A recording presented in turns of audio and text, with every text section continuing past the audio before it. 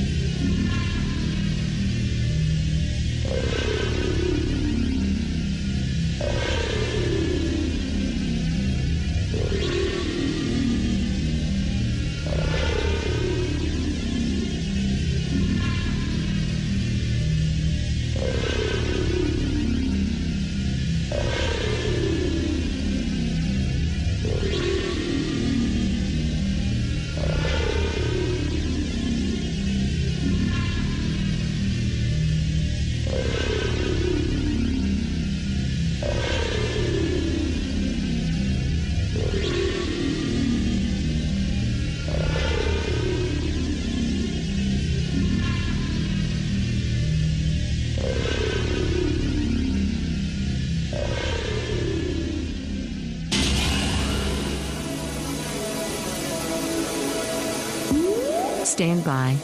The BRN goes worldwide at 6 a.m. Eastern.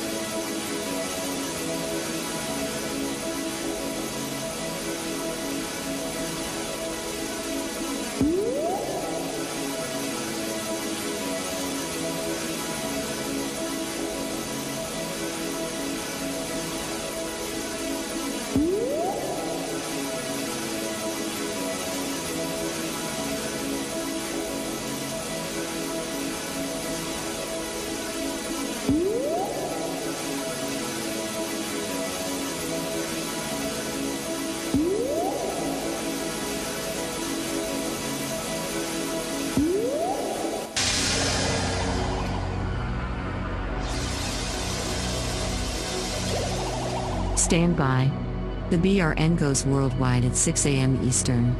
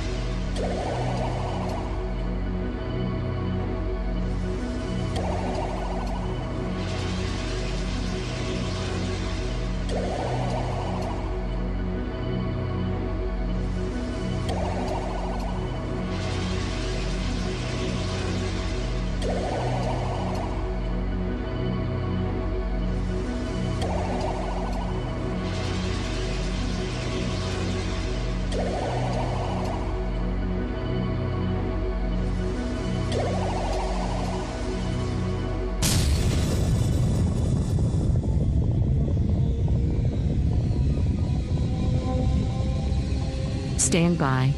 The BRN goes worldwide at 6 a.m. Eastern.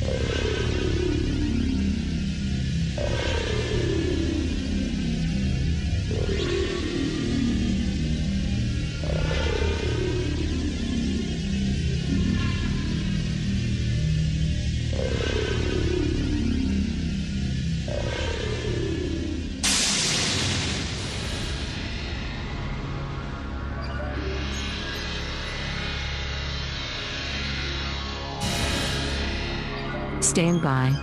The BRN goes worldwide at 6 a.m. Eastern.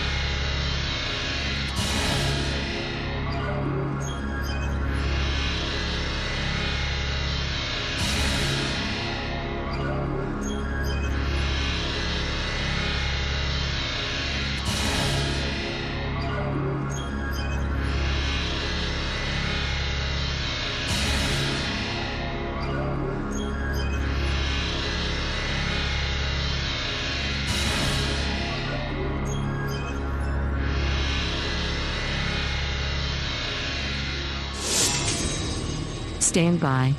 The BRN goes worldwide at 6 a.m. Eastern.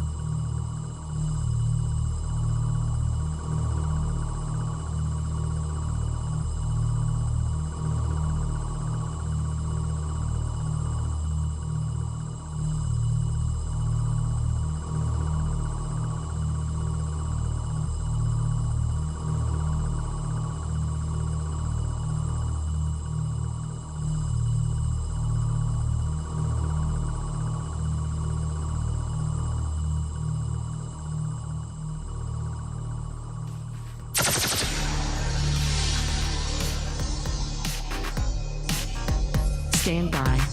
The BRN goes worldwide at 6 a.m. Eastern.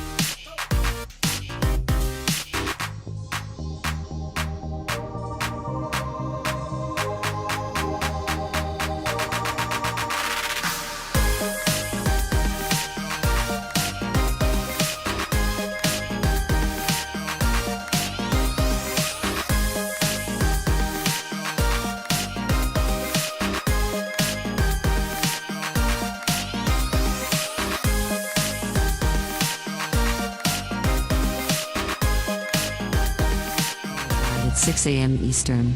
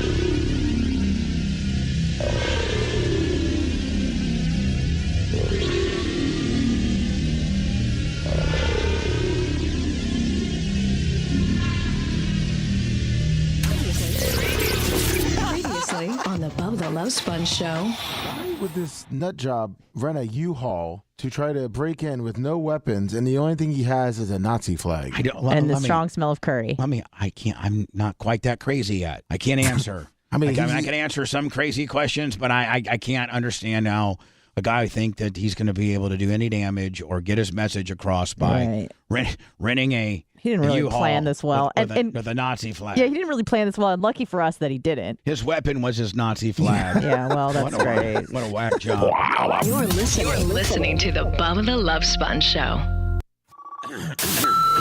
Broadcast rights for the Bubba the Love Sponge Show have been granted to this station by the Bubba Radio Network and is intended solely for the enjoyment of our listening audience. Any rebroadcast, retransmission, or other use of this production without the express written consent of the Bubba Radio Network is prohibited.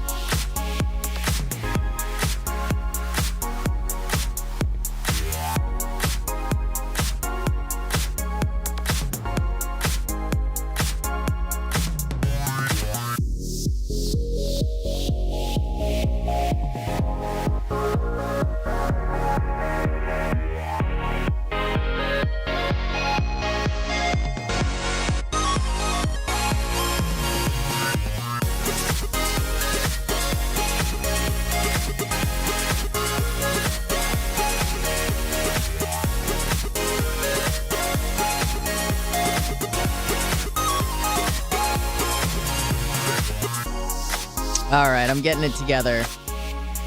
I'm crawling out of this K-hole. We're going to get there together. Woo. My name is Anna Hummel. I am not Bubba the Love Sponge, but this is the Bubba the Love Sponge Show, so bear with us today. We had a text exchange at 5:15 in the morning, probably before that, but that's 4:48 a.m. is when it started. Thank you. Brian Babyface Matroni is here, as is Lumix. FT Greg and Amy, 25 on the cash app. Thank you so much. Redicus, thank you. He just sneaks up on you there, Macho Oh, Man. no. We'll figure that out. I don't know how to reset the clock. So it's going to be an interesting day. Is that what you're... Rainy Hall, 25 on the beautiful. Venmo. I don't know how to reset the clock, but it's okay. All right. Do you want me Mach to is set behind a me. 6:20 timer on my phone, and every time we break, I'll run it? No, it'll be fine. All Or right. it won't. Or it won't. 813-90 Bubba if you'd like to call in and contribute to the conversation. I don't know how many calls I'll be able to take because sometimes I get frustrated. So if you can all just bear with me, I was trying to climb out of a K-hole this morning. And I never check my phone in the morning, usually, because all the health people tell you stay off the blue lights, the red lights, the lights. It's the blue lights, but right? you can turn the blue lights down on your phone. I understand that, but I also don't like to just look at electronics like the first thing I wake up. It hurts my eyes. I'm also just, you know me, I'm a paper tiger. Well, not as much as most. We'll get to that, but I don't like to look at lights. I don't like loud sounds. I like to just try to what I call respect the morning, which is let's just wake up nice and easy. Let's just try to keep the lights down low. Let's not talk loud. Let's get the coffee. Let's get the hell out of here and let's go to work. So, but I saw my phone light up once or twice, and I saw what I never like to see, which is I'm now part of a group chat. And there ain't nothing good coming out of a group chat. Sometimes there's vacation plans. That's not true. Well, or party plans. Correct, but That's the only. Brian, That's the at only- 4:48 a.m. Not at 4:48, Brian. Not when I It's see a usually group somebody's chat. dead. yeah. Or you see people that you work with. It's not good. No, so especially when, here. When I correct, and that does not depend on the time of day. Lumix is correct. If there's a group chat, 9 times out of 10 something is wrong, unless it's like, hey, can you post this? That's great. That's fine. That's what you want to see. But like Lummy said, at 4:48 a.m., because I wasn't even up at that minute of the day. But when you start to see a group chat like pop off at 5:15 in the morning, I went, oh no. Oh no. Oh no. I'm not accustomed to all the new sounders, so I'm just gonna do them myself. Oh no. Or as I say, oh dear God. I knew something wasn't right. So, Bubba's dead. No, Bubba's fine. Bubba, that'd be the worst announcement. He's dead. He's been struggling with HIV. No, that's how he was losing butthole. weight. I knew it wasn't the Ozempic. Yeah, right. He was on the high five diet. Oh, nice, Brian. But he has. I don't know what he has. He is sick. He's ill. I don't know. I think it's mostly coming out of the far end. I don't think it's coming out of the north end. So I think he's going to be just fine. Or not. And that's what I always like to say, because people like to guarantee things in life. And what I'm saying is there are no guarantees. But I'm pretty sure he's going to be all right. Apparently he got 1 hour of sleep. And I guess he just has excessive and possibly explosive diarrhea, which is not good when you have to do a radio show, meaning you have to sit and talk, and that's hard to do when your butthole's screaming. So we wish him the best. He'll be fine. I was a little bit surprised, and Lummy, I wonder if you were as well, because Monday was rough, but it was like an angry wrath. Yes. Rough. Tuesday was bad. Really bad. Tuesday, the voice was starting to go, and I was bracing myself for a downturn of events. And then He hulked up. Wednesday, I must have said, and Lummy, back me up on this, I must have said at least 3 times, you sound so much better than you did yesterday. Oh, yeah, 100%. I was like, your brain's back, because but Tuesday he was a little slow. And anybody would be when they're not feeling well, and also his voice was not great, so I was not expecting much for Wednesday. Wednesday, that MFer turned it around. He was back on his game. He was sharp. The voice was back. He was feeling good. He looked jacked. Striations everywhere. So I was like, we're good. We're fine. And then all of a sudden, this morning, not fine. So we wish him the best. We're gonna get into all of the news and how Tina Turner ruined Ron DeSantis's announcement. We're gonna get into all of that stuff. So don't you worry. 813-90 Bubba. 2 things. One, Rhett's mic's off. It's on Slate. Is it on something else? Slate is on. Well, you can let me know. And then 2. Wait. Well, can you tell me what I'm supposed to pot up? Because Slate is up. Oh, is it this? Hold on. It's not Slate. Is it Yeah, that? I think it's that one. Hello?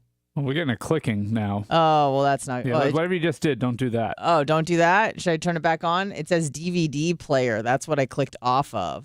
Yeah, I don't think we have a DVD player. All right. Well, well, that's why I clicked off of it. Matcha's here to save the day. Okay, fantastic. Here late. Oh, so are you Are you Slate? getting that click? Here late. You don't want to talk in the air. Okay, that's Red. And Red is way too hot. Okay, there we go. Red, I didn't see that you had your own fader there, buddy. I'm sorry. Yellow? No, it's okay. I thought you were Slate Willie, but you are not. It just says Red, and your name is spelled wrong. So that's perfect. Oh, yeah, I know. That it's is the perfect. cost of being big time So, now. Anna, I got to ask you. Yeah. I got to imagine I know the answer, but much better for you to just wake up and be thrown into this fire than have Absolutely. had all night to think about it? Absolutely. Yeah. Uh-huh. And it's one of those things, Brian, and I don't know, maybe I made this up. I probably didn't, but I will claim it as an original thought. Oftentimes when I'm about to get into a situation, I go, okay, this is not, what is it? This is not going to be a good experience, but what is it? it's not going to be a good experience, but it's going to be, oh man, I messed it up. 3 times now.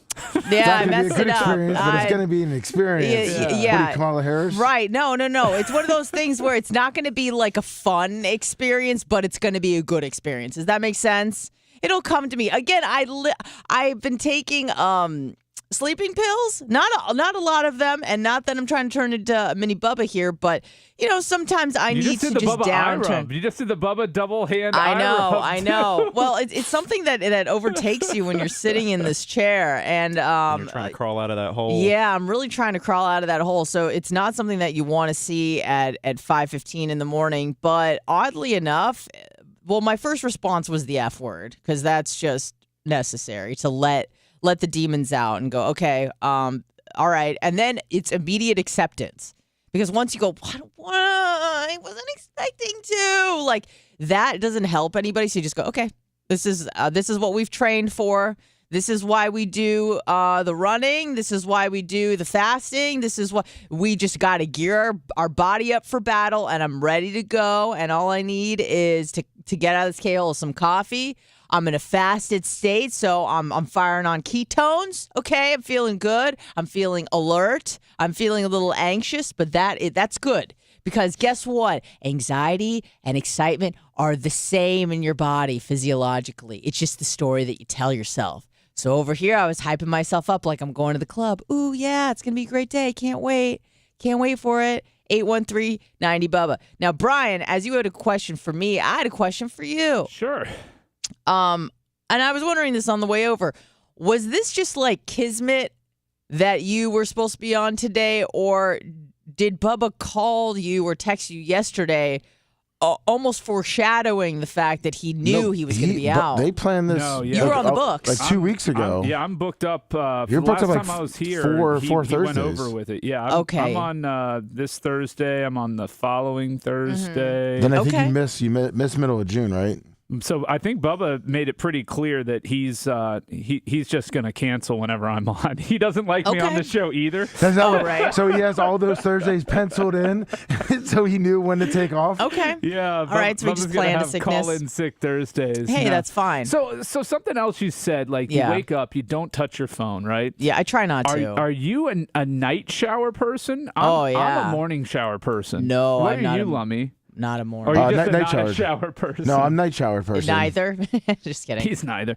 See, I can't get going without that shower in the morning. I've started thinking about it, but that just waking up that much a little earlier. Well, it doesn't even have to be a long shower. Just get that water turned on hot while you're brushing your teeth. Mm-hmm. You hop in, 2-3 minutes, soap up, get in, get out, and it's almost like like a warm up. So Brian, let's say you shower in the morning. Yeah. You do something during the day in the swamp ass weather to get all sweaty. Are you going to shower at night before you go to bed, or are you going to crawl your stinky ass into bed? No, if I'm feeling sticky, I shower. If I did anything sticky, I shower before I go to bed. That's the only reason I'm not always a morning guy. Like, I like a nice evening shower so I can shower and then just kind of go to bed. Yeah, I'll shower 2 or 3 times a day. I don't care. It's not waste all that water. Not 1442 anymore. I'm not worried about the water or anything like that. Unless you're in Hillsborough, we've had a boil water notice these last couple of days. Yeah, but that's on your side. That's not on our side. Yeah, that's on my side. Yeah. They lifted that, and we don't really count that as part of Hillsborough. No. So, but let me ask you. That's South Polk. Let me ask you this though: when you wake up and you get in the shower,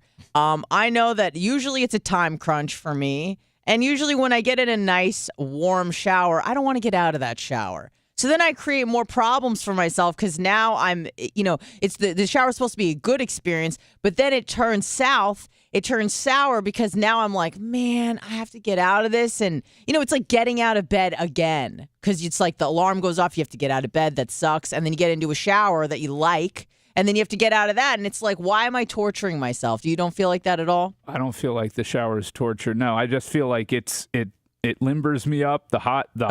Getting into a nice hot, like I blast it. It's pretty hot. It almost hurts the skin when I get in there. You're like a woman because we like it hot and the boys don't.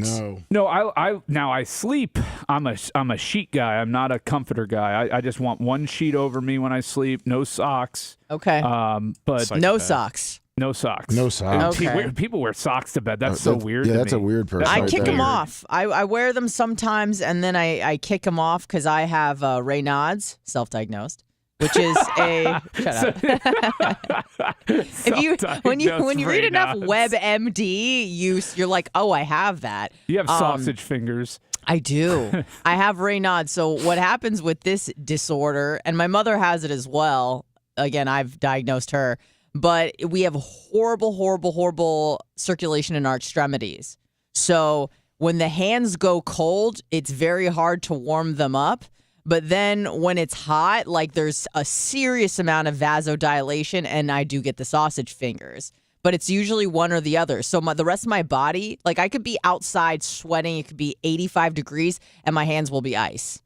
It's very strange. And then the opposite is true, where it's hard to like cool them down and they get real big and puffy, and I lose a lot of dexterity. And the same happens in my toes. One of the pitchers from the Rays, Pete Fairbanks, ironically, since he's named after a city in Alaska, he has Raynaud's. Oh. And if the temperature, for him, if the temperature drops below like 54 degrees where he's pitching, he loses control. He can't do it. So that's kind of crazy for a pitcher. So how does he work around that? They don't pitch him. When it's 55 But he's or in. below. But he's in. Is he Tampa. from? Oh, is he? Oh, I thought you said he was No, from he's Fairbanks. just named Fairbanks, okay. which is funny All right, I because gotcha. it's a cold city. Yeah, for when the it's most 55 part. and under, that he doesn't pitch. Yeah, It's literally to the degree. So are you a bit of a hypochondriac? Do you like diagnosing yourself medically, or? Yes and no. I feel like I've been kind of branded that by the show, that I'm this, I don't want to say stereotypical Jew, but kind of.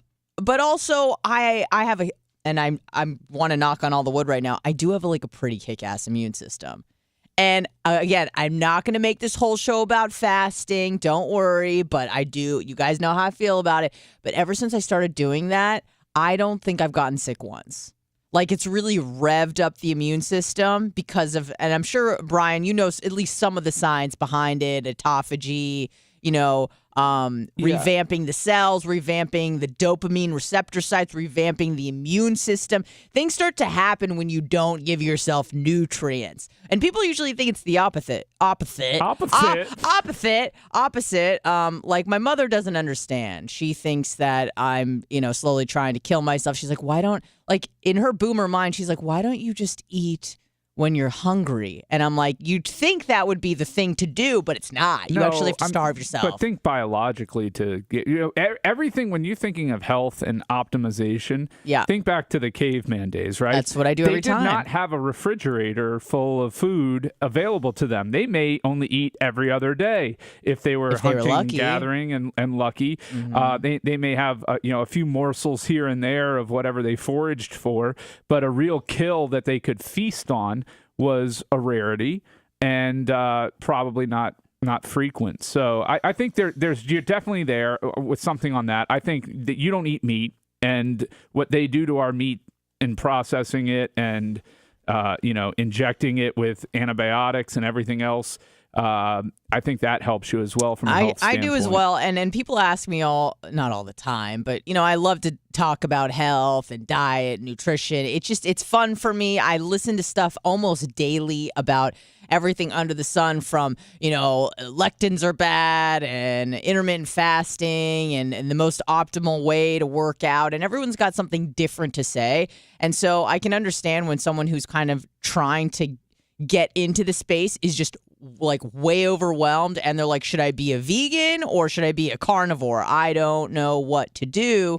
But what I've found is that I think that to hunt your own meat, like a wild animal, I think that would probably be nutritious and beneficial to the body. But just the way, like you said, the animals are treated, and this isn't even like a I Heart Animals deal. This is just you probably shouldn't be consuming food that was crapping on each other and pumped full of antibiotics and given food they're not supposed to be eating. Like, cows aren't supposed to be eating corn. They're supposed to be eating grass. And so, when you take all of those things into consideration, maybe it's not the best to be eating a factory farm chicken that you you got from a whatever Burger King chicken fillet deal, and they pumped up with right to get its fat, chicken breast 3 times the size that they used to be. They don't do that, Brian. Oh Come no, on. not only at when all. you cook it, it goes from an 8 ounce to a 3 ounce because it's all water. Exactly. It's injected with water and nitrates and everything else. But at the end of the day, and people know this about me, I'm a pretty, I'm a libertarian vegetarian is what I like to say. Yeah, me I too. don't like to be told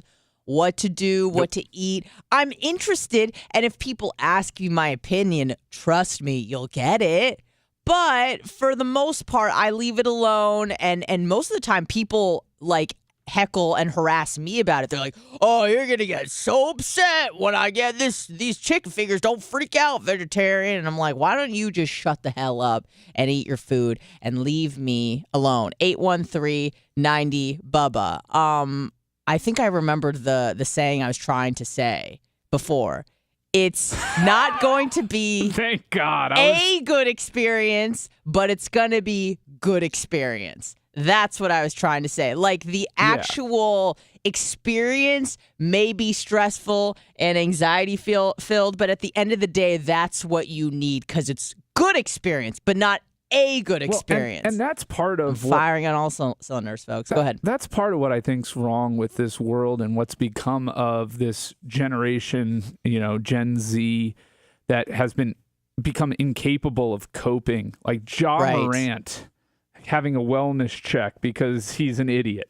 Who is that? He's an NBA basketball player. He got suspended once for flashing a gun on social media. Yep. Oh, I think I heard about this. Okay. And then he just got eliminated from the playoffs and flashed a gun again. Smart guy. Brandished it in a fight or on social media? in Okay. videos. They were rapping in the car or something. Yeah, and the NBA's obviously they're concerned about their image and trying to get away from that as a big corporation. So they don't want a thug on the team. They don't want that. They don't want that persona being displayed. Because right? I would say 70% of America that thinks that's what the NBA is now. Well, would you not agree? Is that after the Detroit deal? 70% of America thinks it's that. I just think that they don't need that. But I'm not even getting into that issue with the NBA thing. When you're talking about the Palace brawl, back in the 2000, day. That's 2004. my There's a reference lot of for connections sports. to Ja Morant there. Yeah, 2004. I think we Ja Morant can was draw a lot of parallels. Well, no, I was wondering he was because 6. He was 3. No. He was Because 2 with the. you were talking about the reputation of the NBA as a whole, and I was asking, is that because of situations like that? Yeah, that didn't help know what I mean? things when Meta World Peace was Not making peace? not making peace. No way, he's the one that started it? Ron Artest. Well, he changed his name to Meta World Peace after all that. Oh, and it Yeah, became like a Muslim?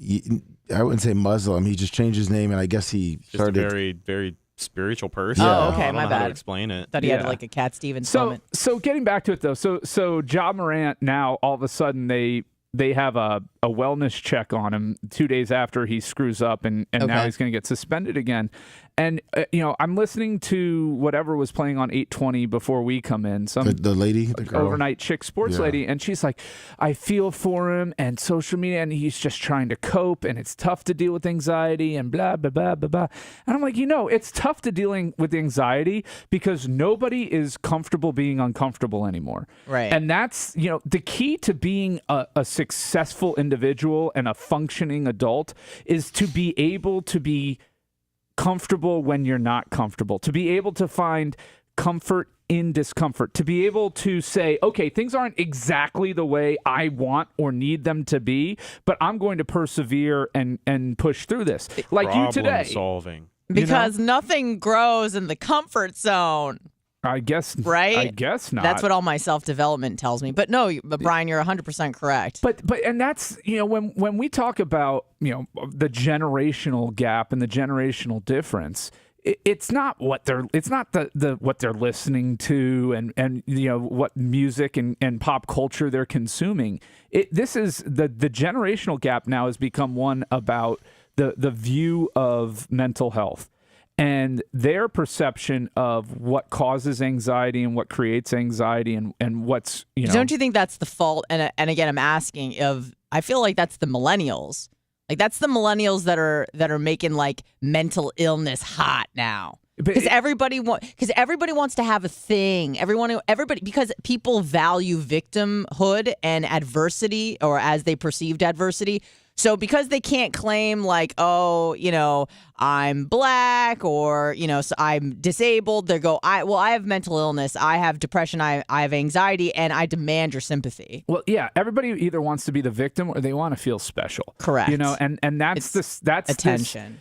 And that's what social media has done to us. And I'm telling you, 50% of our problems could be solved if we just didn't have it at all. Like it would at least decrease the appearance of problems. Okay. But so Ja Morant, right? Yeah. Now he's the victim. Right. Now he gets to be the Mental victim. illness. Now he went from the moron who can't stop flashing a gun on social media to now he's dealing with anxiety, and we have to respect him, and in this time we really shouldn't say anything. We should stop talking about him and what he did wrong. But isn't that a smart PR move? I guess to turn a guy who's like, this guy's acting like an idiot moron to going, he's mentally unwell and we need to take care of him. Especially if I was the NBA, I'd be trying to hawk that theory out there as much as possible. But right? they get to now, but then what message does that send to everybody else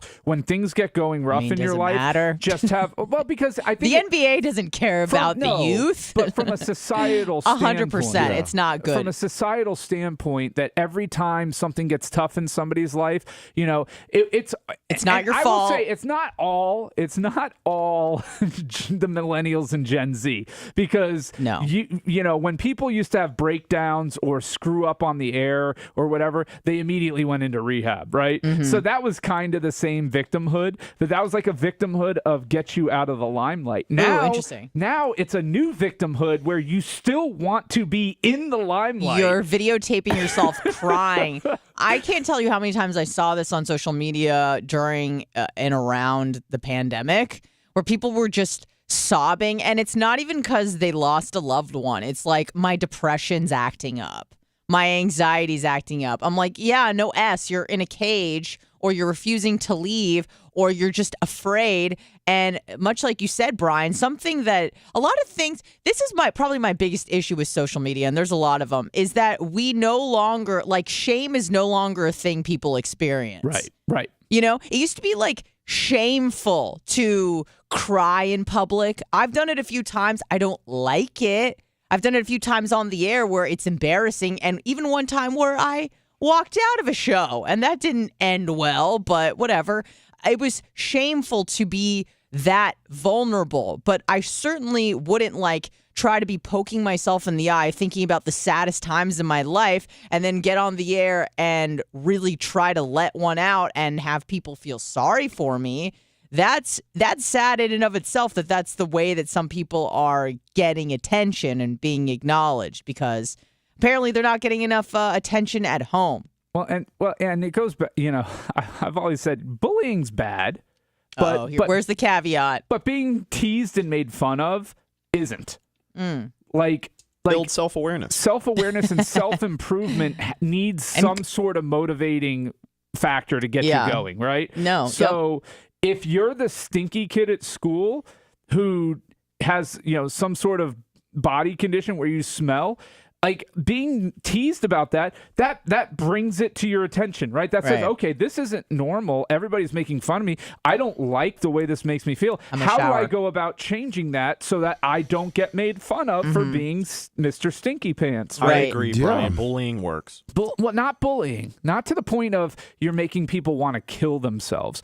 There's a fine line between being teased about something and being bullied about it. And Brian, we're roughly are you a millennial? I know you're right on the cusp. So they call my generation Xennials because we are the bridge, 81 to 86 or 85. We're kind of the bridge between Gen X, because we grew up without technology.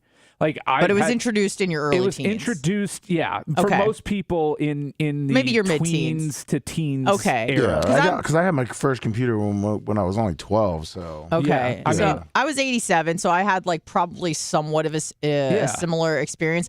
But the beautiful thing about growing up when we did, and we're so lucky that we kind of got that last bit of time, was that teasing and bullying ended when you went home. Like, you weren't online, you weren't getting Snapchats being like, loser, you're fat still, you stupid French horn player, why don't you fist the horn? All of that ended when my parents picked me up. I went home and I had some reprieve, at least for a few hours.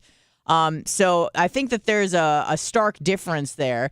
And then there's also this quote by, I think it's Chance the Rapper, when I think he heard people were like killing themselves, especially young girls, because they were online and people were saying horrible things. He's like, just turn off the computer. Just power off the computer and it all goes away. Like, why can't you do that? Why do you have to incessantly look? Parents, get in there and turn off the computer, which is kind of like brilliant and profound and also like wildly simple. Yeah. Right. It's exactly. It's because we're all ill. We've all become ill. And when I say all, I mean societally. I'm not talking about every single one of you listening is very special and individual and unique. And none of these generalizations that we're talking about apply to any of you. Okay? Right. Of course. Of course. But no, you're right about kind of instigating change. I went to college with a guy who was probably Macha's size, but he was a bit younger, so he had like the natural 22-year-old testosterone, and I also think that he was taking steroids, and he was just like a massive dude. And when I asked him, how he got involved in fitness and working out and buffing up, it was exactly that. Some guy was picking on him when he was like 6th or 7th grade, couldn't defend himself, got his ass whooped, and he goes, this is never happening again. And when he started working out and getting big, it got to the point where he was so big that nobody would even try to pick a fight with him. So he didn't even have to use the strength that he acquired. He was already intimidating enough just by the way that he looked. Now, you said also taking steroids. What are you trying to say? What? Well, this guy was... Oh, no. I'm not saying also. I meant like he had the natural testosterone of a young 21-year-old guy. So okay. you got that. Okay. And in addition to that, he was also stacking. I was not making a comparison to Macho taking steroids. Sorry, as a spoken representative for Macho Man, he was just a little offended when he first heard that. Oh, no. I was not suggesting that he was taking steroids. I'm taking juice. Nope. I would never, ever suggest that. Macho Madness is real. I didn't say that. I'm just saying that he illegal last time I checked the banned substance list. Yeah. Dig it. Perfect. We'll come back. We'll end there, and hopefully this is the right out. We'll just hit the big green button. Got it. The Bubba the Love Sponge Show. The Bubba the Love Sponge Show. Hey, we'll be right back.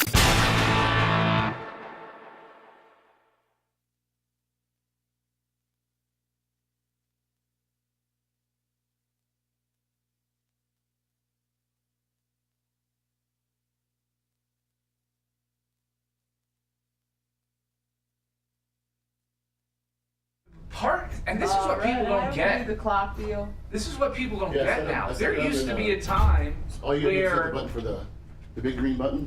Where being difficult to find and difficult to get a hold of made you more desirable.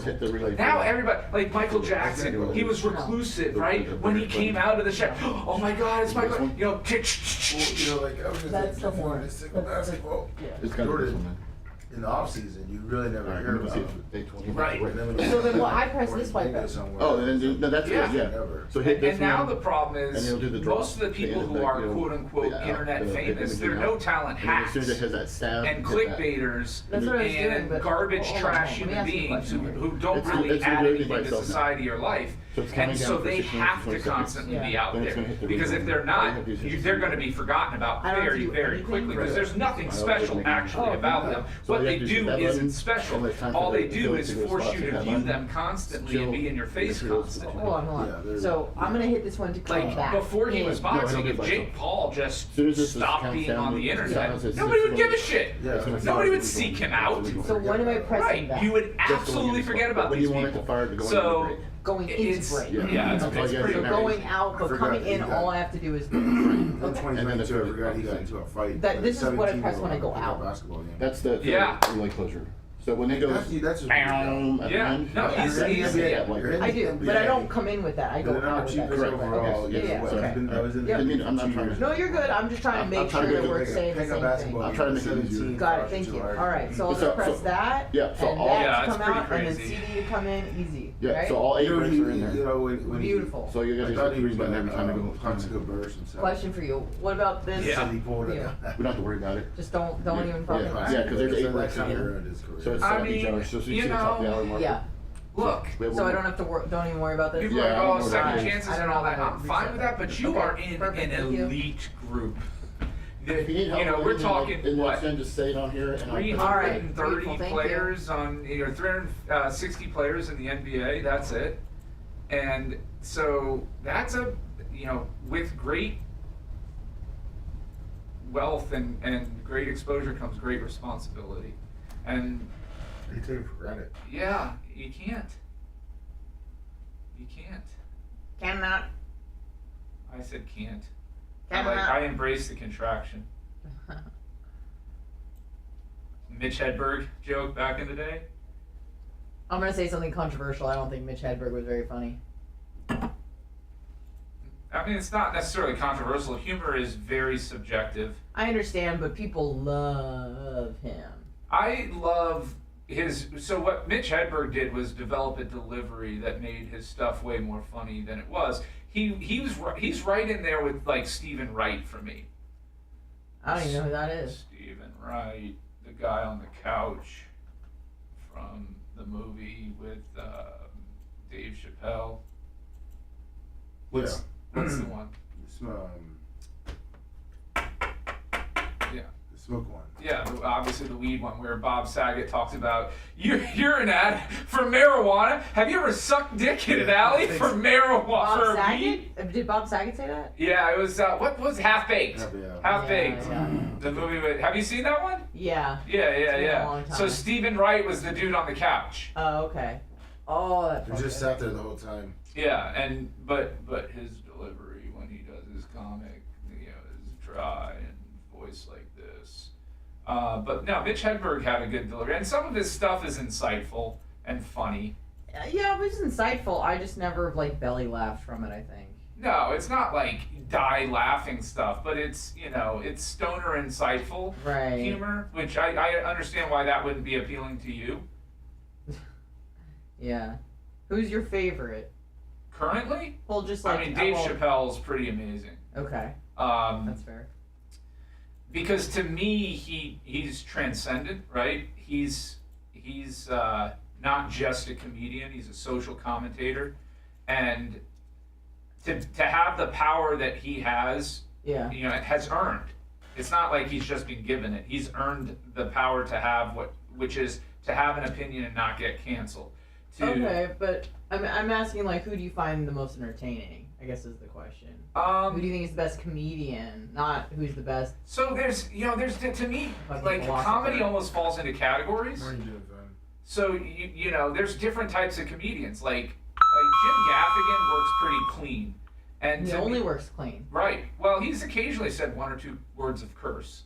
I've never heard it. Yeah, words of curse. He said shit once. Yeah. No, he's definitely but he's in that clean. Brian Regan is a clean comic. He fell off. Yeah, he fell off big time.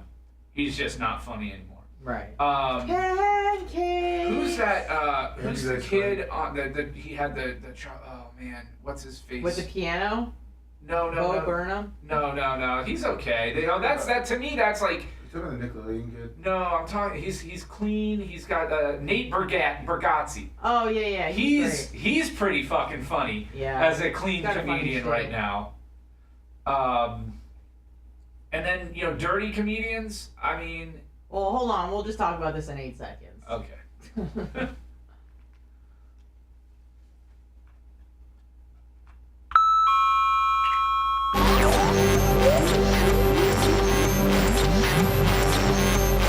So you think you can handle Bubba's heat? Then give him a call at 1-888-69-BUBBA. I'm not giving you a compliment. This is the Bubba the Love Sponge Show.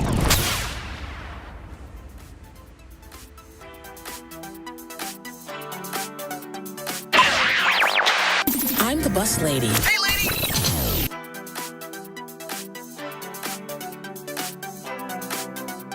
We're working it out. Welcome back to the Bubba the Love Sponge show. Oh, there we go. 813-90-BUBBA.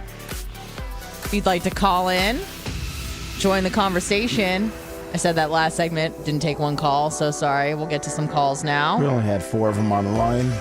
I know, but just because you have a call doesn't mean you have to take the call, Lummy. Anna didn't want to seem Maybe they desperate. wanted to participate in your conversation. No, but Anna didn't want to seem desperate. And I, the psychology of it, I'm going to guess. I'm going to be presumptuous here. Sure. And she didn't want to seem like the very first segment, she's immediately going to the crutch of the phone lines. That, and also sometimes it's not the right time. In my opinion, like when I see a call, I don't immediately take it. Like if Brian and I and Lummy and Red and Mach, or if we're vibing, if good things are happening, like why would I throw a wrench in that and have someone call and be like, oh, you know what I'm talking about, something you're not talking about? I'm like, no, that's what? not what our listeners sound. Nobody that listens to this show has ever sounded like this. No, it's not what I said. I'm just saying. I'm giving an example. They sound like Brian. I'm just Very giving an example of something.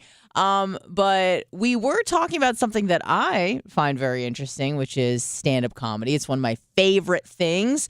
I didn't really have a high school experience where I went to parties and got drunk and dated boys and did cool stuff. I would just stay home and hang out with my dad and watch stand-up comedy.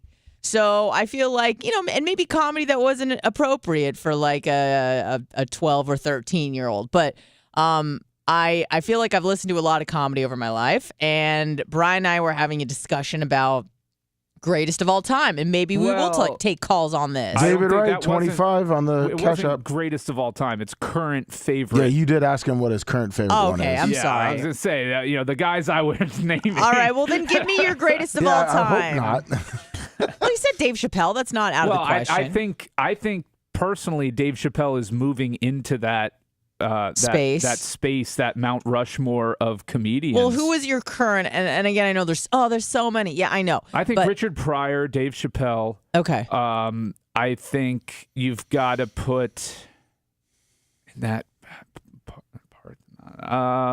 Let's give me. Do you some not like others. George Carlin? George Carlin, absolutely. Okay, George so here's Carlin my thing actually, about. for a while, was my number one. There. Okay, so here's my thoughts about George Carlin, because I feel like these are also controversial thoughts.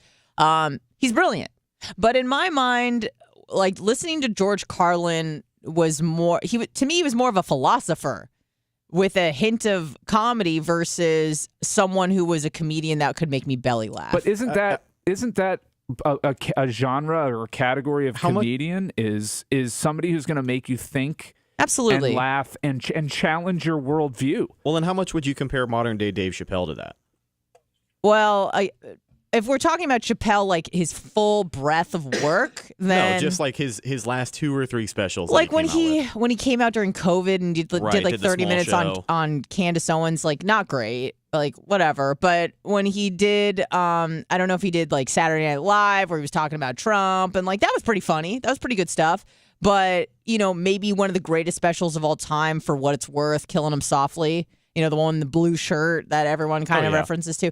I mean, that's classic Dave Chappelle, like greatest ever, maybe one of the greatest sets ever that has ever been performed, in my opinion.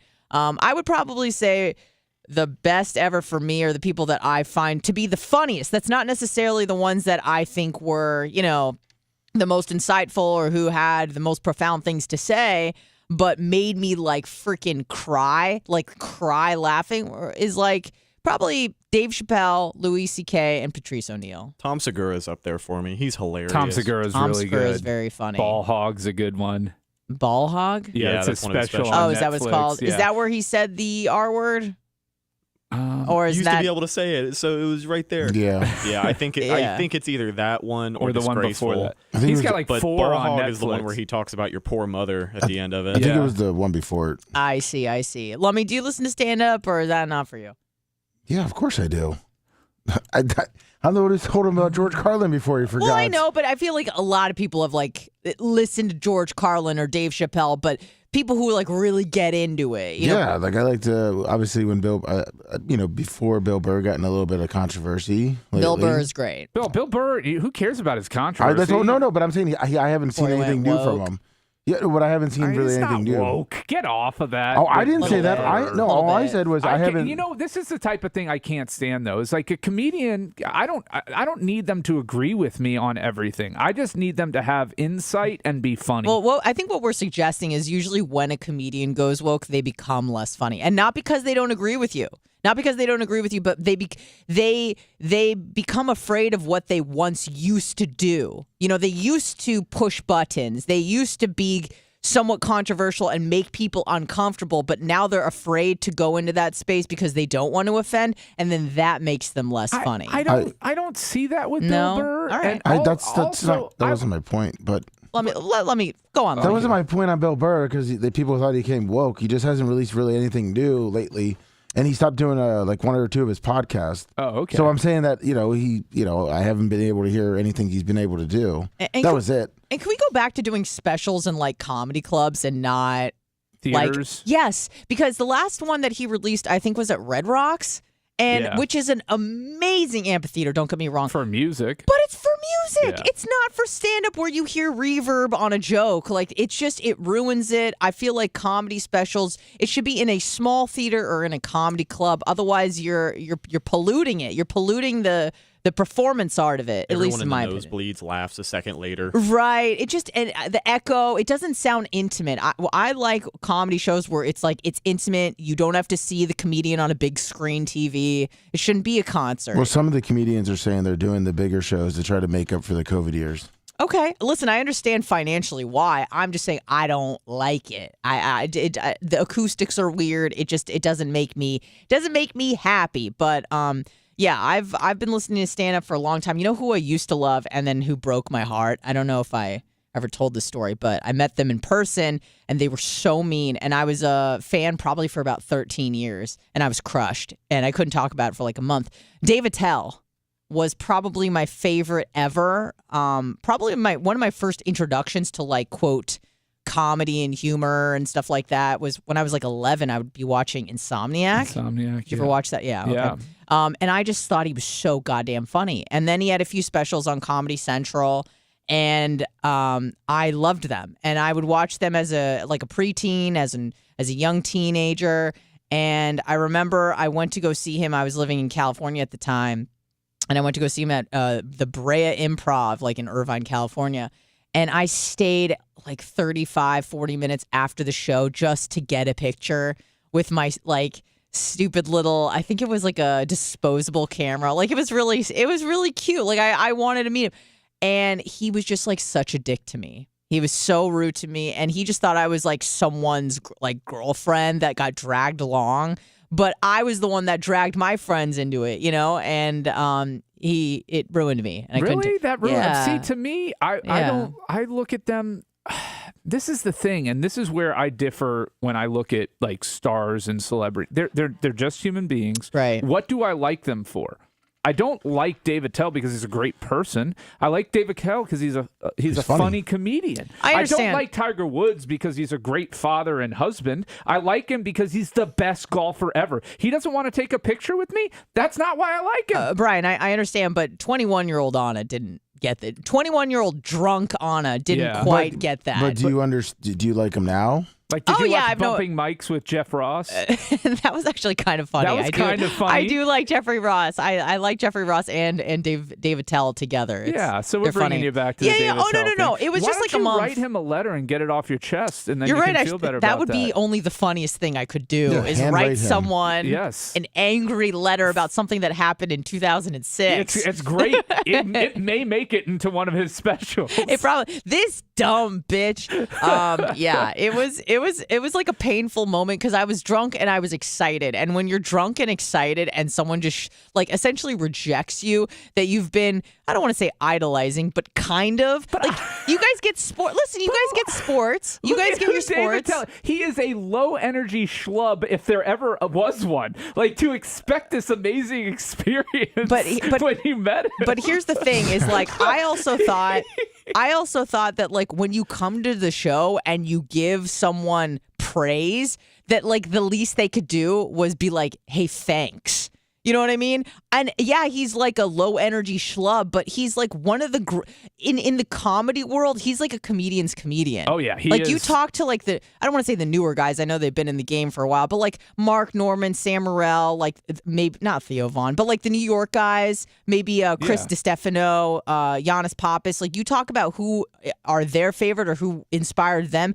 They'll say people like, Bobby Kelly, like Dave Attell, like Louis C.K. Colin Quinn. Quinn. Look, he's a comedian's comedian. Correct. I get that. But he is a dark nightclub. That's why I liked him. Yeah. And then you got that side of him, and then you were disappointed. Well, I just thought that when someone comes up to you and says like, I've been a fan for a long time and I like really like you, and you ask to take a picture and he gives you like a lot of attitude, and I can't even remember exactly what was said, but he was like super mean to me. But did he take the picture? Did you get the picture? Yeah. It was begrudgingly. Yeah, he didn't want to. Oh, he still took the picture. I know, though. but that's At even least he worse. said, I don't flick. Yeah, bitch. Yeah, it was bad. It was really bad. But hey, listen, obviously it's not over, but it's something that I remember.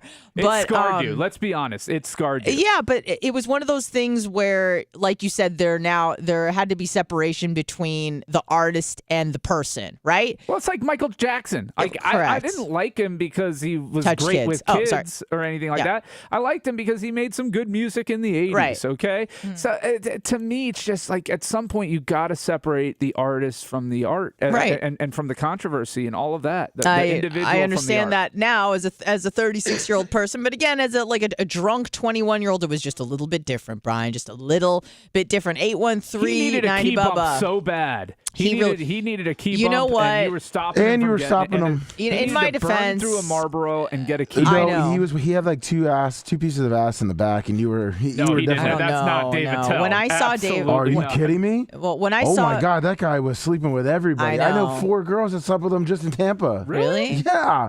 He was getting a lot of ass. in my defense, when I did see him, and I know he's not someone who is the epitome of health by any means, but when I saw him, he looked especially bad. He was emaciated. I don't know if that means he was on drugs or then off of drugs, but he was certainly he had long hair and like a ponytail. Like he looked like a carny. It wasn't good for anybody. So maybe I should have taken that as a hint to not be like, hey, with my like bubbly energy. And he's like, back it down, bitch. Back it the F down.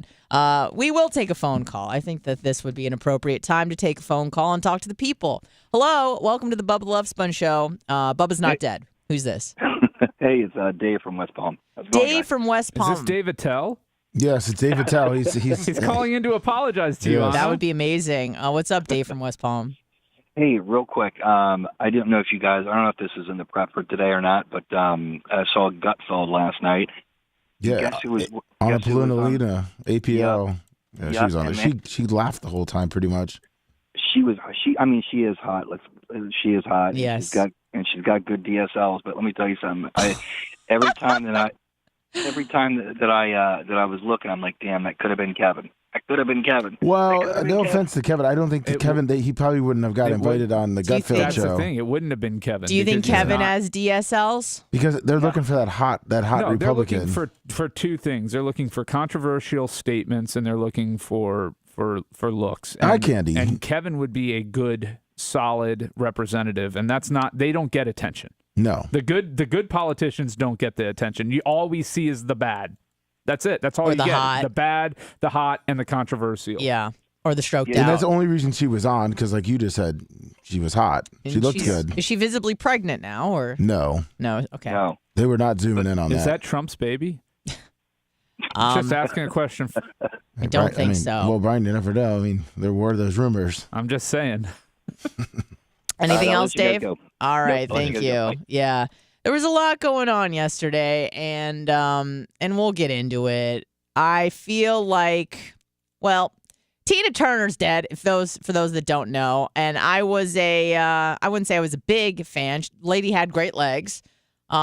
She has been living in Switzerland. I learned that, I think, about a couple of years ago, that she was like, I looked her up and it said American Swiss artist. I'm like, Swiss? She can wait, time out. She gets credit. Like, because she lived there, No, she's a citizen. Yeah, she was a citizen. She became a citizen. Yeah. But still, I mean, she didn't do any art while she was in It Switzerland. doesn't matter. She's Swiss, bitch. What the hell? So, Her and Ike Turner can be reunited now in heaven. And that's the one that beat her, right? Yeah. Okay. I was not Can a big we go fan. over that a little bit? Because I feel like I know just the peripheral story that he hit her. Mad TV used to do a really funny Ike and Tina bit with, I think, Tommy Davidson as Ike Turner. Really? Oh my! It was good. Yeah. It was. I'm trying to think of what one of the parody songs was. It was her agent or her husband? Her husband. I know that, but I mean, like, how'd they start together? Did he manage her and he was hitting her, or he was just like some guy? I thought he was in the music industry and was her husband. I remember the line from Tommy Davis. He said it was doing like a parody of What's Love Got to Do It, and he'd go, "Who needs an arm when an arm can be broken?" Oh, shame. So he's in Living Color it was. Yeah, not Mad TV. Sorry, yeah, not my Mad bad. TV. My bad. It was definitely in Living Color. So Ike, when did Ike die? He died in 2007. Okay, so it's been a minute. 55. And they weren't married the whole time, were they? No. Okay. She finally broke away. And then I heard, and I think Bubba met her. Yeah, right? I think in Chicago. And I vaguely remember, because sometimes I listen to Bubba stories, no, I'm kidding, but I vaguely remember him saying that her whole staff was female, right? Didn't he say something like that? I think so, yeah. Or everyone was female. And she catered the whole thing. And she was really nice. And I mean, 488 Bubba, free food, like, obviously it's a match made in heaven. Happy days. So, RIP to Tina Turner. Did you hear the litany of health issues she was dealing with? Well, she was 83. Well, so yeah, but listen to this. Okay, go ahead. Listen to this hit list. Yeah. Stroke, intestinal cancer, high blood pressure, kidney failure, and PTSD. From Ike. Yeah. Ike beat her like Chris Brown, Rihanna, like every day. Didn't they get divorced in like 78 or 80? 78.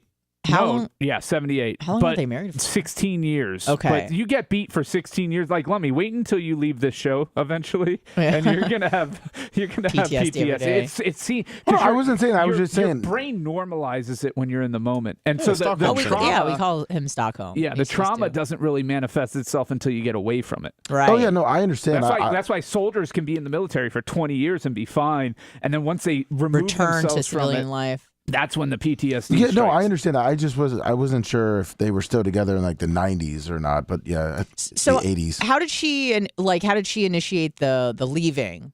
Did someone step in? Did she step out? What was the aha moment for her that she's like, I got to get out of here? Do we know this? I think it may have been just like one really. So it says Ike was heavily addicted to cocaine by the mid-'70s, which hindered their relationship. In '76, they headlined at the Waldorf Astoria, New York, and signed a TV deal. Ike made plans to leave United Artists for a 5-deal record with Cream Records. On July 1st, he flew to Dallas, where the Review had a gig downtown. They got into a physical altercation en route to the hotel. Turner fled Ike with only 36 cents in a mobile card and hid at the Ramada Inn across the freeway, and then filed for divorce on July 27th. After their separation, United Artists released 2 more albums. So, just to give some tribute to the great Tina Turner. Oh, and Ike. So they performed together. Oh yeah. I can Turner. It's hard when you make great music together. Ike was not a very good artist. He kind of rode her coattails? Totally. Okay. No, Brian, come on. Okay, let's listen to Ike Turner sing. Yeah, they're not really harmonizing. He looks like DMX. Yeah, he does look like skinny DMX there.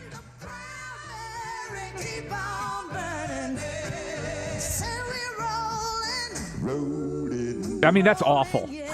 Yeah, that's not good. Rolling. Not good at all. So, Tina Turner, dead, an icon. It's sad. But what's sadder is that I feel like now 2 more people are going to drop. Isn't that the thing that they say that people they die in threes? Isn't that the thing? Yeah. I think Jimmy Carter's almost there. I was just about to say over under on that guy. So real quick question: at the peak of her career, So were you aware Tina Turner's legs being a thing? Well, I think right? yes. Yeah. Yep. So she insured them. She insured her legs. What is She had an insurance policy out on them. I guess if she ever lost one, if she ever not able to work. They were her money makers? They were her money makers. What do you think amount of money she had them insured for? $10 million. No. I would say. Now, you're thinking in her heyday, so 60s, 70s, 80s. All right, I'm going to say $100,000 then. I'm going to say $500,000. $3.2 million. Oh, wow. Okay. That's a lot for the 70s and 80s. That's interesting because you can really insure anything, right? Like Lloyd's of London and these companies, they very specifically will insure them. But yeah, what a lot of like football players will do when they know they're going to get drafted, in the first round, they'll take out insurance policies that say if they ever are unable to play again or whatever it is, that they'll get X amount of dollars. But yeah, you pay big premiums on those special legs. policies. Yeah, that they were just a moneymaker. Not that she really needed them to sing, but they were some long and muscular stems, I believe. Are you a leg guy, Brian? I can appreciate every part. Like. Sometimes the sum of the parts don't add up, but I understand. But I will say this as an average, or slightly maybe an inch or two above average dude, I can't get behind too long of legs. Stacy Keibler from the it's WWE not about fan, long, not long. I'm talking about a nice pair of legs. Well, but generally a nice pair of legs are longer. I mean, okay. Generally speaking, they're longer. Longer, not necessarily. Proportionally, because for example, I am 5'3", so I'm an inch shorter than the average American female, but I have pretty long legs, and this was actually pointed out to me by my ex, who before he gave me not the compliment of having long legs, but he's like, "You don't have a torso." Like he pointed that out, and then it all made sense because whenever I would buy a crop top, there was no midriff showing. It was like a burqa. Correct. It was like a long shirt, a long tank top, and I kept buying tank tops. And even when I would wear like a sports bra, there would be like 2 inches showing because my belly button and my nipples are like almost in line with each other.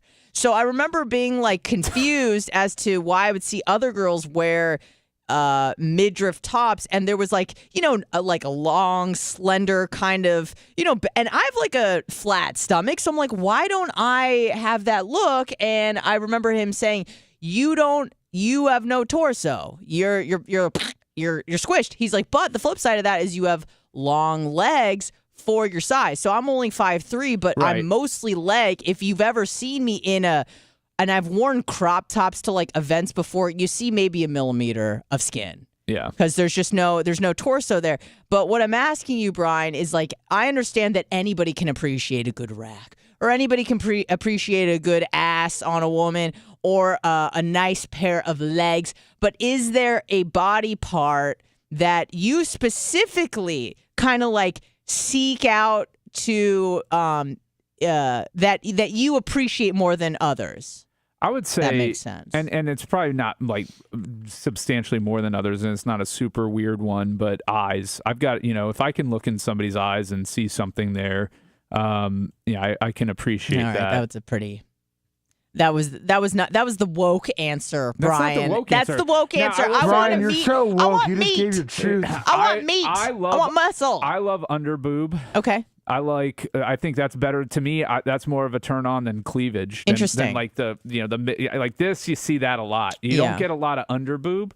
So if I get a good under boob shot, side boob? I do appreciate that. Side boob's okay. Okay, but I prefer under boob, and I like when a girl's ass cheek hangs out just slightly on the shorts. That's kind of hot too. Okay, but forced choice, if you were to pick, if you're an ass guy, a leg guy, a boob guy, forced choice, I know all 3 would be great. What order do we put those in? Let's just go ass, legs, Boobs. I'd go ass, boobs, legs. Ass, boobs, legs. Okay. Yeah. That's fair. Lummox? Boobs, ass, legs. Okay. Redicus? Ass, boobs, legs. Ass, boobs. Okay. Interesting. Well, bottom feeder. Great. Well, I feel like my strengths are in that reverse order, so that's great. That's perfect. 813-90 Bubba. We're talking about Tina Turner. If she affected you in some way, if you liked her music, if you jam out. I feel like none of us. She's a little before our time. Obviously we're aware of Proud Mary, and I did dance for many, many years, and that was a very, very popular song to perform to. So and my mom was a big Tina Turner fan, so it's sad day for many people, but it is what it is. Tina, we're thinking about you today, and you will be reconnected with Ike for eternity. Just to remind you, some of her other hits: "We Don't Need Another Hero," "What's Love Got to Do with It?" That's a great one. "Simply the Best." The band Ghost just released a cover of "We Don't Need Another Hero." It's actually really good. The one that covered the Cranberries song, "Zombie." No, that was Bad Wolves. Oh, that Bad band Wolves. Sucks. Oh, okay. No, Ghost is. I mean, a lot of people don't like them, but they just released a cover EP like last week, and it's a lot of that stuff they do is really, really good. But was I the only one surprised to find out Tina Turner was 83? I thought she was much younger. No, she was 83. Yeah, that's usually how they lead. Was like when you see people that were famous when black and white TV was all there was, they're in their 80s. Right. I mean, pretty much. Do you ever and maybe this is just me, but I was watching, I think it was Stevie Nicks, Fleetwood Mac. I was watching Fleetwood Mac perform. I can't remember why. I don't know if I was at Blitz's house or something. And I started looking up Stevie Nicks, and I'm sure we all do this, where we're like, I wonder how old they are. I wonder what they looked like when they were young and starting out. And I started seeing these pictures of Stevie Nicks like in the 60s, and you just see this young girl, and this was just kind of like not a metaphor for life, but just what happens to all of us is we start out, we're so young, so vivacious, and now she's just like this old woman, and she's barely keeping it together. Obviously, drugs had a big impact on that, but also just a function of age.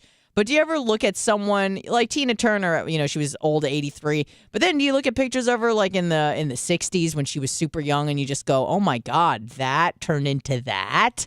That's scary. It's life, no? Man. No, I it's don't know. life. Yeah. I mean, you try and that's the question always is, do you age gracefully or do you fight it? Because Madonna fights it, and she gets like she an gets alien. crap That's for when it, I think right? I think that's when you were scared, is when Madonna or Joan Rivers and all those people Or were Meg like, Ryan, the Meg photos Ryan, we yeah. just saw of her. I mean, it's Cheryl Hines. Yeah, but it's not even just about the looks necessarily. Obviously, that's a big part of it to determine youth, is like how young you look, but also just to see like the degeneration of the body. Like look at Bruce Willis from the 80s, and you see him now, and yeah, he's got like a tooth missing, but like he has dementia. He can't, he has like no mobility, or but he looks the same.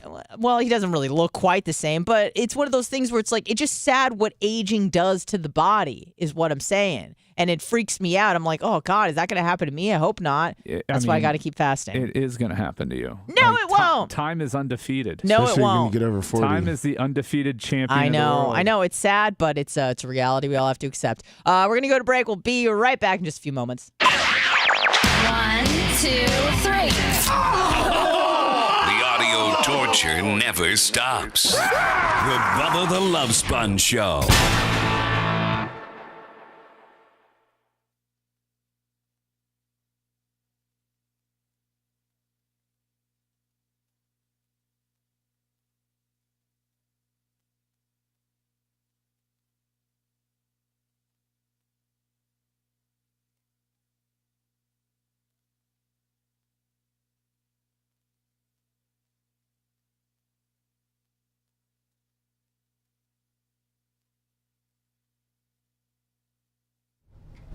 What do you mean my T's are already sagging? CCR. Fuck you. Also did it. That's the one thing about having small titties. They don't really sag. Yeah, it's like a Southern song,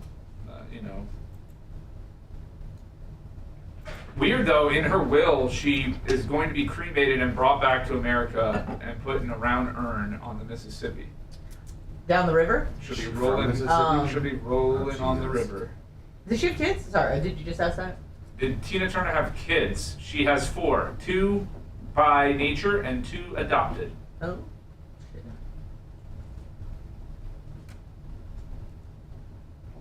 Proud Mary was sang by CCR and written by Roland. Fogerty. Yes, it's southern. It's more of a No, southern. I know. I said southern rock CCR. I didn't know song. John Fogerty wrote it. Did you? No. That's kind of. That's interesting. Yeah. I mean, but Tina Turner did the song. I mean, That that was something that was so weird about the 50s and 60s, and so I guess a little bit into the 70s. But you used to have 3 artists do the same song at the same time, and one would become a hit, and the other 2 wouldn't be. Yeah. So if like you look at like older songs, I'm trying to think of a great example of one, but there could be 2 artists playing the same song on the radio at the same time. That would never happen today. Didn't Elvis do that a lot? Well, Elvis made his entire career off of stealing music and style from other people, but he did it well. He did. You know. He knew how to shake them hips. Macho said, "Do not hit the play button again on the next gen. Just fire the CD when it's time." What did Eminem say? I'm the worst thing since I Elvis know. Presley to do But black music. I'm supposed to get hit it on the myself way out, wealthy. though, right? Yeah. Yeah. He was just saying it. Reminding me. Okay. Yep. I'm on it. You know who's up there as a comedian too is Norm Macdonald. Yeah. But he never was like butt gust funny. Like that's the thing. Like when you say that as a disqualifier or as something like that a comedian has to do to be considered That's not what I'm great. saying, Brad. I'm saying that's what I value. Yeah, no, I got it. Like Sebastian Maniscalco's, I think, pretty darn funny. Yeah, he's not a fucking top tenor. He's not a top tenor of all time, absolutely not. But I think he's a top tenor now. He's got a lot of likability because he kind of rolls like half clean, you know. Yeah, and then so he's also he's physical with his comedy a little bit. He's animated, yeah. Yeah, which helps. There's very few animated comedians I think anymore. you know who the wealthiest comedian is Russell Peters. He does so much touring. Yeah, He's got a lot of likability. I'm really not big on the to me, I know comedy can be universal, but the foreign-born comedians just don't do it for me. Well, he is Canadian, so you're right. Yeah. Poor Canadians. Yeah. I mean, Norm Macdonald's Canadian. Yeah, I know. He was? I didn't know that. Canadian. I'm trying to think. Who else was Canadian? Joe Coy is pretty funny. He is. You know. He's pretty good. Tom Segura. I'll tell you the best comedy special I've seen in the last 8 years, I would say 6 years, would be Three Mics with Neil Brennan. I just thought that was such a unique. Neil Brennan's pretty good. He's toured funny. with Louis a lot. He's not a great stand-up comedian. Let's be clear on that. He's a funny writer. Yeah, he was a co-writer on the Chappelle Show. Yeah. Yes, and he's not a traditional stand-up comedian. No. And he's one of those that you get the feel from on stage. He's an introvert, but he's pushing himself through it to do it. Yeah. Which most writers are the introverts, and the comedians are the Yeah. But the exhibitionists. Bobby Kelly's pretty funny. I love this comedian. He's up and coming. Dusty Slay. He had a 30-minute special on Netflix under the series The Stand-Ups. Oh yeah, I went and saw him at Side Splitters when he was here, and man, he is funny. Andrew Schultz is pretty good. Chris DiStefano's pretty good. Bert Kirshner. No, fuck that. I don't like that. His laugh makes me laugh, but I don't think he's exceptionally talented. No, I don't think so either. He's not afraid to, he's more, to me, he's like a great value. He tries to be like a great value Chris Farley type, but like where he's, uses his fatness and physicality, but it's not even that good. Yeah. Sam Morrill's pretty fucking funny. Yeah, he's pretty good. I like Sam. He was on. Oh, you know who else I like? He was on the show, right? Wasn't he on? Yeah. You know who's really funny that I like, especially in podcast form, is Theo Vaughn. Theo Vaughn he's so unique and like white trash, but not in a Jeff Foxworthy kind of way. He's fucking funny. What do you think of Mulvaney? I don't know. Yeah, he's not my cup of tea, I but don't his love latest him. one where he talked about his addiction and everything was pretty good All right, and we're real. coming back, buddy.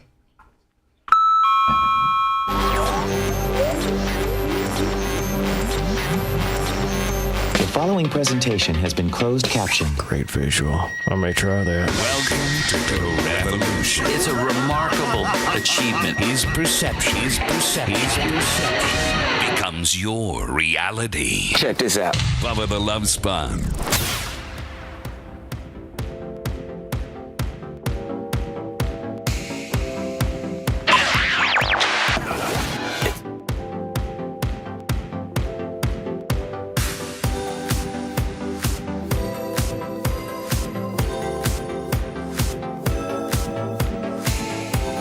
Welcome back. We got Lummox here. Yellow. Brian Babyface Matroni. Thank you for joining us. Thank you for having me. No, thank you for coming. Seriously. Rhett, Mini Mach, we're giving you a show today.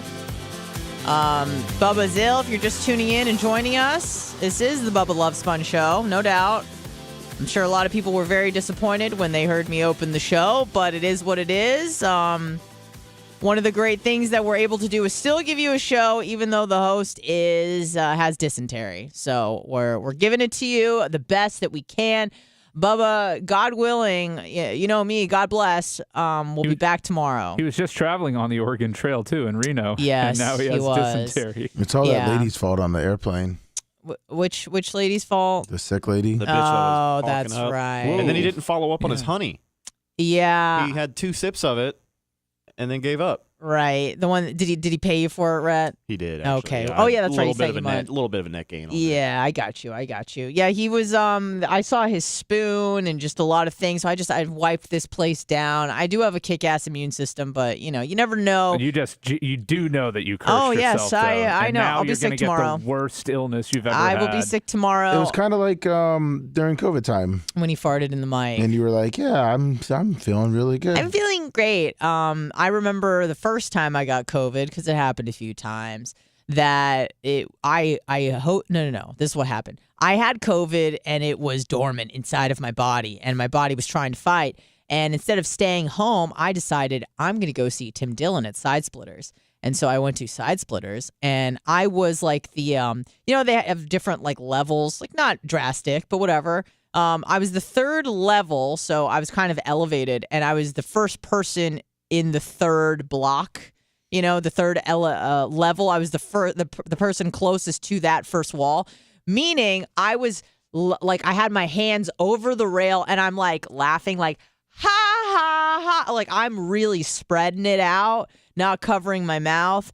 And then I believe the next morning I hosted because Bubba had COVID because he farted in the mic. And then the next day I dropped dead. Yeah, the next day was not a good day. So hopefully there's no repeat of that. How many people do you think you killed at that concert? Probably 7. Yeah, everybody. You got some teardrops from COVID teardrops? Yeah, She gave COVID to Tim Dillon. So Tina Turner passed away. We think maybe Jimmy Carter next and then Bubba. That'll be the 3? No, it's not what I said at all. That's a good 3, though. If Bubba was going to be in with 2 others... with the former president, one of the greatest female rock stars of all time, and Bubba the Love Sponge. Yeah, I'm just not. It's not his time. I'm not ready to let go. No, it's not Bubba. Bubba's time, but it is when it is.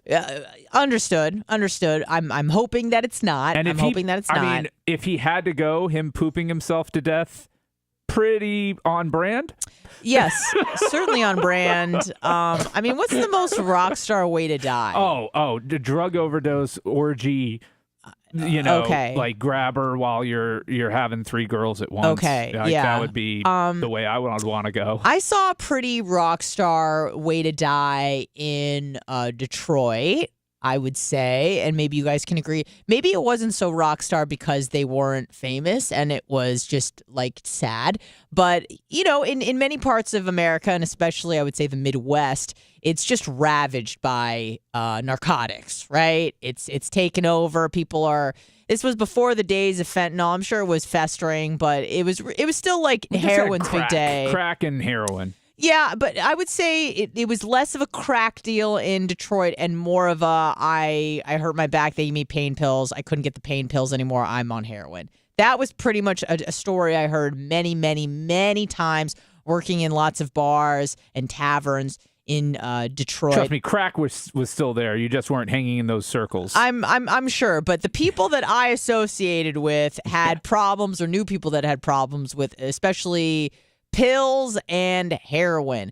And I remember I worked at this tavern called Dooley's, and there were a couple cops that would come in, when they were off duty, and they were undercover cops, and they would tell me all the stories because I'm not very good at small talking, as you guys probably know, and I wanted to hear the good juicy stuff. So they would come in and they would tell me all the good stories of people and interactions that they've had over the years. And I remember one time there were two cops, and they came in and they were talking to each other, and they're looking at their phone and they go, "Should we show her?"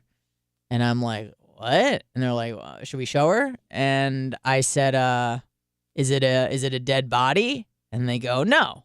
And I go, "Okay, I think it should be fine then." And they go, "It's actually two dead bodies." I went, "Oh, better."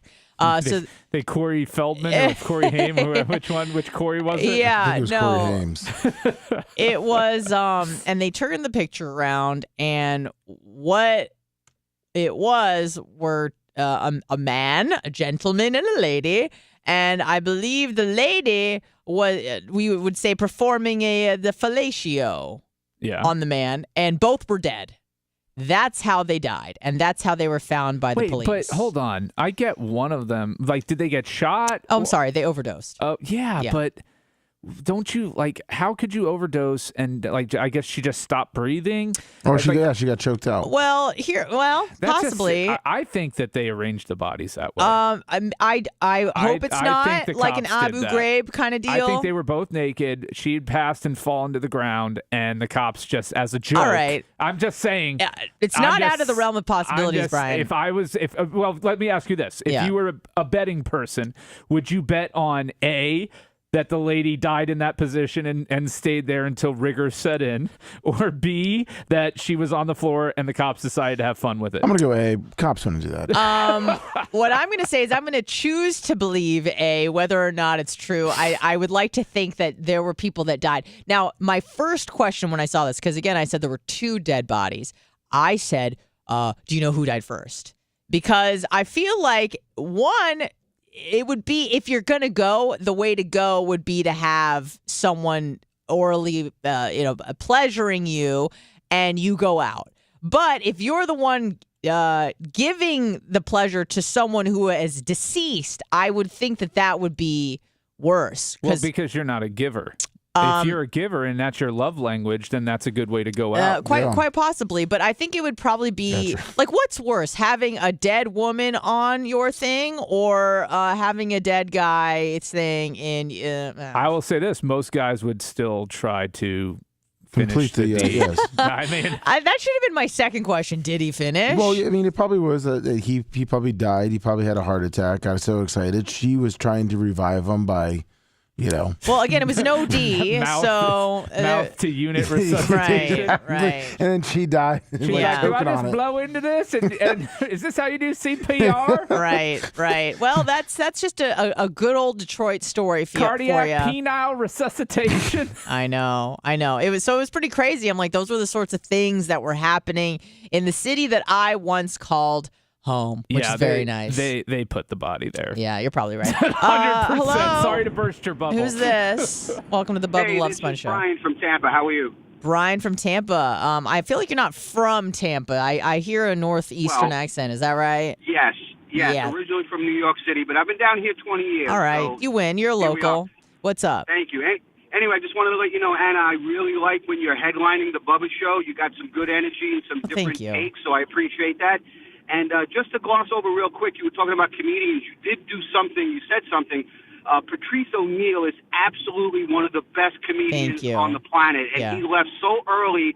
He was so influential and had some ridiculous thoughts that, a lot of people don't know. You should really check him out if you don't know. Elephant in the Room, one of the greatest specials of all time, 100%. Absolutely. And Mr. P, and just some of his takes on Opie and Anthony back in the day. Oh, you yeah. can find him on YouTube. Yep. He's just a brilliant, brilliant guy. But, Anna, thanks a lot for filling in Thank for Bubba. you. You kick ass. Oh, appreciate it. Brian from Tampa, but also New York, the hellscape of New York. I'm a big Anna fan, too. Yeah, that's fine. Yeah, when I'm in I almost said the S word. When I'm in not a great mood, I'll be sassy about it. But I'm in a pretty good mood right now, so I'm like, you want to call me Anna? Yeah, it's hard to yell at. It's hard to scold someone when they're giving you a compliment. So thank you. The boat steward, $10 super chat. Thank you. Anna is very happy about all of this. Brian, you been in New York City? Have I been? Yes, Yeah, I've been recently. you like? I went. I like it. I wouldn't want to live there. Right. But it's fun to visit. Okay. I enjoy the energy. I enjoy the variety. I enjoy the culture. It is a fascinating melting pot and place to visit. Yeah, and to visit for a very short amount of time. A weekend is fine. Yeah, even I was there for about 4 days. I probably would have, the sweet spot would have been 3. Because it is a very, very stressful place to live. And I know I briefly talked about this on the after show on Monday, but my friend that I went to go visit and stayed with, and thank God for her because accommodations are not cheap in New York City, but she's absolutely miserable. And she's like, I don't know what's wrong with me. And then we get into a car and we get into, no less than almost 27 accidents. She's trying to find parking for 20 minutes. She's honking. We almost get hit by a bus. She almost hits a guy on a bike. And then she tells me about her commute and how stressful it is. And she's like, I just don't know what's wrong with me. And I'm like, I think there's nothing wrong with you. I think that this is a place where humans are not supposed to live because it's awful. It's just so stressful. There's no peace. You never get peace of mind. You can never just fully relax. So I felt like I had the white lab coat on the entire time that I was there going, I don't understand how people choose to live here and thrive because I get why they're all choking each other out and shooting each other because I would probably be doing the same thing. Yeah, it's that was my synopsis. Downtown living anywhere is a different type of living, right? It is. So that you have that, then you're putting it, to the next level with New York in terms of, I think for the magnitude of the city is just I think the appeal is dying off in terms of that lifestyle. I think it's reviving. I don't because people I feel like left the cities during COVID and now they're returning. But I meant from the heyday of the 90s and the early 2000s and even the 80s. From the Industrial Revolution. Ellis Island was very big back then. Right. It was the place. That's how we could solve our immigration problem is everybody has to come through Ellis Island again. Oh, I love it, yes. Send a bunch of boats down to the border. You got to come through Elvis Island. Put them on cruise ships and then go to Ellis Island. Let's make it Elvis Island. Let's do it up like Graceland style. Okay. Yeah. Commercialize it. Music out there. Offer T-shirts for sale. A city like New York reveals people's weaknesses, right? It's an area that is going to bring out the best and worst in people. And why the best? Because you have to live in you have to cooperate all the time. And it's a challenge, right? It's a constant challenge. Nothing is super easy there. Right. And so it adversity binds people together. Yeah, steel sharpens steel. I understand. So you have that kinship and it's I get what you're saying is why would anybody choose to put themselves in that situation? And it's not like it's cheaper, okay, we'll live like rats on top of each other and it's a deal. It's way more expensive than the rest of the country. So you add that on top of it and I'm just like, what is going on? But also I understand that my threshold for other people and stressful situations is maybe a lot lower If I were to grow up there and it's all that I knew, that I kind of get it, I guess. But when I came, I'm from the burbs, like the burbs, where you got space, you got a backyard. I had a pool. I had, a fenced out, backyard where the neighbors couldn't pop their heads over. Where a backyard, a garage, those things are unheard of in New York City. So. Yeah, just not a place for me. Think about it. They call it the concrete jungle. That right there conjures up a lot of images and is pretty. And then somebody mentioned in chat, New York. If you can make it there, you can make it anywhere. And I think where have I heard that before? Yeah. So I think, but there's truth to that, right? Mm-hmm. Because literally, if you can live and thrive in New York City, there's not a place on this earth that you're going to go to, maybe other than like the desert, and not be able to hack it, right? You're going to be able to roll with the punches. It builds a person that is jaded and realistic and a problem solver. Sure, yes. But here's another thing that I was also thinking about when I was talking to my friend about. It's hard when people ask you for advice and the advice you give, they do not. It's not what they're going to want to hear. So she's like, I just don't know what to do. And here's the thing about women sometimes, and I'm sure guys have dealt with this before, but I feel like I definitely have a female brain, and obviously there's a spectrum for everything. But I feel in a lot of ways like I'm pretty. A rational, logical problem solver mode most of the time. So you don't have a female brain? Well, it oscillates. Now it's pretty female because I'm about to start bleeding, but most of the time I'm pretty. I think it's right brain is what I want to say. Right brain, dominant. But I don't trust anything that bleeds for 5 days and doesn't die.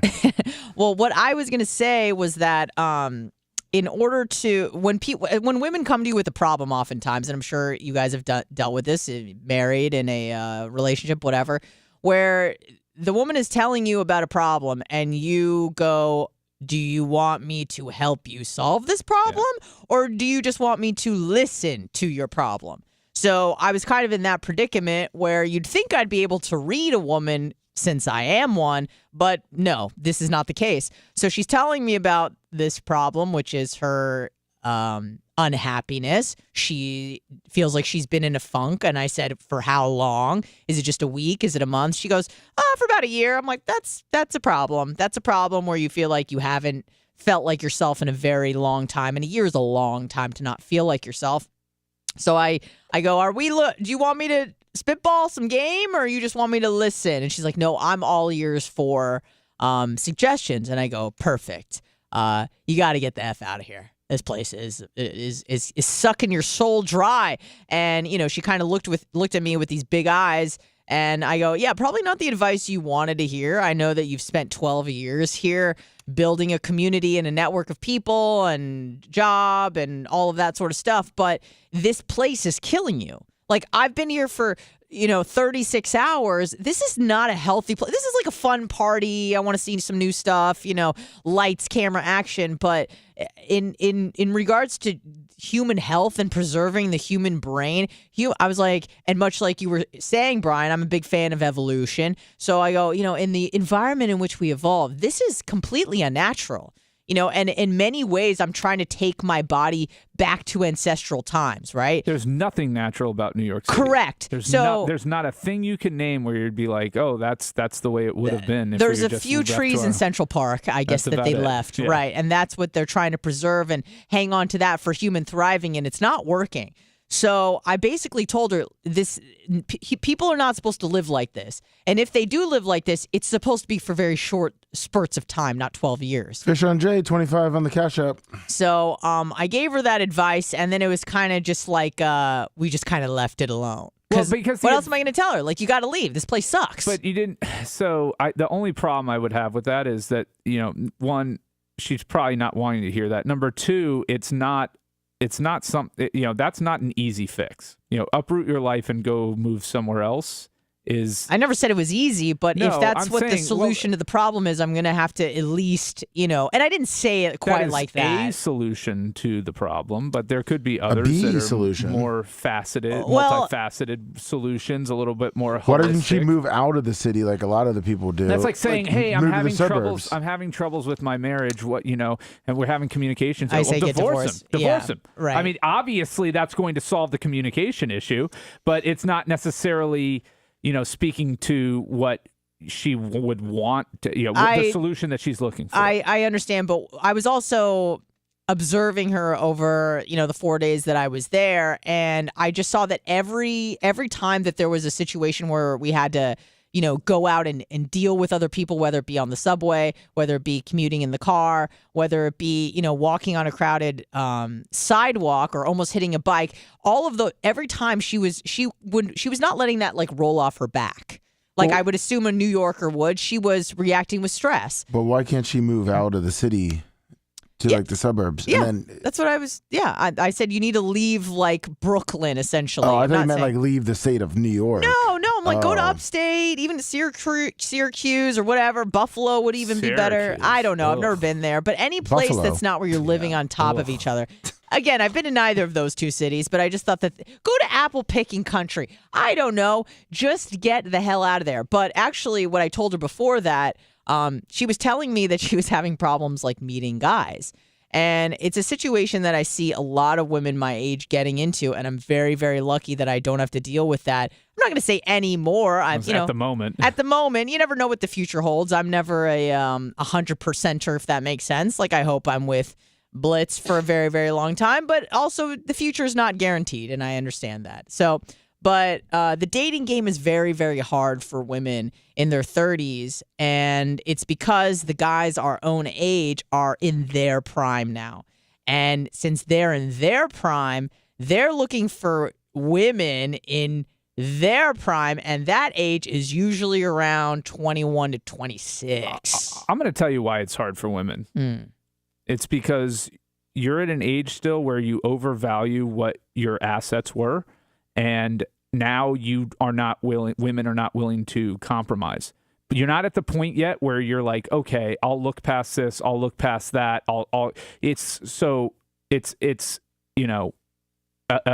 Women physical looks are obviously an asset that devalues, and women in their early to mid 30s, are starting to not decline rapidly, but there's that they've reached their peak. Let me also just make a distinction, because I get a lot of heat for saying this. When I say value, I mean in the sexual marketplace, not as a person.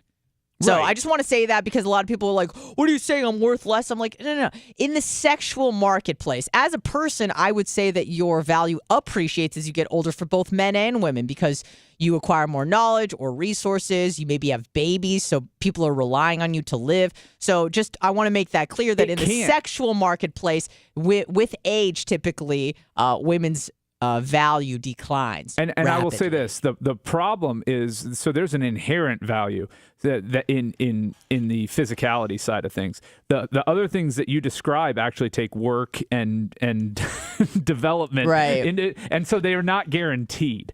So there is some level of guarantee in the physicality side of things that you don't have in the intrinsic features that you discussed. But to me, in watching my single friends and having gone through that kind of age frame. Wait, your single male friends or female friends? Male friends. Okay. Interact with the female friends. Of their own age, or? Yes. Okay. That there's a disconnect or a disillusion. Just women have not, in their mid-30s, have not caught on to the fact that they don't have the value that they once did, and that they need to compromise. So they continue to look for the things that they want, and that are not, you got to. They're not, compromising, and they refuse to, quote, settle in their mind, right? Right. Okay. Right, and it's not even settling. I understand. It's realizing accepting reality. That, the circumstances for you have changed. And now you need to, if you want to find that, if you want to increase your chances of finding that, you need to change the way you approach the problem. That's better, and that's a much better way to phrase it versus like you need to lower your standards, but as you need to shift. Now, my friend is not in that predicament. She's very much shifted and changed because she's aware of what's going on, because she's a person with a brain, and she's also a realistic person. So she's not like, I still want a guy. She goes, I'm not asking for much, Anna. She's exactly like the perfect candidate that should be finding a good guy. Is like, she's like, I don't need him to be 6 feet tall. I don't need him to make 100,000. Well, maybe in New York you do. Yeah, you do. But okay, let's just say I need, whatever. I don't need him to be in the top 2% of earners. I don't need him to have a full head of hair. A lot of the things that women that are maybe younger or in denial are requiring of a potential mate. She's not saying that. But what I've found with her is that the guys that she's, in her age group, in our age group, they're now doctors and lawyers, and they're finance bros, and they're making money, and they're not old yet, quote old. They're not even in their 40s yet. Not that 40 is old, but you get what I'm saying, in the mid to late 30 game. And so those guys are like, man, I don't want to roll with a 35-year-old who's probably out of the reproducing game in the next 2 years. I'm going to start dating the Instagram model who's 23 that just moved here from Pennsylvania. She doesn't want to date an older guy? Yeah, but then she just needs to transition. She needs to open it up to 45. Yeah, exactly. She is, but unfortunately, and I even said this to her, I'm like, you're hanging out with the same people over and over again. Like, you kind of need to meet new people. And what's odd is because there's so many people in New York, you'd think that she would be able to, and she's on all the apps and stuff, and she, again, I'm not on the dates with her, but it seems like she goes to each date with an open mind, and she tries to not blame the next guy for the last guy's issues. You know what I'm saying? But it's a hard game to play, especially in your 30s as a woman, because you feel like, man, I did all the right things. And I know this feeling because a few years ago I felt it, where you're like, man, I did the college, I got the degree, I got the job, and maybe not in my case, but in many people's cases, I bought the house, I got the money, like, what is it? And at the end of the day, and I was trying to tell my other friend, my girlfriend, this, at the end of the day, you have to explain to women that men and women are looking for different things. Well, that's what I was going to say. If you're a listener and you're in your mid-30s and you're in the dating scene right now, give us a call, 813-90-BUBBA, and give the male perspective, because I can't really speak to it because I've been out of the game now for over a decade. Right. And Lummy's been out for many years now.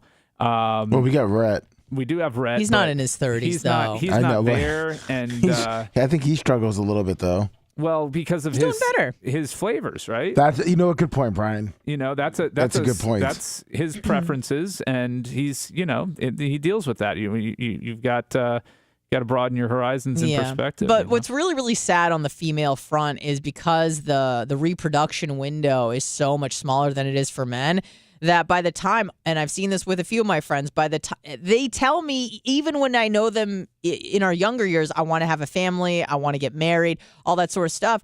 Well, after college, you go to grad school, and after grad school, you get this job, and then you have to move to this city, and then that city, and then you have to go abroad and do all this.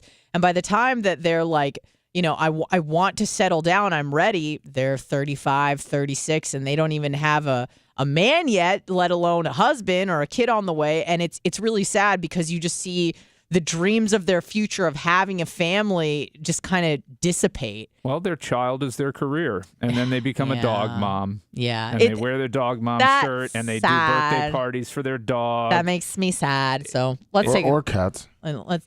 Cats. Hello, who's this? Hey, good morning. It's Fish on Jay. Fish on Jay, what's going on? Hello, Fish on Jay. Yeah, morning. Welcome. And commuting to work to the crazies. But New York. Here's something that y'all didn't know, that I am a born, raised New Yorker.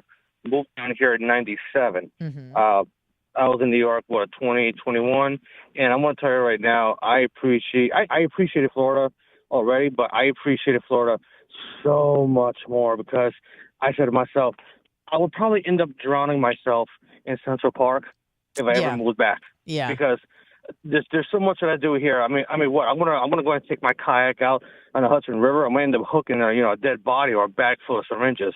That there is no snook or redfish or hiking in the beautiful trees and mangroves and everything. So so yeah, I can kind of feel your friend because I'll always love my hometown, but at the same time it's extremely depressing up there. Now, how old are you, Fish on Jay? I just recently turned 40. Okay, and are you in the dating scene, or are you? No, he's married. Oh, you're married. Yeah. Yeah. I've been married now 5 years. Oh, okay. So you met her in Florida. Well, but okay. So married 5 years. Did you guys date for a long time before that? Yeah, we dated for about 2 years before we got married. Okay, so you were early to mid 30s when you were still on the scene, though, before you met her, right? Correct. When you were looking, were you is she younger than you or older? She's younger by 4 years. There you go, Anna. He went for a 29-year-old when he was 33 and met her. She wasn't interested in the 35-year-old when he was 33. I understand that. It supports your hypothesis. Yeah, women typically go about 4 to 7 years older, like throughout their life, and that's what my friend is trying to do. But also in the culture of New York, it seems is that people are endless. Like there's an infinite amount of people. So she goes on dates with these guys, and she tells me it's kind of just like plug and play with each of them. Is that because there's so many options, if it's like not exactly what they want, they're like, whatever. There's 1,000 more girls I could talk to tomorrow. So, when you feel like you have a few less options in places that are a bit more rural, not saying that Tampa's rural or anything by any stretch of the imagination, but it's not as compact and densely populated as New York. And, I feel, at least here, I was like, okay, what?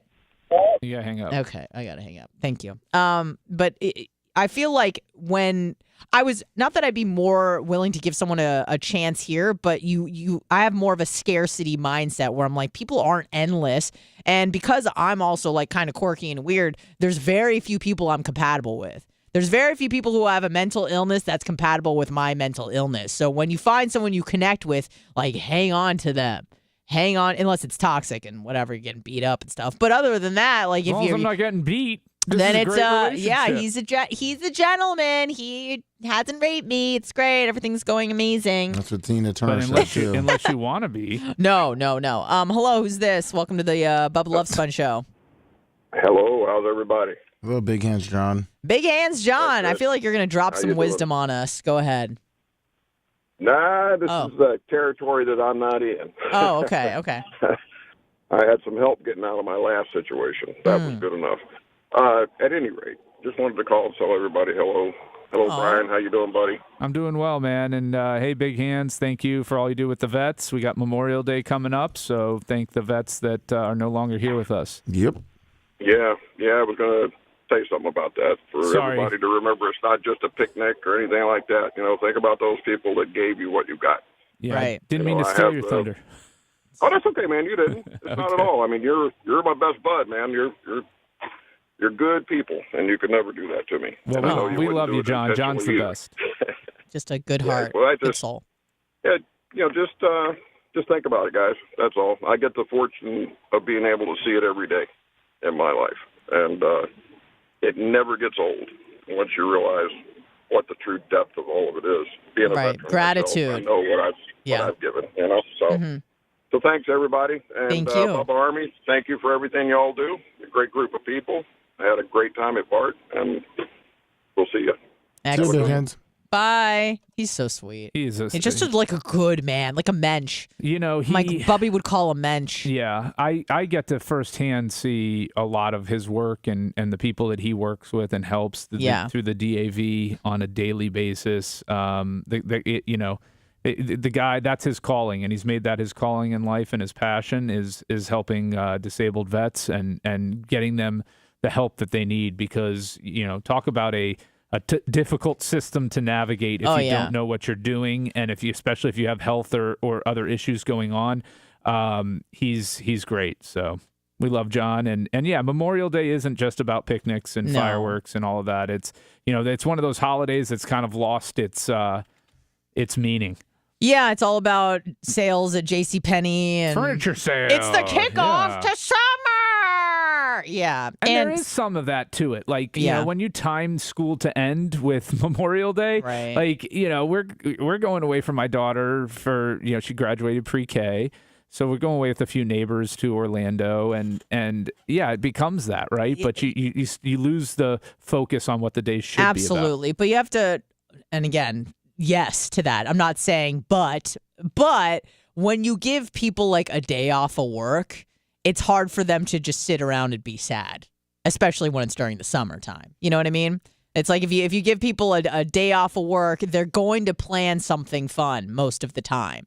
So, but again, like Big Hands John said, like Brian said, it is important to understand like why you have that day off, you know? And here's the thing, like I'm sure that most civilians are having barbecues and doing picnics and maybe going to Sunset Music Festival, but people who are involved in the military or who have family in the military or lost people in the military, like they're spending it in a very different way. So just to keep that in mind. 813-90 Bubba.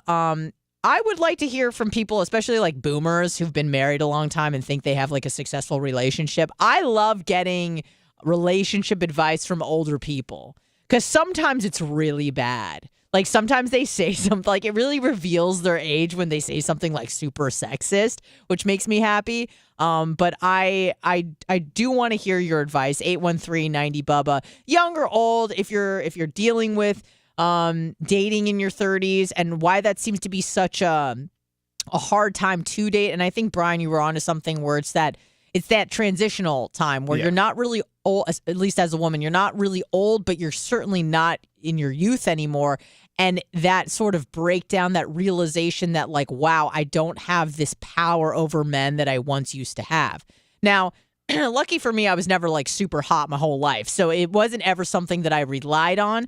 But I can imagine for women who were really stunning and like models who had this sort of agency over men, like could captivate them with their looks. I've always been not jealous because you can't be jealous of something you never had. I've learned recently the difference between jealousy and envy. But there was definitely parts of me that I would be envious of people who were so beautiful that could, you know, like suck the oxygen out of a room. That was never my case. I was never like the prettiest girl in the room. I did fine. You can suck the oxygen out of the room. Yes, just for other reasons, right? Yes, correct. For other reasons when I would mess up on the radio or whatnot. I think someone is on the hotline and we'll get to that shortly. But I definitely had to rely on other things. Hello?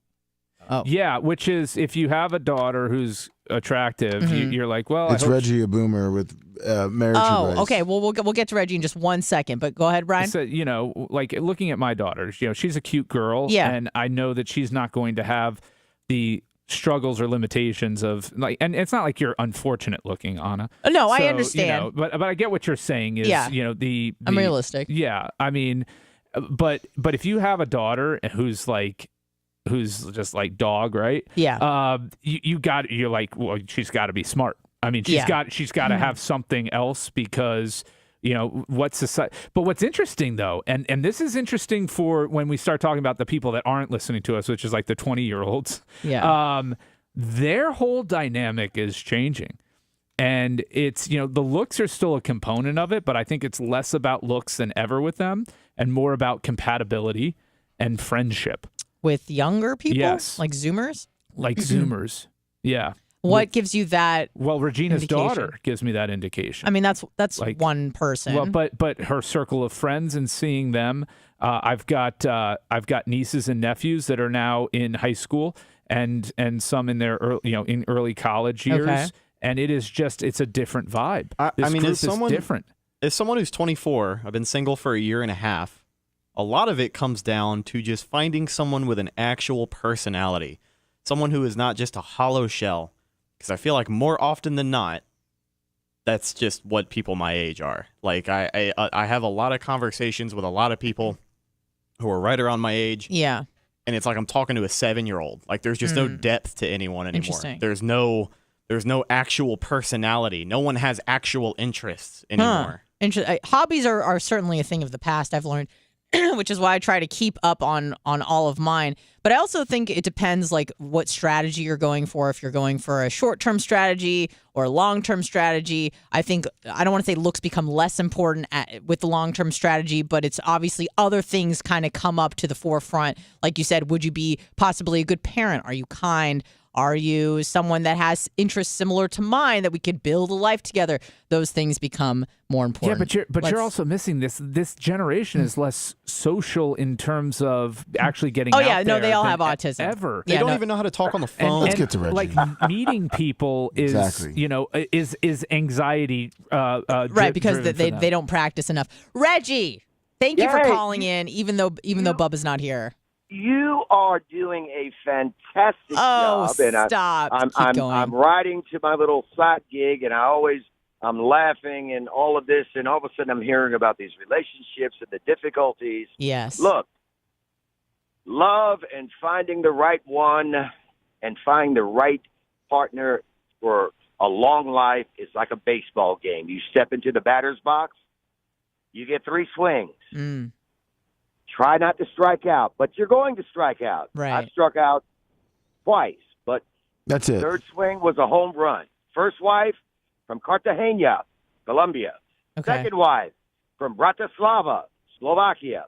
Third wife, Sicilian Canadian. Okay. And I lucked up. Sicilian Canadian for the win. And Okay. she's 18 years younger than me. No way, for real? That's pimping. I didn't know that. Yeah, I'm a stud. Yes, you are, Reggie. No. What I'm saying is, young folks, middle folks, boomers, or whatever, find people, go and do events like charity events. Go clean up the beach. Go help the homeless. Go serve food. Sounds and horrible. meet people that are like-minded. Right. And on the writing thing, oh, my God, who writes a letter anymore? Text me, Instagram me. Baba, people don't communicate. Right. They're not capable of it. One No, thing they can't. I love They've about been indoctrinated. I love about Reggie is I used to play poker a lot, and I'd go to Derby Lane. Oh, my God, don't bring that up. And he would come in between, news segment, like dinner shifts. break. And he would come, but he Come would gamble? You know what I would say with Reggie? He wasn't there to What? gamble. Oh. He was there to enjoy people The company? and the company, because he was always magnanimous and talking at the table and engaging everyone. Yes. And he'd come in, he'd take off his suit coat, put it on the back of the chair, throw his $200 down or whatever he was playing with. And talk to. It was always fun. You don't know me from Peter, but I played with you quite often. It was always fun playing with you, Reg. And what I was saying is, like, people don't have what you have anymore, which is that gift of, and this younger Gift of generation gab. of wanting to socialize. Like, he would go there. That was fun for him. That was enjoyable. Absolutely. Now it's I gotta talk to people. Let me just put on my sunglasses and my headphones and not pay attention to the rest Did of he the world. donate And his if you $200? notice, when I was sitting at the table, I'd always ask, hey, what do you do? What do you do? Oh, you're a veteran. What branch? Well, yeah, I just wanted to know, just engage. Yeah, it was always fun to watch, and it was kind of inspirational to me, because I could be one of those that, without being inebriated, would not engage as much. But seeing you do it, I'm like, yeah, it's actually like really cool. He was kind of like Daniel Negreanu without the poker skills. Yeah, without the poker skills. So you would donate your $200 to whoever you liked at the table, pretty much. Yeah, but remember this. Wasn't that the best soup in town? Whoever that chef is over there. Oh my God, the soup of the day every time. The food is good at Derby Lane, because I've lived across the street from there for 7 years and I've never been. Their food was You'll never get a bad meal. Yeah, Okay. Their food was really good. I heard the don't know if buffet it is pretty strong. But brunch buffet? I don't know. Yeah.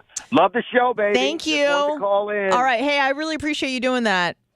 Absolutely. Always support you. Take care now. Oh, God bless. He's the best. He is the best. Like He's I said, awesome. He was so fun to play with, and to watch someone work the room like that. And he would just come in, and he was a donator more than a taker. I think I saw him cash out up like 2 or 3 times. That's a kind way of putting it. Out of the 20 times. Instead of a loser. Yeah, but Brian, that was after he cashed back in and then left. He was actually pretty good about it. He would come in. He'd have his bowl of soup. He'd talk everybody up, play for a couple, an hour, maybe 2, and then take off. It was always fun playing with Reg. Yeah. What I've learned, if you're really trying to and I understand he actually enjoys it, talking to people and getting to know people, but there's no better way of currying favor with people. And I do this religiously every time, especially if I have to go to an event by myself, because I've often This is now going to be maybe the third or fourth wedding that I'm going to in September where I was not given a +1. So you just go and you got to make friends. And there's no better way to win over like a crowd or a table of people than just asking them questions about themselves. Yep. That is the best. You don't exist. You're so interested in whatever dumb job that they have or whatever story or place they just went. You just keep the spotlight on them. Man, they're going to be like, that Anna, man, she is the best. I loved her. And all they did was talk about themselves. So make sure that you do that. We got full phone lines, but we do have to go to break to kind of stay on time. So we're going to do that, and we will be back. Please stay on the line. You're listening to the Bubba the Love Sponge Show. Let me out! You just experienced an audio train wreck. Oh, hell no! The Bubba the Love Sponge Show returns after these words. I mean, it comes across anyways. It does.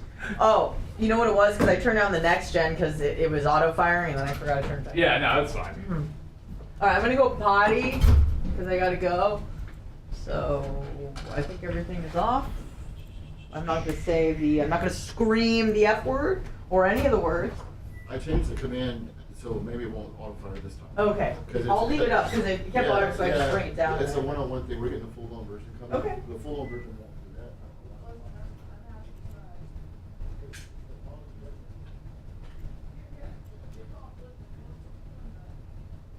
Oh, what's up, everybody? Hey. My voice. What's going on in here?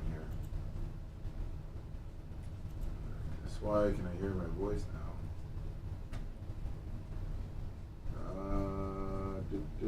Oh, it's way too small. What? Damn it! Look. It looks really good. Oh, it doesn't. It looks hard. God damn. Morning, Miss Carrie, baby. Hold on, let me see what the other stuff looks like. Oh, it looks like shit. That looks good. No, it looks like poop. You can't even see it. It's too small. It's too skinny. You can see it perfectly on chat. No, it looks like shit. No, it looks okay here. Yeah, it looks like great. shit. From back here, No, from back here it looks like shit. Could be a little work stuff. The closer you get, the worse it Haven't is. been there. Been to other big cities. What's up, FT Greg? I mean, kid asked the point, this is and then version they one, just so cut me version's off. supposed to be So Yeah, I mean, I honestly just wanted like a frame of reference. I just wanted to know how big. The camera definitely Guatemala. It looks so much better in real life. Well, which camera is that? Is that the Omni camera? Yeah. Is it zoomed in too? Yeah. That's why. Yeah, it's a little handy cam. It looks like shit. But on like Dan's camera, it'll look good. I need to just make it bigger. Yeah. See, I was worried it was going to be too big. You know what sucks is that it doesn't really It's squeeze this way and it's pull out this way. Yeah, and it doesn't really carry over the same resolution as the source one did. But So it needs it's to be a like, little thicker. But yeah, I just need to make it. I just need to make it all bigger. Okay. yeah, boy, Blair. We're gonna be doing that one today. Ooh, yeah. Thinking. No, I put it on the counter.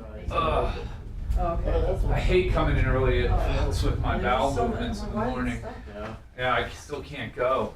I'm so fucking regular, except on morning show days. Like, Dude, that'll throw you off. It man. totally does. Absolutely. You drink coffee? Sorry. I do caffeine. I do like little mix in with my water. But I would. Well, if you don't like coffee, I don't like coffee. You have to do so much to it to make it drinkable. you wouldn't just drink black. It's like really unhealthy by the time I like coffee. Right. I understand.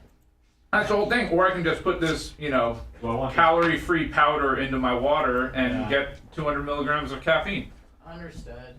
Do I want this big cup of sugar to start my day? Sugar and fat? Yum. Yeah, great combination. I got almond milk though, so it's okay. Oh, well then you're doing it right. See, I expected you to just be a straight black coffee guy. All right. Am I getting yelled What do at? you Let me drink? check my phone. Hmm? Probably got What a do you nice drink? video of my ass. Coffee? Do you drink coffee? Yeah, I have, but I don't read nowadays because I don't feel like going to buy it. You've given up being an alcoholic, huh? Yep. Too expensive. Too expensive. No, it's more you're a father now and you're responsible. Just like I gave up coffee. Help her. No, if I drink coffee, it'd be like black with like a tiny bit of cream, a little bit of sugar. I mean, I can do black coffee. I mean, I could do anything if I had to, but it's the thing with coffee. People are like, oh, it's an acquired taste. I'm like, I've never done anything in my life that's an acquired taste. Really? What? You never like grew into a food? Like I used to hate tomatoes as a kid, but now I love them. No, I because to me it wasn't. To me that's different than saying something is not like it's inherently gross, but you'll get used to it. Like black coffee is bitter and disgusting. Coffee is inherently gross. It's not like there's bitter foods and bitter tastes are not something that people enjoy as human beings. Nobody's wired to love bitter. No. I don't know. Like, have you ever had like Marmite or Vegemite? It's awful. Again. But people grow it. It's an acquired taste. Yeah. It's awful. Tomatoes aren't awful. There's nothing about a tomato that's awful. No. It's not bitter. It's not. I it is acidic. I like the taste of coffee. I don't. It's not the worst It can be too bitter, but it depends on the roast and the bean. All right, hold on. I don't think I have to do anything except start the. You get yourself in game mode. You're doing great, Tweet. Are you talking to me? No. Oh. Talking to Lummy. Oh, sorry. Should have known. I should have known that you'd be needing me.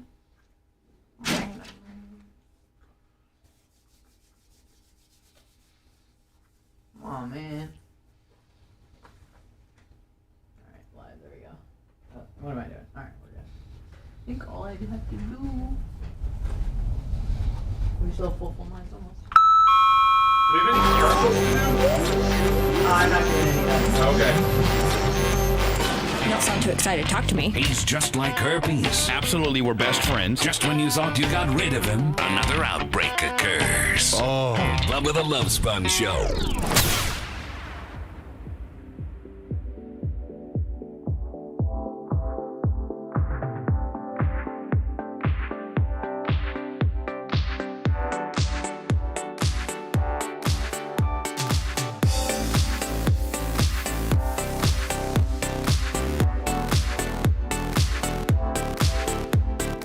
Welcome back to the Bubba the Love Sponge Show. I'm Anna Hummel, hosting the show for Bubba today, but I'm not doing it alone. We got Brian Babyface Matroni in here. Yo. I appreciate you, Brian. I know most people hate you, but I don't. I just want to let you know that. I appreciate that. I see your value. I think you're a smart man. I think you're funny. You have a good sense of humor. And you're always there when people need you, and those are good qualities that most people don't have. So. I got lucky today in terms of that we happened to have planned to be in here. Right. So, I'm sorry you haven't pooped though. It is tough. It is tough. That's one thing that it maybe like. What did you notice that when you first started here in the mornings that you like screws with everything? Well, you also have to understand, and also Lummy and Red and Minnie Mach are here as well. So I was doing the intro and then we got carried away. So I do apologize. Carried away. I'm sorry. I'm so sorry. But I definitely noticed that. My whole life was basically reversed in terms of time because I used to work on the radio from 9 p.m. till 1 a.m. I'd get home around 1:32 and I would stay up till about 3:34. And then I got fired from that job. And 1 week later, I was waking up at 4:30 to be here at 6. So probably for about 6 months, I was effed up every day in terms of I couldn't stay awake. I couldn't poop at the right time. I was thrown off. Even eating. Like, I usually don't eat in the morning, but when I get up and I have to get up at 5 a.m. to do this show, which is about an hour and 45 minutes earlier than I normally get up, I had to have something just now because it changes everything. Yes. Everything. Yeah. And I noticed that at least growing up when I would have like an early morning flight, everything was, I'm like more hungry. I'm craving more palatable foods. I can't poop. poop. It's a mess. I wonder if there's a comfort level in there. Like, food makes you feel comfortable. So things are different, but the food's the same. So control that because you can eat. I don't know. I think it's more of just like a cortisol thing. Yeah. And stress. And humans need to be very routine most of the time. Any sort of, because I'm big in the health space, is routine is key. And obviously you're going to get knocked off when you're on vacation or you do something like this where you have to be up early. But for the most part, they try to tell you, wake up at the same time, go to bed at the same time, try to eat around the same time, that your body just needs to be in a routine. And if it gets knocked off, then, so does everything else. We're going to get to the phones. We're going to make this a phone-heavy segment because the people, they've spoken and they've apparently got some things to say. And I'm always willing to listen to some wisdom that people would like to bestow upon me. So here we go. Hopefully it's good. Hello. Welcome to the show. Who's this? Is this me? That's you, all right. Is this Descartes? Yeah, this is you. He's getting very philosophical. He sure is. This is it's Jace Hepner from Virginia. What's up? Good morning, everybody. Anna, you're doing a great job. Oh, thank you, sir. Appreciate you. So real quick, I met my wife in 1998. Okay. But we didn't start dating until 2000. Okay.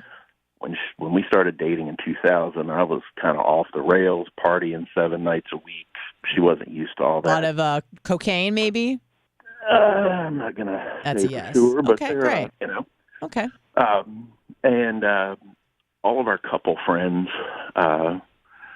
they started telling her, hey, don't marry this guy. He's a jackass. It'll never last. Mm-hmm. So this year we will have been married since 2002. So what's that, 21 years? Mm-hmm. And all of our couple friends have since divorced. Right. Now let me ask you this, though. Have you changed?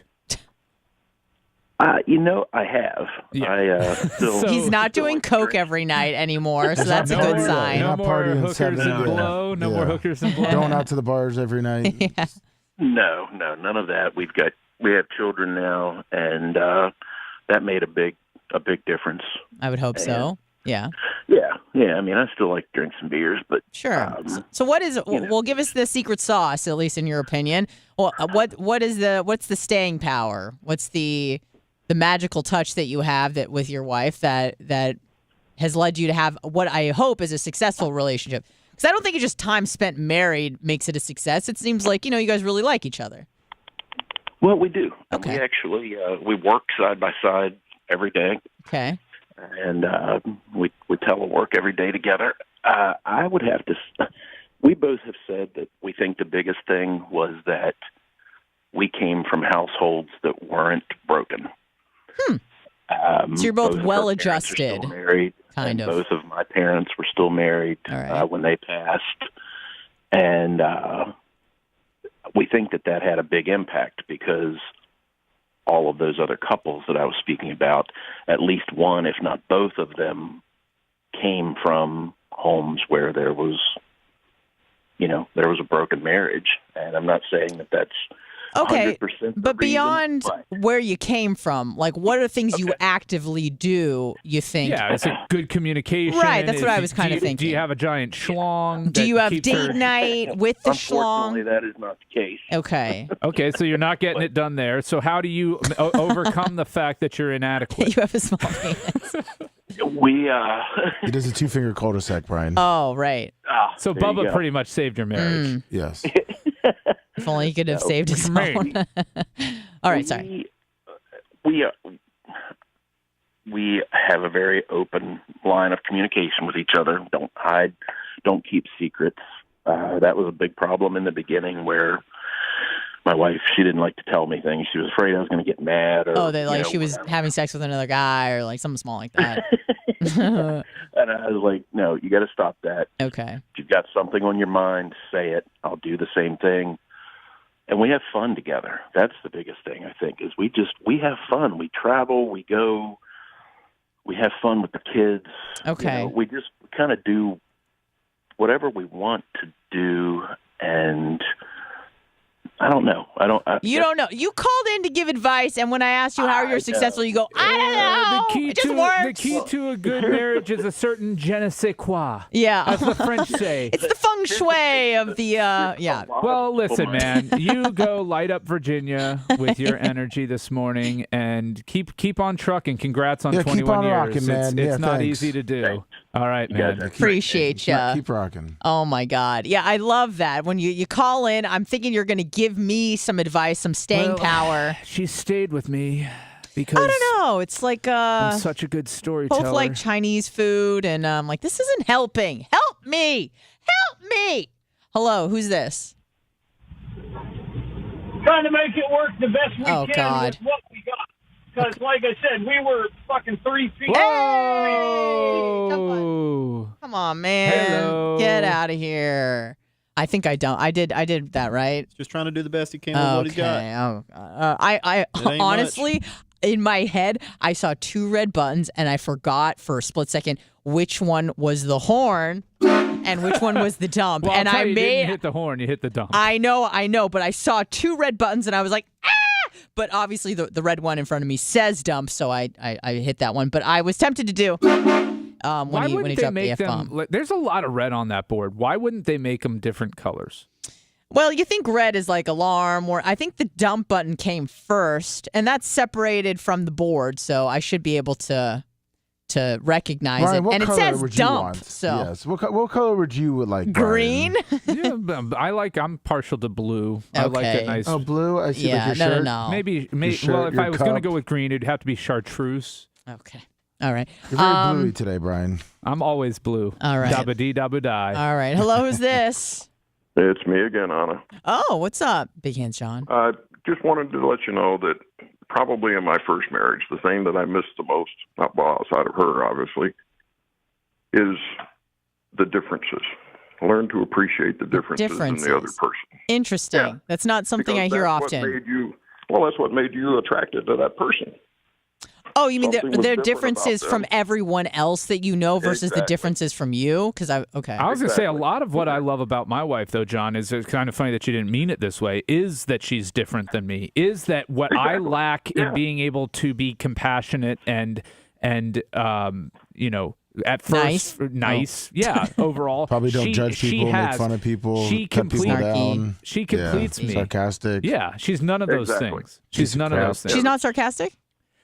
She's become a little bit more, but not nearly to the level that I am. Sure. Oh, surprising. Yeah, obviously dresser. that's something that works. Yeah.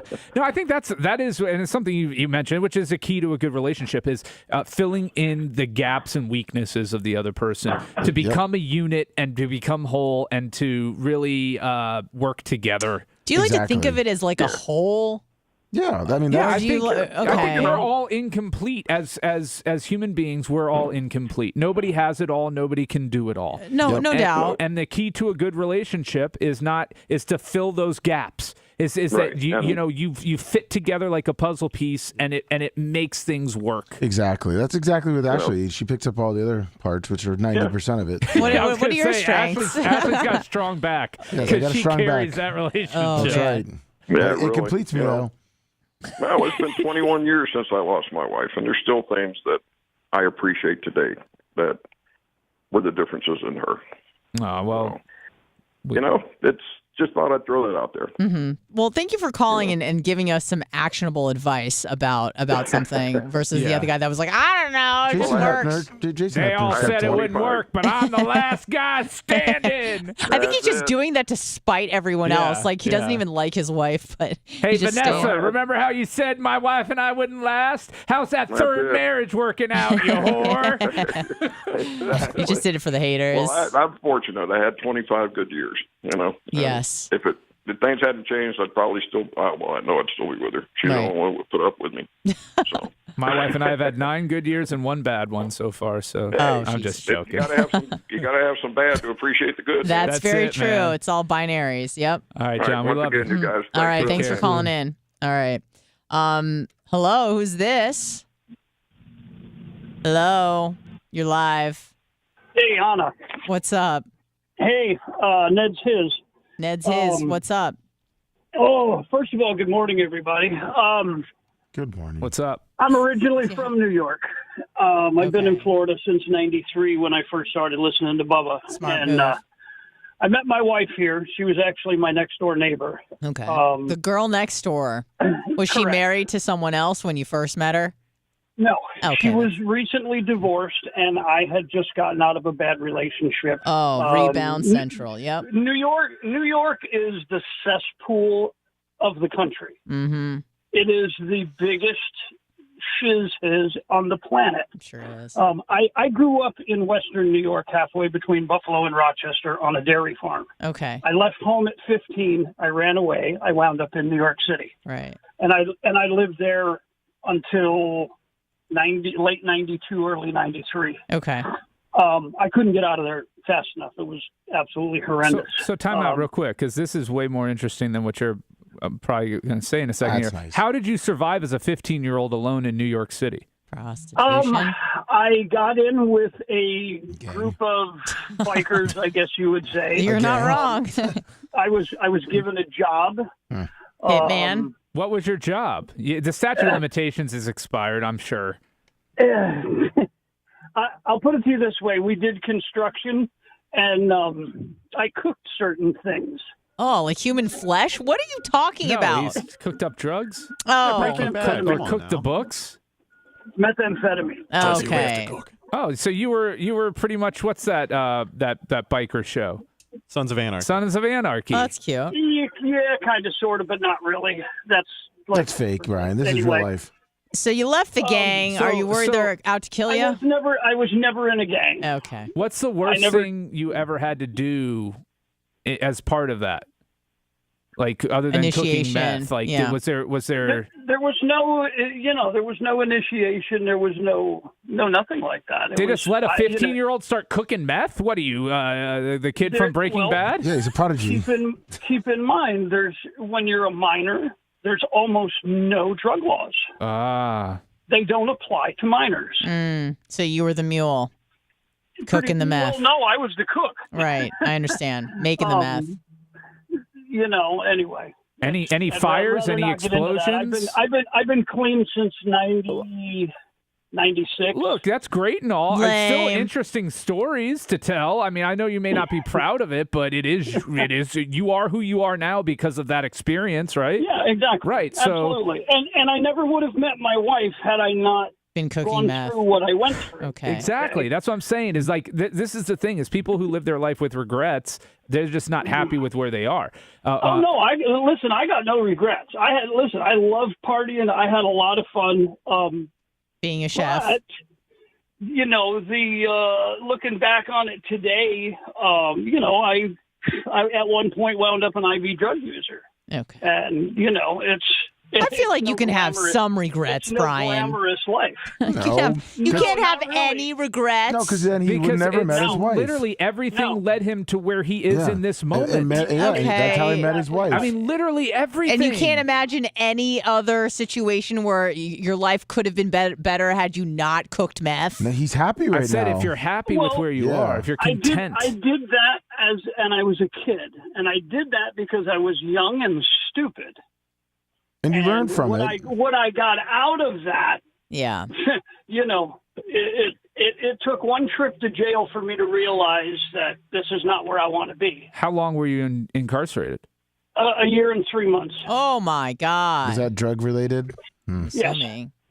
Okay, so you meet your wife. Are you going to give me some relationship advice? Sorry, no, I derailed that. It's okay. That was much information. After you went to rehab. Listen, real quick. Yeah. I was also adopted. Okay. You got what adopted? What'd you say? I was also adopted. Also adopted. Okay. Oh, He's trying to bond with you, you're Brian. Part of the unwanted wanteds. Correctly. That's a good way of looking at it. My parents couldn't have kids, so I was adopted along with my brother and sister. And all from different families, of course. Samesies. Anyway, exactly the same thing. Parents couldn't have kids. I have a brother and a sister. You also cooked meth at 15. I may have, yeah. At 15, I wasn't cooking anything, not even toast. Okay. Well, it didn't start at 15, but shortly after. All right. 16. Come on. He was a responsible 15-year-old. I was responsible. All right. So you meet your wife. What are you trying to tell me? Okay, so let's get to. I have just gotten out of a bad relationship. Imagine that. Okay. Was it your prison boyfriend? Prison pocket was beat up. Neither one of us really wanted anything to do with dating, nothing like that. Right. My wife and I, when we met, we were just casual acquaintances, friends, whatever you want to call it, for about a year. Yeah. And we just got along really well. Okay. After a year or so, we kind of decided, well, we get along so well, maybe we should date. Okay. So we dated. And we dated for a year. And now, then we got who came to that engaged, and we were conclusion engaged. first? Who said that first? You or her?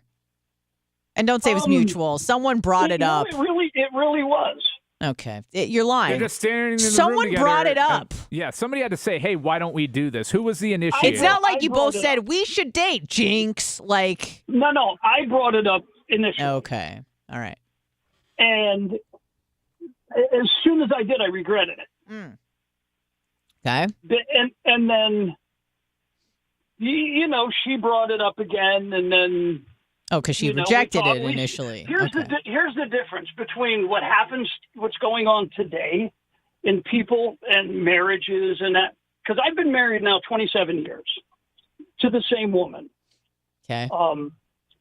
People don't communicate. Consecutively. People do not communicate. When people today that are married, have a problem, they run away. Yeah, it's not just communication. It's a lack of work and work ethic. A relationship takes effort and it's you know, give or take. That's right. It's everything is a compilation of compromises. And when I say compromise, it's not win or lose. It's compromise. Yep. You come to a mutual agreement. Nobody loses. Okay. Nobody wins, nobody loses. But now let me also go a little bit more. My wife and I take separate vacations every year. Mm-hmm. We also take a family vacation together. Mm-hmm. Okay. Where do you typically go? Where does she typically go? He goes to Thailand. She has her friends. I have my friends, and we have friends together. Okay. So, you know what I mean? I don't control my wife. My wife doesn't control me. If I can't trust her, I got no business being with her. Right. If she can't trust me, she's got no business being with me. Right. So mutual trust, communication, and keeping your own hobbies and enjoyments. That's Absolutely. all good and advice. you've definitely called in and said this before, right? Like, this sounds very familiar. I spoke to you. We were talking about, I'm adopted, and my wife has 2 kids. I have 1, and then we adopted 2 children together. So there's 5 total. Correct. Okay. Now, I have 3 grandchildren in addition to all of this. But I spoke to you about the mental illness thing. Oh, right. Okay. Because your story is familiar to me. Yeah. Yeah. My adopted daughter has very, very, very serious mental illness. Is she autistic or what do I? No. Oh. It's a combination of bipolar and borderline personality. Oh, okay. Right. She's cutting. That started when she was 9. She's 13 now. We're trying to get her into a treatment facility. This is the adopted one, obviously? Yes. Okay. Yeah, she was raped repeatedly at 4 years old by her father. Oh. What a piece of That's shiz. so sad. Yeah. Yeah. And But, God, how do you deal with that? It's not easy. Well, yeah, let's keep the relationship talk going. I don't want to go down mental health lane here. Listen, thanks for the advice on a great relationship. Yep, 27 years strong. 27 years strong. Here's to the next 27. Best advice of all: don't cook meth. Okay, fantastic. Thank you. We still have like though, full phone lines. That's a part of his journey was cooking meth. That led him to where he is. So maybe you should cook meth. You said something interesting, and I know what you said. You said that if you're happy with your life where you are right now, you should have no regrets. Right. Exactly. Because if it regrets, you can't have a regret. No, because then your life would be totally different. For the most part, it would be. It could be potentially better. Let's say a regret is, I wish I wouldn't have treated that one person this one way. I think it's got to be a very specific moment. Like not a huge larger directional shift. Yeah. Okay. I think you can regret moments like I wish I would have never said that to my mom. Mhm. You know, not I wish I would have never had that job or gone to that college or this or that. Because if you're happy with where you're at, then that's a part of your journey. You're not leaving. Like that's to me that's that. And I guess it's like you only know your own experience, so you don't know if you could potentially be happier or more well-adjusted. No clue how So- everything, it's the butterfly effect. You have no clue how everything would have changed. Do you regret going to Detroit? No. Well, you hated it. Yeah, you but don't I mean, regret it. I would say there are other things that I regret doing that even at the time were really fun, that were just like dangerous. And if I could go back in time, I wouldn't have done them. Like take that call. No, that was fine. That was fine. I'm I did some dangerous things, I think, with like taking drugs from strangers, and it turned out fine, and everything was super fun. Right, so no regret. But no, it's a regret. No, why? Because you did learn a lesson from it. Yep. Ultimately, you're not going to take drugs from strangers. I understand, but even now, even though it was a great experience, I would take it back because I just think it was too much of a risk. I'm not saying that you wouldn't. That you would in the future. I understand what you're saying. Yeah, I'm not saying that you wouldn't. That you would make the same decision today with the knowledge and experience that you have. I'm just saying you really don't regret that decision.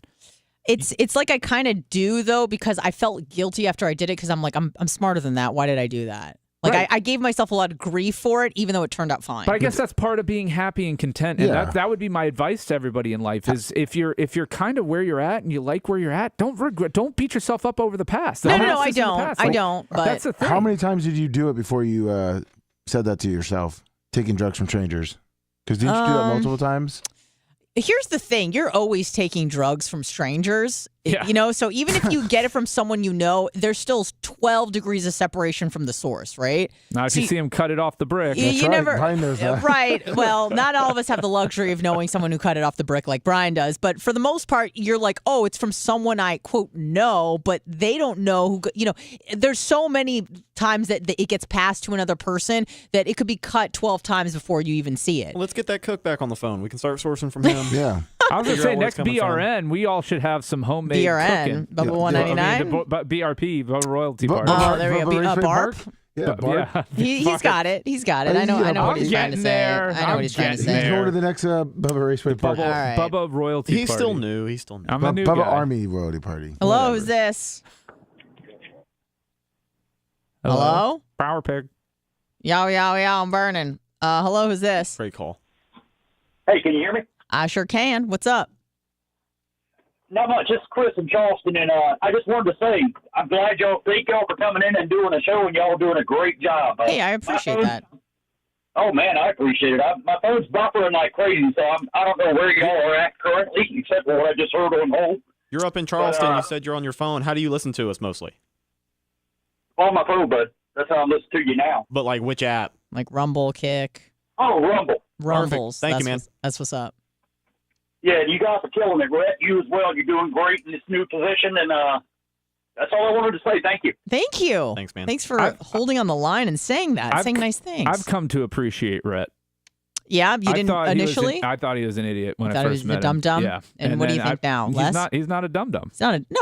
Brett is certainly not a He's dum-dum. got good insight. I was going to say for a kid his age, he's got a good head on his shoulders. So I think Rhett can go places. Let me Thank you, let me Brian. tell you something about Rhett. I've known Rhett. How long have I known you, Rhett? Like 6 years.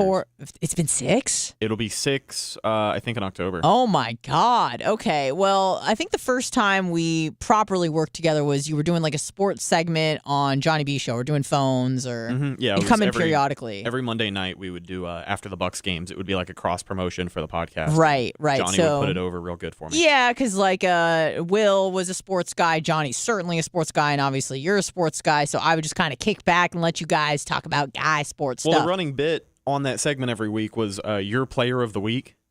And we would just have you make up I'd a like name make on the up, spot. Jaquiz Rogers. Jamiroquai. Yeah, Jameer. Yeah, right, exactly.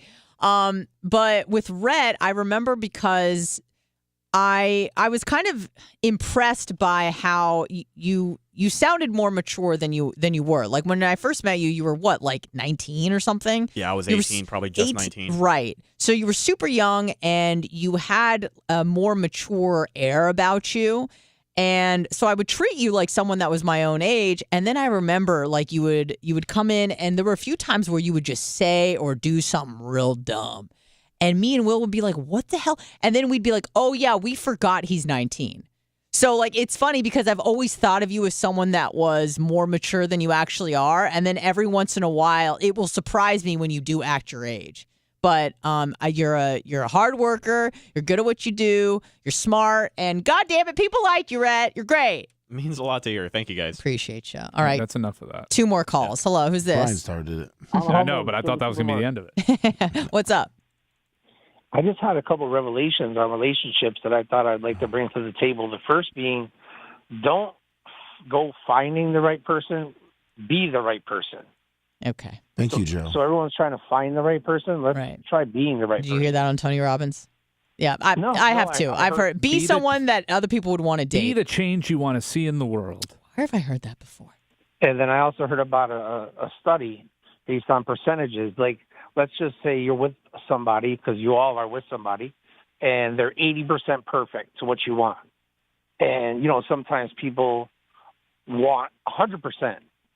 So they'll go and be with somebody else, lose that person, go to be with somebody else, and now they got somebody that's only 60% what they're looking for. The grass is greener.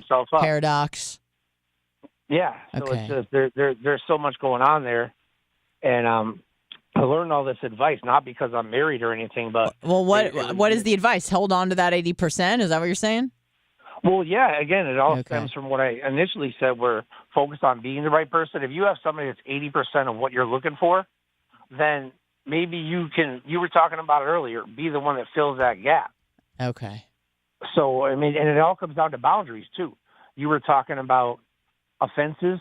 Let's say if I offended you and we're in a relationship, you can picture that as starting to build a fence. So by the time you're done with all these offenses, if you don't approach them and get them out of the way and make boundaries, then you're just going to have a fence between both of you. When was the last relationship you had? A fence makes for good neighbors. That's very true. When was the last relationship you had? This is Holyoke Joe, right? Yep. Yeah.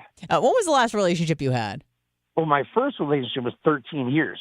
She asked for your last one, buddy. I know. I just had to preface because I didn't want you to think that I'm just some fly-by-night type of guy. Yeah, some My big last PIMP. relationship, I was with the girl for 1 year. When was that? How long ago was that?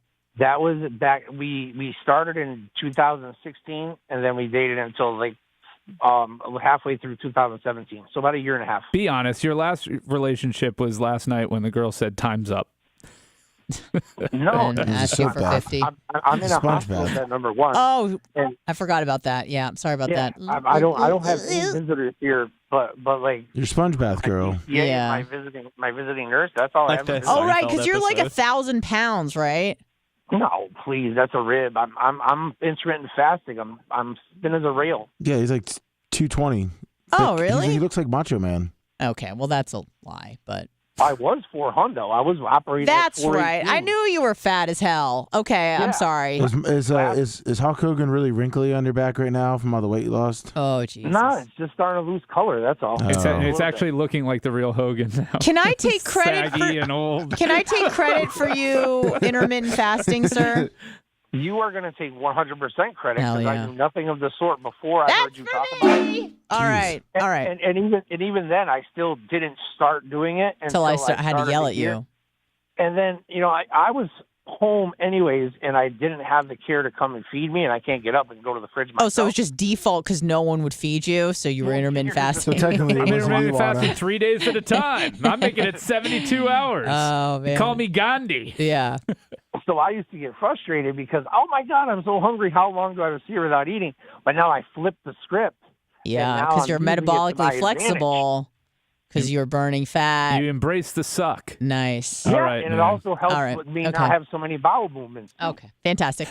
Right. Okay. Thank you for calling in. Hey, Appreciate is there your. an after show? Is there an There, after show? there will be an after show. Yes, God sir. bless. Thank you. All right. God bless. Last call. Hello. Who's this? Hello? Hello. Hello? Hello. You're on the air, sir, or ma'am, however you identify. Hello? Okay. Yes, we can hear you. Can you hear us? Last chance, buddy. You're late. Okay. I got him. Yeah. Very good. Hello? Yelly. All right, we're done with this guy. I can't deal with you. I got a caller ID here. Who called this number? Yeah, well, we'll figure it out later. All right, we're going to take a break. When we come back, we got to talk all things Ron DeSantis because it's hot. He's in the news, and we'll talk about it when we return. Bubba the Love Sponge Show. Bubba the Love Sponge Show. It's the Bubba the Love Sponge Show. So my wife goes, she turned it on. I said, it's safe to listen this morning. We're not really going there. So my wife texted me. She said she heard the part about how we complete each other, which was cute and perfect. And then I had to turn it off because you called a woman a whore. I was like, that's about right. Yeah, that's nice, Brian. That's about right. How we all doing though? Let's go hot mic session. What do we got going on here? Anna's getting ready for handle it. I gotta make your. Yeah, I got it. You go. All right. You go, girl. You go, girl. You go to the bathroom, girl. So what's up, everybody? Morning, Miss Carrie. What's up, Thanks for sticking with us. All 433 of you on Kick. I don't know how many people are listening on Rumble or watching on Rumble.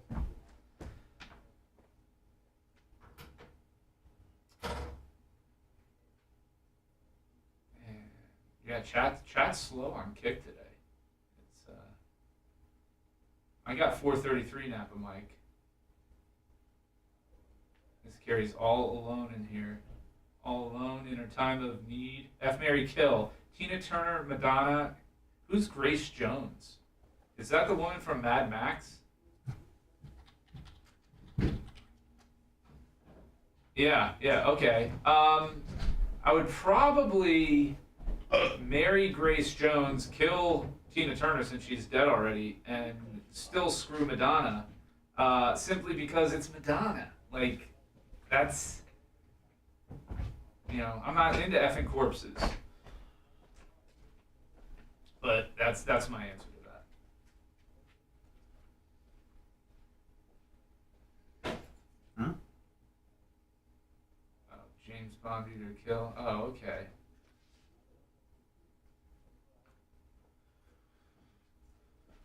Brian, you going to the Tarpons game?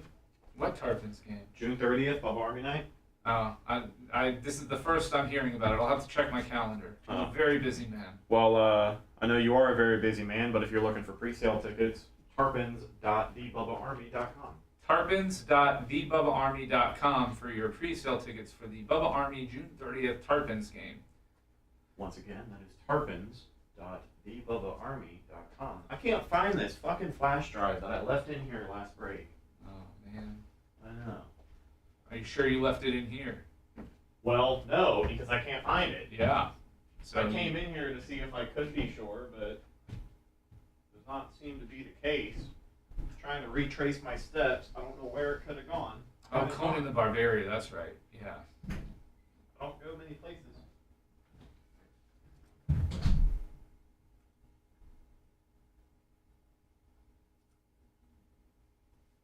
She was, man. She's unique, Having a look is saying something.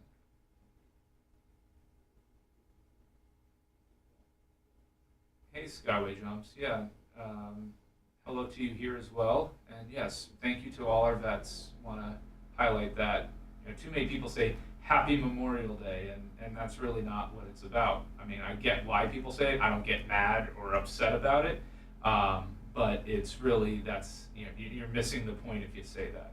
You say have a good holiday weekend. That's I think more appropriate if you're going to go that route.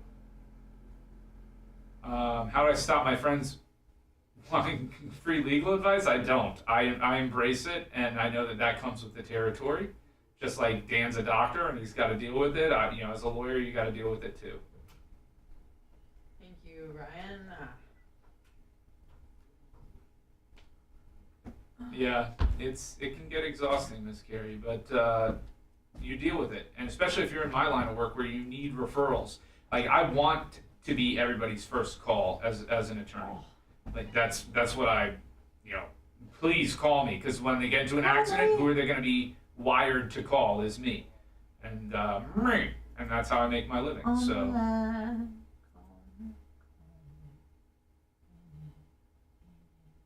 Good morning. Good morning. Good morning. Elton, I'll be in touch with you hopefully later today. Beyond Thunderdome. Yes. Yeah, if I work for the state, yeah. But yeah, you want to build those networks. You never know where your legal path is going to take you. And again, you want to be everybody's first call if you ever get into the private sector. I want dark mode. We're not going to a park. We rented out this amazing home. It's themed. It's really awesome. It's 3 families going. It's 5,000 square feet.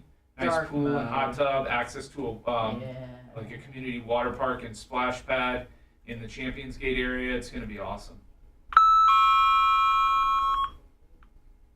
Hello? There we go. That's what's up. Alright. Let's talk about the wrong needy. I knew I was right about Grace being in Mad Max. I knew it. I had the wrong, movie, but yeah, that's ha. Wasn't just you, Rupert Lips. That was me too. He's got the wrong movie. Yeah. Come on. Now.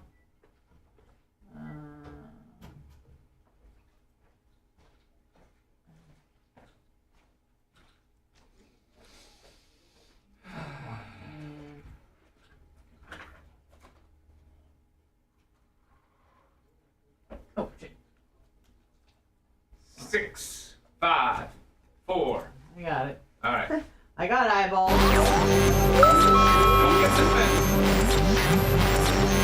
I need you to say $755,000. $755,000. $755,000. Each day we draw nearer the hour of maximum danger. The largest fine ever handed down by the Federal Communications Commission. That's a showstopper right there. They thought it would stop him. They thought wrong. I am hard as a rock.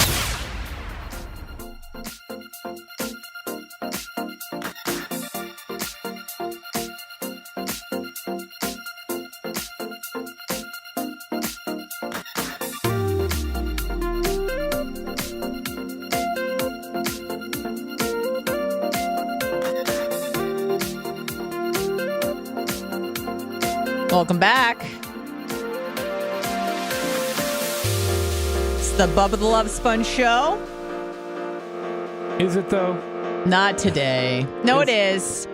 But Bubba's not here if you're just tuning in and you're like, what the hell? Bubba's out. He's sick. He's peeing out of his butt. It's not good. But he will be, well, I don't know if he'll be back tomorrow. I hope he is.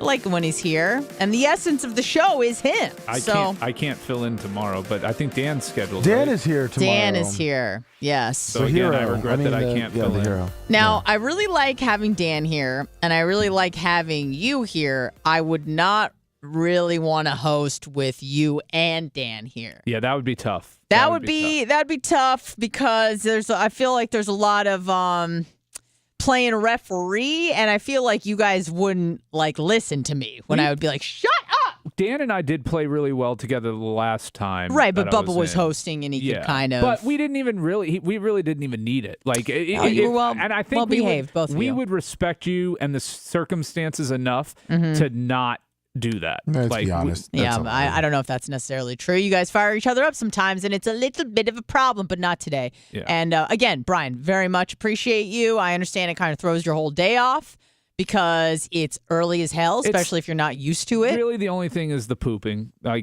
poop every day at 7 a.m. and I went back at 7 to try and go, and this was not happening. But, you've known for 2 weeks you were coming in, so you've been able to prepare yourself, though. You can't really prepare your body. Hey, you're going to poop at 5 a.m. on May 25th. It's not like going to the moon, and I'm training for space. You got to set your alarm at 5 and get up and go sit on the toilet. It doesn't matter. It's not happening. You don't have to go. That's the problem is I feel like I have to, but it's not happening. I call it, and I get it, too. I call it travel gut.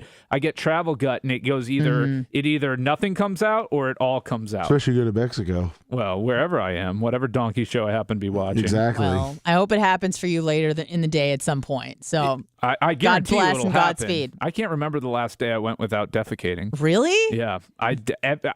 No, I can't. That was me until I started intermittent fasting, and it effed me up. Where there was like multiple days, not consecutively, but there would probably be 2 or 3 days out of the week where I didn't go for the whole day. Oh no, not consecutively. So Right. again, it'd be like a Sunday, a Tuesday, a Friday, or something like that. But it was odd because I was used to going all the time. But you got to think, less food is coming in, so you're going to go to the bathroom less. So I think for me it's the cortisol, not the stress, like this is so stressful being in here, but just the change and the physiological effects that it has on your body. Absolutely. I think it just shuts it down for me. It's Yep. like biologically, it's like we're not going to be vulnerable and having to poop. Mm-hmm. Yeah, You know? yeah. You got to think that usually if something, not that this is traumatic, but in the event that something, like you get in a car accident or something, and maybe you had to go, and all of a sudden it just disappears. It's kind of like that. Well, that's because it came out. Especially if you got in a car accident. Because you did just Exactly. yourself.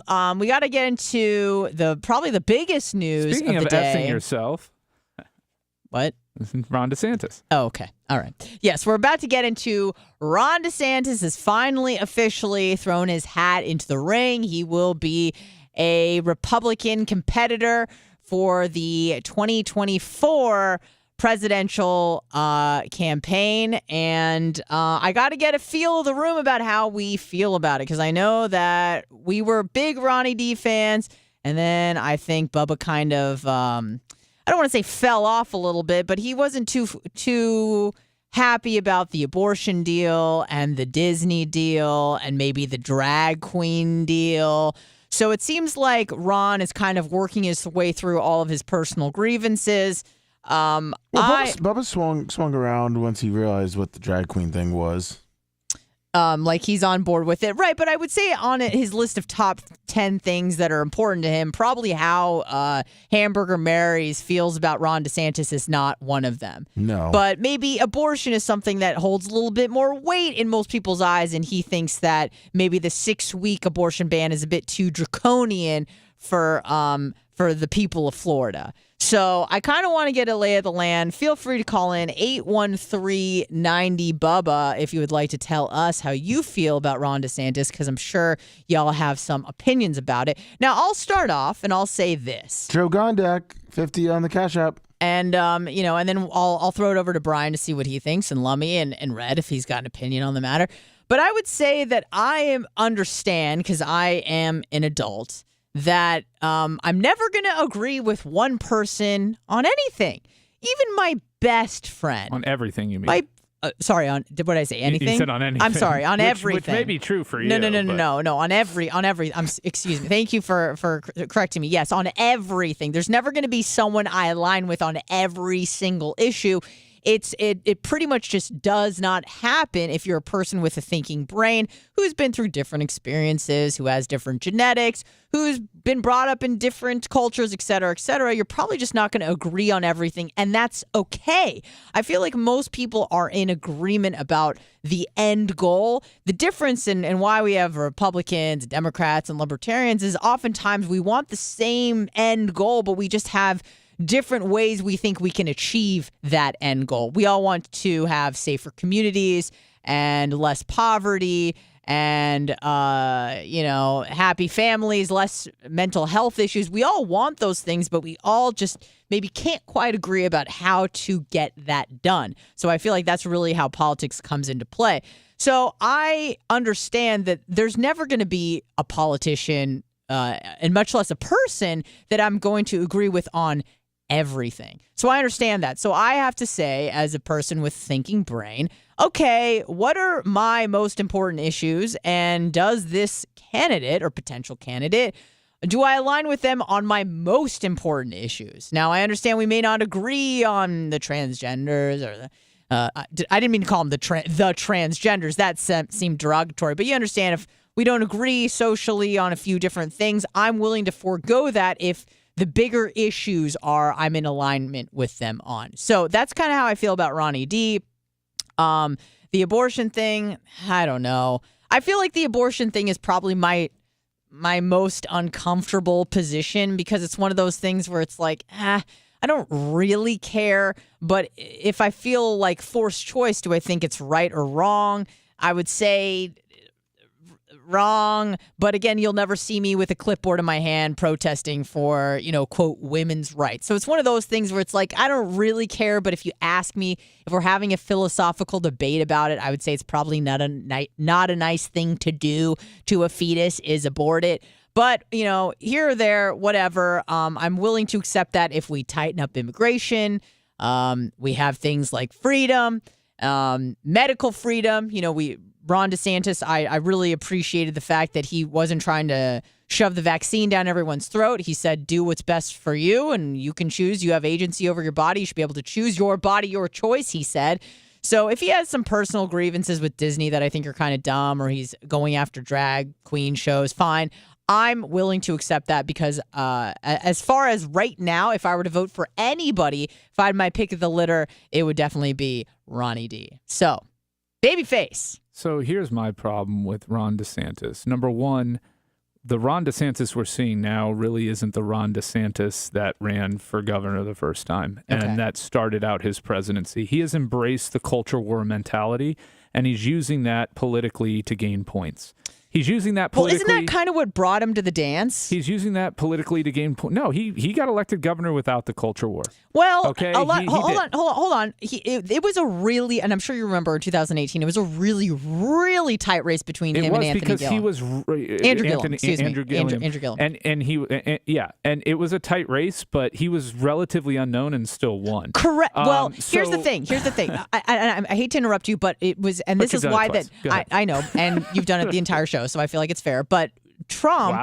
Wow. Holding on to that. That sometimes that happens, and I'm trying to get counterpoint in. It's just funny because you said didn't mean to interrupt you, but it's fine. Go ahead. Okay, I'm sorry. I apologize. I was trying to make a joke about it. All right. Then you made it personal. Yeah. Mine was a joke. Okay. You've been doing it the whole show. You made a whole life off interrupting people, Brian. Yeah, Brian. I mean, ass. I'm just kind of stating the truth. Sometimes I'm trying my best to drive the show. I'm messing with you. You're doing great. Okay. I'm trying my best here. What did you want to say now? I was just about to say that Trump was, or at least took credit for, and I think that he's kind of rightly owed the fact that he kind of dragged Ron DeSantis, who you said earlier was somewhat unknown, over the finish line and to win the governor position in 2018, to win the gubernatorial race in 2018. No, that's what Trump says, right? Yeah, but I would say that because it was such a tight race and Ron DeSantis was kind of unknown, and again, Trump has credited himself, but I feel like a lot of people have said that as well, that Trump really campaigned hard for Ron DeSantis and kind of dragged him over the finish line. So before that, nobody really knew who Ron DeSantis was. And so what I was trying to say is that he really made a name for himself during COVID and fighting big tech, big pharma. And that's kind of how he's gained his own power and his own name. But you were, okay, go on. So, but when he started out, looking at his first two pre-COVID years as governor of the state, he was protecting the Everglades. He was protecting offshore drilling. He was all for public schools and increasing public school funding and money for the teachers. Okay. Then he saw his opportunity. COVID presented him an opportunity. He's a politician. I get it. He's going to take advantages of his opportunity. The problem I have is that what he's doing right now as governor in the best interest of the citizens of the state of Florida? Or is it in the best interest of Ron DeSantis, the politician running for president? And I feel a lot of what he's done in his last year or two has been in the best interest of Ron DeSantis and his future as a politician. And I'll go through those. Number one, the Disney fight. Absolutely ridiculous. You can say Disney started it for what? Having an opinion? What ticked Ron DeSantis off was Disney saying that they were going to no longer donate money to candidates in the state of Florida. And they had historically donated a lot of money to Republicans. So let's be clear on that. That was the problem with Disney. Not Disney having an opinion that the don't say gay, I know I hate that terminology for it, but that because it's more complex than that. But that bill was bad, but that the fact that they weren't going to donate anymore because of the pressure that they felt as a company, and then he targeted them and went after the largest private employer in the state, that is not good for the state of Florida, okay? That's number one. Number two, changing the open sunshine laws for the governor, okay, and what applies to him. That's a very fascist move. He no longer has to report who visits him at the governor's mansion. He no longer has to report where he's traveling on the state planes.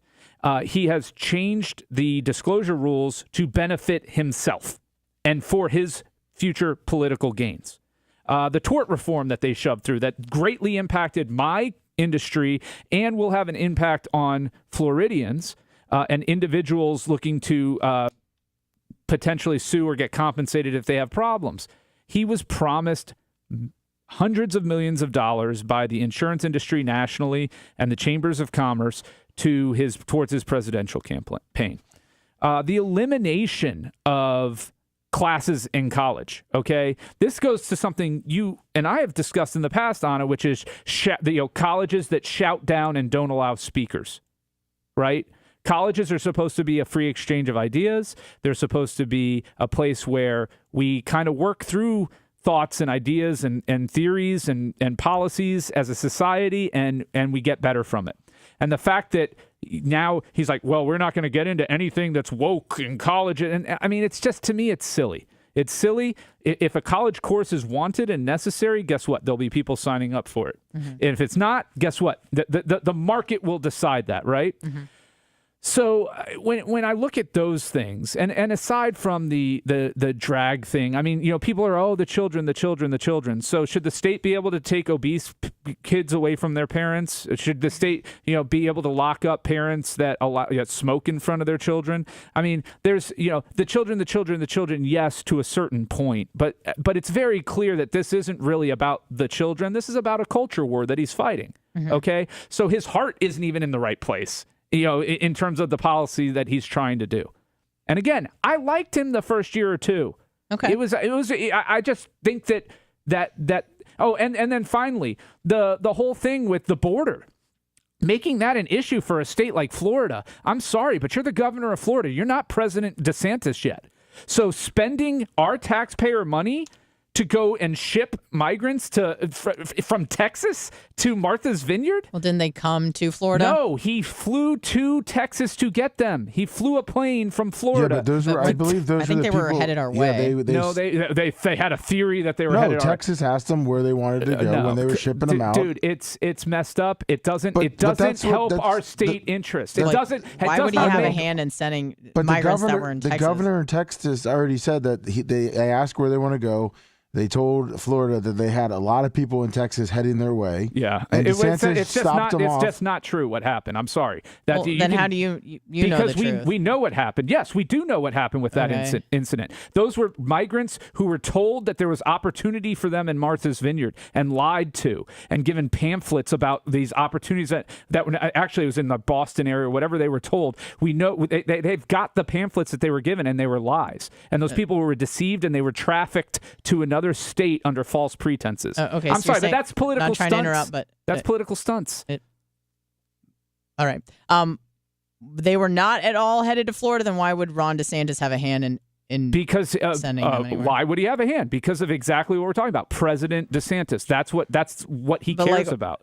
I understand They're that, not all headed. I mean, it's ridiculous. It's ridiculous. Look, it's not a Florida issue. It's not illegal immigration is not a problem that's ravaging Florida. I'm sorry, it's just not. So if they were just migrants, it's just not. If you're talking about the state of Florida's interest, what is a governor's job?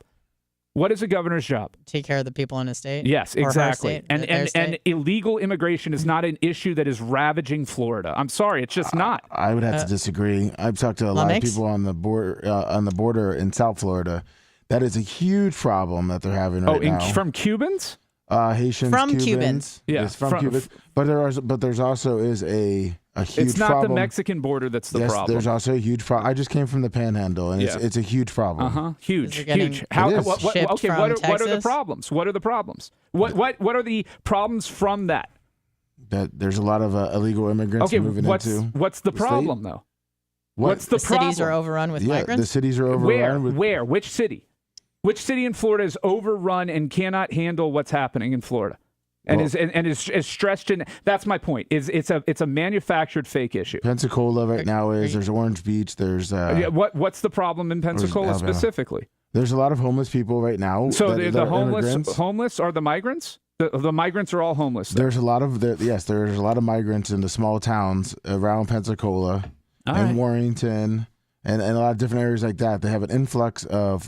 the homeless people I see are not migrants. Go down to Home Depot at 6 a.m., 7 a.m., 8 a.m., Brian. They're workers. They're not They're not getting picked up. And when they're not picked up, they go back. Well, he doesn't drop them off at home. He doesn't know. Aren't we going to the immigration center soon? We got to film for Florida News Network. Brian, maybe we can bring Brian with us. Just go to any Home Depot. There's what over I'm saying 100. is it's not a It's not. What's a bigger problem facing Florida? The home insurance, homeowners insurance rates, or migrants? Why can't both be issues? Well, both could be issues, but which one's being addressed? Which one? Hold on. Which one? No. Which one is actively being legislated on and financially addressed by this governor? The migrant issue. The homeowners insurance issue is massive in Florida. Okay. And it's only going to get worse. They have done nothing to address that. Why? Because it doesn't score him any political points. Yes, because the other side, you could say, well, I'm just saying. What other side? He's trying to answer the question, Brian. Let him. He thinks slower than you. Go ahead. No. But if you're talking about his political for presidency, he's focusing on the issues that the other side is not focusing on. Because but I'm agreeing with you on that point, I know, Brian. That's what I'm saying. Get angry. But you're still coming at me when I said. No, I'm not coming at you. I was about to say he's focusing on issues that are not necessarily primarily in the minds of Floridians and at the top of our list. Serving his constituency. He's serving himself. But Brian, and that's the problem I have. Look, I'm not even going into whether or not the migrant issue is right or wrong. I'm not even getting into that. Do you think it is an issue? That immigration is an issue. It's a dirty issue that nobody wants to fix in this country. Nobody wants to actually fix. But Brian, and solve. what I'm saying is that but he's trying to do enough in Florida on the immigration issue, so when he goes national, that he has that to point at. But my problem. So there is an issue in Florida. Wait, look, Red, did you want to say something? Really I think Red's trying to squeeze in. I was just you have not been out lately in any I haven't been anywhere. No, I haven't been anywhere. Brian, You're right. You literally just have to go around anywhere, and there's a ton of illegal immigrants.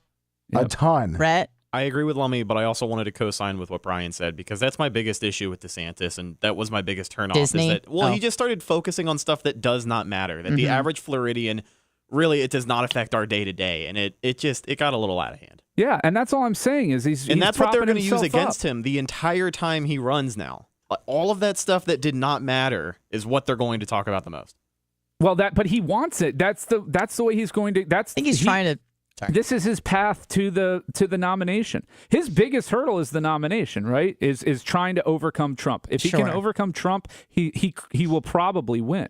I don't know about that. I do. Oh, actually, yes. Because yes. Biden I agree. won, not because Biden because is it was a great anti-Trump. Candidate. Right. It's anti-Trump. Correct. The hate is not going to be there for DeSantis. The visceral, especially if he distances himself away from Trump. They're going to make people hate DeSantis. I promise you. Oh yeah, it's already happened. I mean, it's probably going to be worse than it was Trump. I don't know that it. No, I don't think it can be worse than Trump. Because I just don't know that it can be. And let's face it, Trump won the first time. Okay, so it was the second time. So the hate builds, it grows, and familiarity breeds contempt. And people won't know DeSantis well enough to hate him enough. Like people were voting against Trump, not for Biden. But that's what the media is doing right now. The media is literally hating on DeSantis. Are they hating on him, or are they taking kind of a position of what Rhett just said, which is a lot of this stuff really doesn't matter. You're fighting a culture war just to prop yourself up. So he's getting the reaction that he wants. I mean, you don't do the things that he's done that really, at the end of the day, very little of it impacts us as Floridians on a day-to-day basis. But the media, the way the media portrays, since before he even announced, they were attacking everything, changing names on bills, doing different things. Saying different things that didn't even, wasn't even in the bills to make DeSantis. And then once he pretty much was coming out, now all you hear is how horrible DeSantis is. And with nowadays, and how horrible Florida is. With nowadays, the media is more than half of a campaign for anyone, right? Yeah, and why do you think DeSantis announced on Twitter? You don't think that him and Elon, you're okay with that co-op, but the media attacking him? What would have been a better way to do it, for him to go on CNN or just release it himself on YouTube? Like, what would have been? But clearly, this was a coordinated effort. That's what politics is, right? Brian. Like, but that's what Lummy is lamenting, is that the media is trying to paint him this way. Well, the media is Twitter as well. I mean, absolutely. And so the larger point here is this: that everybody's got their allies, and the media, they're kingmakers. I mean, that's the way it's always been in this country. It's not going to change. Yeah, but overnight. the whole media all took a crap on his whole Twitter thing because they didn't get it.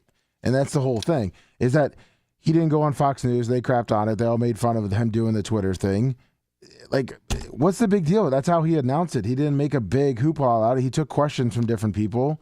Like, he did it differently. Did you watch it? Because I know that it was pretty glitchy for the first 20 minutes. Yeah, it was just audio. It was just audio. Yeah. That's what I thought, because I saw them playing it like a replay on CNN, and I didn't know if they were purposely not showing their faces or. That's gotta be he went on Fox News on the trade. It was just audio, and you couldn't really hear it. Yeah, it was glitching. It was a disaster. It was a disaster. He made his first TV appearance at 8 on the 8 o'clock Fox. I think it's Trey Gowdy. Is when that was his first TV appearance. And he avoided discussing Gowdy pressed him on what would he do with Ukraine, and he talked about woke in our U.S. military. That was his answer to how would he handle or what does he think about the situation in Ukraine. Right. I mean, this is the problem: is you have a guy who doesn't really have any substance with regard to the actual issues. He is a culture war candidate, and I get that, and it's going to resonate with some people. I get that, but a lot of people. He's a culture war candidate that is governing our state right now, and is going to who's not a culture war candidate? Like, who isn't talking about like even with Biden, where he's like, oh, I think in not TRT, that's testosterone replacement therapy, but what's the critical race theory, or race is injected in everything, and it sucks that on the other side you also have to talk about it to say we need to stop talking about it. But like, who isn't? Because there is a culture war, so you have to kind of identify it. Historically, when somebody runs for president, they leave the governorship. Like, you don't get to continue being the governor of a state when you're actively running for office. And didn't he sign some sort of? Yes, he changed. This is the fascist side of it, and this is the part. But he's the one who passed it, and he's the one that took it away. Like, he passed it because there's other Florida governors that were talking about running, but then he passed it. But that's just the problem I have, is that he's showing us his true colors, which is it's all about him, and he's going to do he's going to pass whatever he needs to pass to help himself at this point. Sure. And I get that they all do it, but he is being so blatant about it. Okay. And I don't appreciate that. I just don't. Again, not even getting into policies. I don't know that he has policy positions on Ukraine, and I don't know that he has an actual fix for immigration. He's good at highlighting these issues and amplifying them, but I don't know that he's coming with solutions. What is your general idea or consensus about the immigration issue? Because I assume that you think it's an issue. How would you? And I'm not trying to put you on the spot and say like, how would you solve this? But like, in which direction do you think that the federal government should go? Is it more vetting? Is it, closing it down completely? Like, what direction would President Brian Babyface Matroni go? So for the asylum, I would absolutely cap it, or I would. Well, one is you come up with a number each year that you're going to accept based upon your demographics, based upon your economic needs of the country, things that are going on situationally. I wouldn't say it's a consistent number every year, but you adjust it. Number two, pour a ton of money and resources into expediting the process. So being able to house them somewhere, asylum seekers, if you're going to have it, if you're going to have asylum, you do the program right if you're going to have it. So have housing at the border where you can keep everybody who's pending. They have to come in with a certain amount of documentation and papers before they can even apply for asylum, before they can even cross the border. Right. And expedite the hell out of it. Pour money and resources into the problem. Let me ask a dumb question, because one I should probably know, but just don't. I know that there are quotas, like we're only supposed to take in X amount of people. Let's just say it's 30,000. but we're exceeding that by like 1.2 million. How is that even a thing? Are we just saying that this is how much we can take? There's obviously no legislation saying that the hard number is 30,000. I'm just throwing that number out there. The hard number is 30,000 asylum seekers per year. We cannot exceed that. It seems like there's no cap on it. Is that right? Are those people actually getting asylum, or are they all pending? I mean, that's the other thing. Is the 1.2 million the number of people that got granted asylum, or is that the number of pending asylum cases? I was thinking that it was like the amount of people per year that cross the border seeking asylum. Like as soon as they come onto American soil and they're given some sort of identification number or a court date, in my head, you are now an asylum seeker in America, and you are part of that 30,000. You're a seeker. You're not granted asylum. I think that the 30,000 cap is the number that actually will be granted asylum. I see. But I'm not certain on that. Okay. I think a lot of them now, they don't even have court dates. They're just because they don't have the resources. That's the problem. Is they're not providing the resources to process it. Right. Like that's and look, this is not a Democrat Republican issue, okay? This has been an issue that's been there forever for everybody. Go back on presidents, not forever, but go back to the 80s. This has been an issue. So this is more of a philosophical, open-ended question, but what do you think is the not impetus, but do you think that any country has a duty to take in asylum seekers from other countries?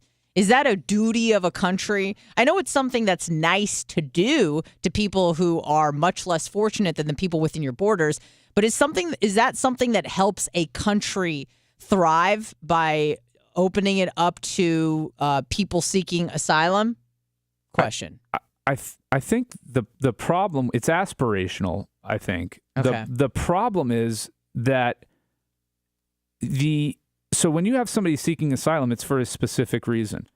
The United States needs to be focused on fixing the issue that's causing the people to seek asylum, and that is the gangs and the crime that is ruining Central America. But why is that America's problem to fix? Because it's America's problem to fix because we helped create that problem. I mean, we are when you inject yourself into world policy and politics and install banana republics and when you got to deal then with the mess that you've helped make. And that's the thing is U.S. foreign policy has created a lot of the issues that we now have in the Central American countries that are driving. But we've these done that people. all over the world. So do we owe it to each country that we've had some sort of interaction with to fix all of their problems? It's not a matter of having interaction. This goes beyond interaction, right? This goes to being complicit in the creation of the circumstances that are now leading to people having their lives threatened and all of that. El Salvador's doing a good job with that. Well, no, I'm being serious. No, with the prisons and locking it down. I mean, their crimes at an all-time low. But if we invested the money that we're wasting on or spending, not waste, whatever you want, however you want to look at it, on this issue at our border into, trying to come up with solutions for the problem itself. How about this? Legalize drugs in America. Mm-hmm. Legalize them all. Control them, tax them, and take away the illegal trade into this country. Yeah. And you eliminate 80% of the power that the cartels have. Mm-hmm. You eliminate their revenue streams. Mm-hmm. And now you get to tax it. Look, there's going to be people who can't hold their smoke, and they're going to act up. And we're going to, the first couple years will be tough. That's what I was thinking. Because I know this got brought up yesterday about places, I think like Seattle or Portland, where you just see tons of people just ODing in the streets. And in my mind, I kind of think like you, Brian, that it's going to get a lot worse before it gets better. But that's the only road to recovery. A lot of solutions. Things have to get worse before they get better. Right. Couldn't you just threaten them to take away the money that we give them too? Didn't Kamala go down to was it Guatemala, Nicaragua, and we gave them a ton of money to build up factories and things like that? I mean, that was like a year or two. That was about 2 years ago. We're giving them money by making the drug. The real funding of the cartels is the illegal drug trade. I mean, that's and so they have crept their way into legitimate businesses and things like that they now are able to steal money from. But if you eliminated the money that they make from the illegal drug trade into the United States, which is where the vast majority of their drugs end up, then you would eliminate the power that these cartels have, and it would ruin their structure. And eventually you have could to suffocate them. You could suffocate them. Exactly. You snuff them out. Right. Because unfortunately, when you give money to governments in Central and South America, most of those governments are in bed with the cartels. They're doing business with the cartels because the cartels are the ones that have all the money. So they need to have the cartels on their side and turn a blind eye to certain crime. And I'm sure, Lummy, you've spent more time in Mexico, I think, than everybody. I mean, you can pay off the police, right? And who has more money than the cartel? The police is paid off. Right, exactly. That's why you want their government to actually do something and crack down on them. But the government is complicit in it too, because the cartel is threatening them. And the only way they stay in and not get assassinated is by playing ball with the cartel. Right. So you've got, So the answer is less money, not more, is what you're saying. Give them less money, not just throw money at the government to here, build a factory, build this. It's exactly. That's going to the pockets of the cartel, no doubt. What you need to do, and I agree, is legalize drugs on our end, because if we legalize it here, then there's no need for a black market. Exactly. You eliminate the black market that funds the cartels and gives them all of their power over these governmental entities in their country. All right. We got full phone lines, so we're going to get to those after the break. Don't go anywhere. Bubba the Love Sponge Show. Bubba the Love. It's the Bubba the Love Sponge Show.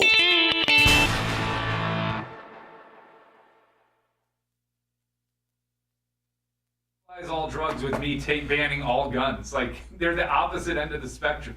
Let me real quick. We're going into segment 6, right? Give me 2 seconds. So I need two more commercial breaks, right? I believe so. Just give me a second. Yeah. Yeah, we're going into 6. Okay. So then. Okay. That was 5. Yep. So then we have 6. So then I need a break for 7, break for 8, and then we're good. And then everyone hung up. So that's cool. Call back.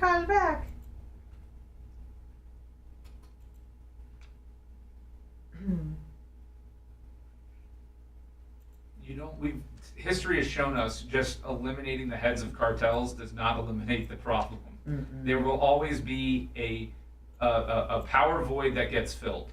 What are you talking about? We took out Saddam Hussein and everything turned out fine. Yes, absolutely. It always works out. It's not like we gave birth to ISIS or anything. Afghanistan worked out well. Well, I mean, that's a little different, though. The cartels are not running, technically. The government, Saddam Hussein was running. I mean, the cartels are running the country. Well, no, but if you kill a couple cartels, yeah, another cartel will come up. You've already created ISIS in Mexico. That's what the cartels are. Yeah, no, I understand. Look, these are very complex problems. They don't have easy solutions. That's the problem. We are not good at, and we have shown our country, the world, humankind is not good at solving any problem that takes actual effort. If you can't throw money at it and solve it, then we're not interested in doing anything. Anything that actually takes real work, multifaceted, complex shit, we can't. Mexico's lost their shit because our plant was in Ensenada. We had an apartment there. Mm-hmm. I don't know if you saw 2 weeks ago the Baja 500 that always runs. I've been there for the Baja 500. Call it back. And it's the most secure because it's a cruise ship town too. Yeah. It's one of the most. Yeah, they used to have, but that was the gentleman's agreement they had with the cartels. You guys don't come past this part. There was 13 murders. Well, yeah, the couple cars stopped because they're all lined up in the street, and they got out and tried. I think it was 13 drivers got murdered. And just sitting in the trucks. Yeah, it's fucking crazy. And they're not doing anything. And that's only an hour from the border. Yeah, and Juarez and Tijuana is horrible, but. No, once they come near the border and once they go to the cruise ship towns, yeah, you know that Mexico's lost control. Yeah, no, then they're in trouble. If there's not a response by the military, the police military there. Well, we don't know. Well, the local police in Ensenada is a complete joke. Right. But the military in Mexico, there may be a response that's coming. Is my point. Once they find out who did it and what was the circumstances, that cartel may be, because that's what they do, is they know the cartel is going to be there, but we're going to take out the people that did that to send a message so that the next group that comes in respects the border and the boundary. You're allowed to be a scumbag up to this point. Yeah. Leave our tourism dollars alone, because once you start taking that away, now the government doesn't have money. But that's a crazy thing, because with Ensenada, when a cruise ship came in, That's when the military came in. Yeah. And they shut down everything, and the police was like just non-existent. Yeah. And then once the cruise ship left, because we'd sit in our apartment and watch the cruise ship up, and you just see the military just go, whoop, they'd run a couple through the street, and then they'd be done. Yeah. And then the police would just come out, and it was a complete because but that's the understanding they had. Like the system worked as dysfunctional as it was, and when a cartel leader starts violating that unwritten rule, then they will get taken out. Which hopefully they will. Yeah. What is that noise with that click click? I don't know what that is. What, on the headphones? I don't know where it's coming from. It's been periodic. You hear it though, right? I heard it. The first time I heard it was when you were trying to pot Red up. Yeah, I didn't touch anything just now. I didn't have my headphones on, so I didn't hear it just now. I hear it. I don't know where it is coming from. I got some static on my right one, but that's about it. Okay. And it just got better. Good. Call back, you fuckers. I made the whole segment about you. And then you guys hung up on me. The fuck? We'll come back and play his release video. And go from there. Okie dokie. And then hopefully we can get more involved about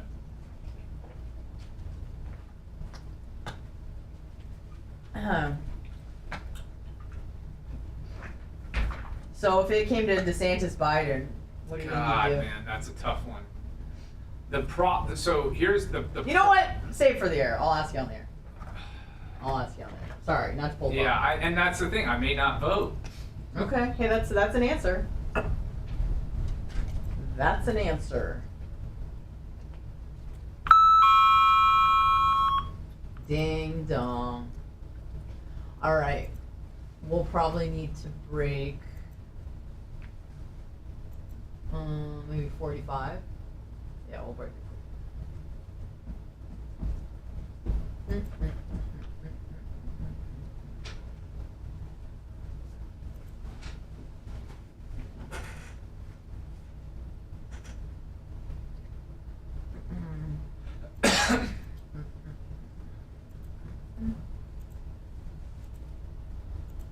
Everyone thinks the Rays are done now because they lost one game 20-1. They won last night. I know. That's what I'm saying. Everyone thinks they're done. They were only down, 9-1 when they gave up? Yeah, I mean, they gave up. They pitched 2 innings with fielders. I know, that's what I'm saying. I was like... They rope-a-doped them. They got Toronto get all their hits out.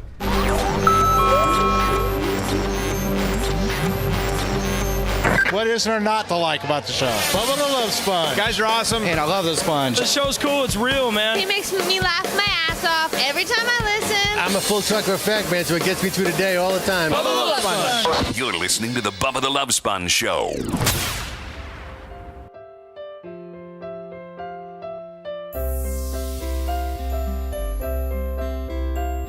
Speaking of Bubba, he's not here today, but we are. And we'll be here till about 10 a.m. with you. Well, there will be an after show, YouTube, Facebook, so make sure you tune in for that as well. We're going to jump right in. Got a little heated talking about Ronnie D running for president. I'd probably throw my support behind him. But that's not to say that the man doesn't have flaws. Much like we were talking about in relationships, there's no human that's perfect. Politics is a dirty game, and I always take that into consideration. I was asking Brian during the break if it came down to a Biden v. DeSantis card, who he would throw his support behind. Brian? Yeah, I may just sit that one out. I don't think that Biden has the capacity to serve president as president for another 4 years for sure. I'm wondering about the next 2. Do you think they'll change up the vice president? What's that? You think they'll change up who is vice president? No. That's admitting you made a mistake. Yeah, no. That wouldn't politically be prudent. The issue that I have, so I've lived with my parents, my parents live with me, and my wife's parents, and I see how quickly they fade once they reach their mid-70s. And it, imagining them 4 years from now, and really 5 years from now, in the case of presidents, to the 2024 election, is scary to me. Are you talking about cognitively, physically, or yes, all the above? All of the above. Okay. All of the above. When it goes quick. It's like an NFL quarterback. You may not even see it coming, but once they lose it, it's gone. Pick right? 6. And it can be a really, really quick fall. Right. Interceptions. And things like that. I have a big problem with the totalitarian things that Ron DeSantis has passed in Florida. I really do. I mean, making the governor's movements and visitors secret and out of the sunshine and only applying to him and not to the rest of the government is so transparent to me what he's trying to do, and I don't like it. Like I don't care who he's if you have a problem with who he's meeting with, that's none of that. I don't care if it's a Republican or a Democratic governor. That we have a right to know as citizens of the state that are being run by this man or woman or whoever it is that's running it, what they're doing and who they're meeting with. Transparency. Transparency. And to take that away is a red flag for me because that tells me the type of president he intends on being. And I don't like a lack of transparency. Right. And for me, the personal grievances with Disney, whatever, the drag shows, whatever, to me, that's more, and I could be wrong, but it's like he's just trying to demonstrate strength. Like, don't mess with me, otherwise I'm going to come after you, sort of a guy. Whereas Biden seems to be like a weak leader, I would say. A lot of people would say that he can't attack, he can't go after people who've done him wrong. So I feel like that's more of a flex of, don't come after me, I'm a strong leader, I will, execute strength on you. Brian, so you're saying obviously you might sit one out if it's DeSantis and Biden.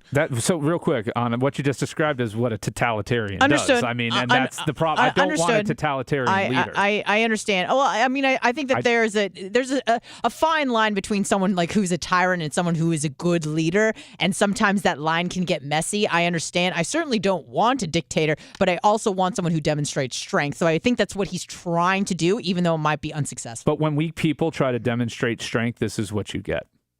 And that's the bottom line, is he's a frail individual. He's not going to do well, not because of just the media. He's going to do well because he does not have the temperament. We've seen him deal with people who disagree with him.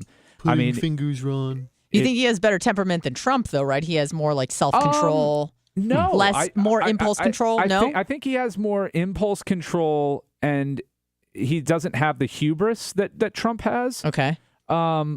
But I think because he's more of an intellectual than Trump, that his weakness is thinking that he's always the smartest guy in the room with DeSantis, that he's definitely right. I don't see him as somebody who's going to listen to advisors well, in much the same way Trump didn't. Did we ever get to the bottom of the pudding cup story? You hear about that one, Brian? The pudding cup? Yeah, he likes to use his fingers. Yeah, that he literally just eats pudding with his bare hands in front of people. Who cares? I mean, that's weird. That makes me like him more. Who cares? That makes me like him more. I was trying to ask Brian a question. Brian, like you said that you probably sit one out against Biden and DeSantis. So who would you vote for again, like that would run against Biden? I would vote against Biden. Yeah. Pretty much any Democrat at this point. No. Who would get your vote? Republican. Oh, okay. Is there any Republican that would ever get your vote against Biden, or are you just going to stick behind Biden? No. Like, is there anyone that you would vote against Biden for? Like Republicans that are running? Or anybody, currently? I guess, at this point, that actually, if it's a presidential run. Yeah, with anybody. Or would you just sit it out and not vote for anyone and let Biden, run, I mean, I like candidates like a Nikki Haley type. I don't know that she is so far right. I don't want to live in a country whose laws are dominated by religious philosophy. Okay. And what we're seeing from the right is this evangelical rebirth where every single law, every single issue that they care about is where do the Christians stand on this? And that's what we're going to legislate. And I don't like that for a variety of reasons. What I've learned from Kevin Hazlett when he was running for congressman is that this seems to be a dance you have to do when you're trying to get the nomination for your party. And then once you secure that nomination, you kind of move more to the center. So to me, this seems like obviously all of politics is a strategic play, but it seems like he's really trying to give pay homage to his constituency, to the people that kind of brought him to the dance before he, not hopefully, but if he gets that Republican nomination, then he will move more to the center. Like, that's what I hear the strategy typically is. Except that is old thinking. That is pre-2016 politics. We have become so polarized that getting the middle, where is the middle in this country anymore, right? Like, it used to be there was 30% of the country that you could sway, but I don't think that that's the case anymore. Well, and it's all about P1s. It's who are until the people? He gets that nomination, you think, though? Because I think once he does, then he can kind of move more to the center, more to the libertarian side of things. I think there'll be a slight shift to the center. I don't think it'll be a hard shift. We used to see dramatic shifts. We used to see candidates essentially like vacillate from, I'm over here during the primary, now I'm over here. Well, do you know a lot of like the Tim Scott policies? I mean, I don't really know much about him except that he's a bachelor. Well, a lot of the hardcore Republicans don't like Tim Scott because he's not as hardcore Republican. So that's why I was asking if there was anyone. I want a more centrist. What policies is he more centrist on? I honestly don't know. He's more liberal, like with his governor voting. Like he's more toward the center on a lot of his politics. Do you know any issues? I'd have to look. Okay. I think he's against like the 6-week abortion. I said, it's at South Carolina. Was it 12 Nancy, to 14 weeks? Yeah. What's her name? It's more just along that center line Republican, that's why almost like the media doesn't talk about him. Well, he's just not going to get anywhere because he's not controversial. That's the problem. Is everything's about clicks. Nancy Everything's Mace. about Yes. But no, Tim Scott is not a bad candidate. Katie Porter would not be a terrible Democratic candidate. They're never going to get the support they need because they're not polarizing. They're not celebrity. And they're not playing ball. Well, they're also not playing ball. They're not bought and sold for. Well, a lot of people said Tim Scott's just running now just to run for vice president, and that very well may be the case. But look.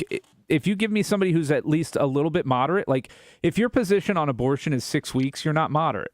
Like that's not what the country wants, first of all, and that's not what the country. You're not leading as a leader for your constituency. You are forcing your views onto the country. Yeah, and I kind of think this is a scary thing, and I heard this. I think it was on Shapiro or one of those. Is that the scary thing in 2008 was people thought Biden was more centralized. He was. But he moved farther to the left. He moved. He had to. That's the whole thing. He had the politics of today, and even 2008, you could still be kind of moderate. Like you were allowed to be and exist on the national scene. And now those days are over. So you just have to be so far left or so far right? Yes, that's the only thing that gets attention. That's the only thing that gets fundraising. That's the only thing that gets support is extremism. And that I can't stand for extremism. Yes, but I feel like the majority of the country, and I could be wrong, it kind of lies somewhere in the healthy middle, but you just really don't hear from them because they're not as passionate. They're not the extreme right, the extreme left. They understand that things are nuanced and that things take compromise to achieve. But you don't really hear from those people because, like you said, that doesn't sell. That no one's going to click on, hey, why don't we meet in the middle and negotiate? That's not something that's going to sell. Those people don't vote in primaries. That's the other issue. Is the people who are dispassionate about politics and wishy-washy are not the ones who vote in primaries. And that's probably why he's trying to go hard right now, because he's trying to secure that Republican nomination, because those people will vote in the primaries. Yeah, our system is set up for extremism. That's the problem that we don't realize. Is like the two-party system with a closed primary system for the most part, where the party apparatus essentially gets to choose the candidate, is the perfect model for extremism to come out. And we got to take a break. Right now? Yep. Okay, we'll take a break. I promise we'll get to the calls right after this, okay? Don't go anywhere. Bubba the Love Sponge. Bubba the Love Sponge. And we got Bubba the Love Sponge. The Bubba the Love Sponge show returns after these words. I'm assuming we got a text? No, Mach is said he's trying to. Okay. Yeah. So we're going into segment 7, and then we'll come back and finish the show. Okay. Sorry, callers. I told you to call and then I lied. I'm so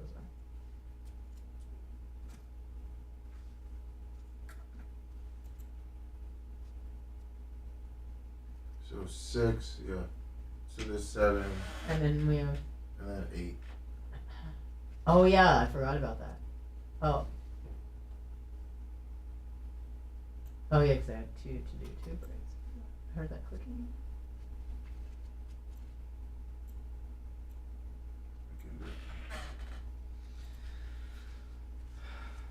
Where do you stand on abortion, Lummy?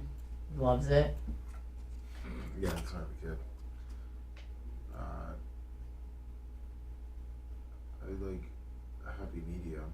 Yeah, I'm okay until the baby's viable outside the womb. I could go for that.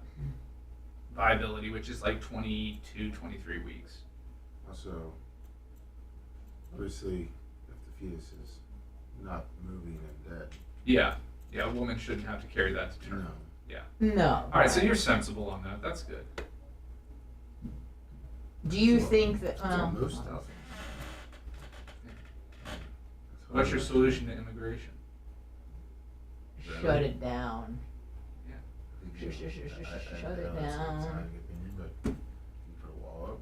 I think you put a lot. Do you think a wall would help? Down there to secure it. You'd have more agents down there that can process more people. There's fucking gnats everywhere more because it's goddamn honey.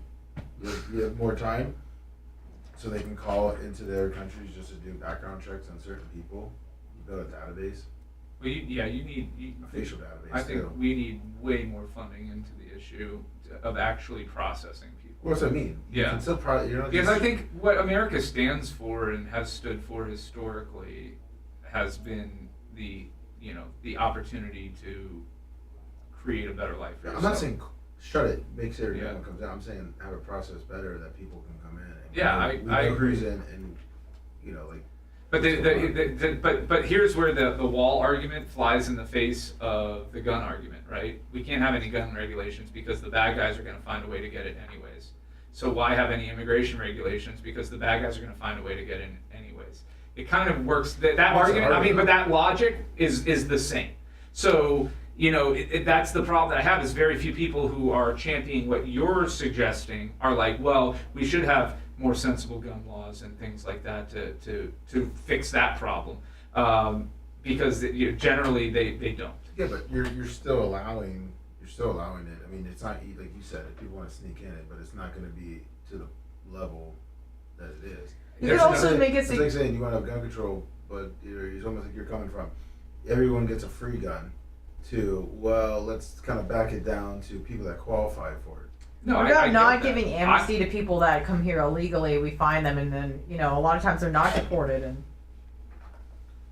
But like the Dreamers Act that gave citizenship to kids that were born and raised here and pretty much graduating high school, like the fact that that's even a political issue or was a political issue is ridiculous to me. At some point, if you're going to have a system where people are here, it's almost like adverse possession in the law, right? If you have a property, but I'm taking care of it and I'm claiming it as my own and you're not watching it and taking care of it, then at some point it becomes my property. Well, yeah, but I also think that they should be able to adapt to our culture. I mean, the Dreamers did. I mean, I'm saying that there's now it doesn't even matter. There is a level of it that happens for anybody to be successful. I mean, I understand there's a holding on to the culture, but it isn't completely. Like the ones that want to proceed beyond just doing picking tomatoes in a field, their kids generally adapt to the culture. Well, like this you were saying Joe's like his tree guy that I use, but he started his own business. He got here 15 years ago and applied for citizenship, and it took him 15 years, and he finally got accepted, and he hates the way stuff's going. Yeah, but he was here illegally for 15 years. No. He was here, he checked in and he applied for citizenship. Yeah, but just because you're applying for, you have to be. There's a process that you can't be here unless you're on a visa. Yeah, he was here on a work visa. What was his special skill? What was his work? It was like, so he was doing something in like Texas or something, manual labor. But that's usually seasonal, and then you gotta leave. Yeah, but he still waited, and then. So did he leave the country every time and come in on a seasonal, or was he here illegally in the interim? No, but if you remember, I'm just saying it's funny to me that the people who finally get in the club are always the ones who are like, "There's enough people in this club." No, but I'm saying is that, but you got to think that there was, like, when I was there was always people going back and forth, and now they don't have to go back and forth.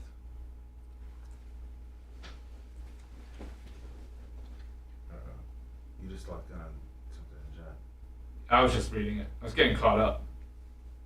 And whenever there's a buzzer, people went back and forth, but I mean they were still going back and forth. I mean, they were still here. I know it, which is.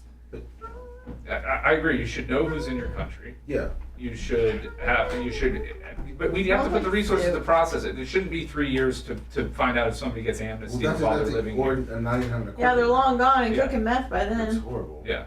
Well, part of it, COVID made things way worse because there were no hearings going on.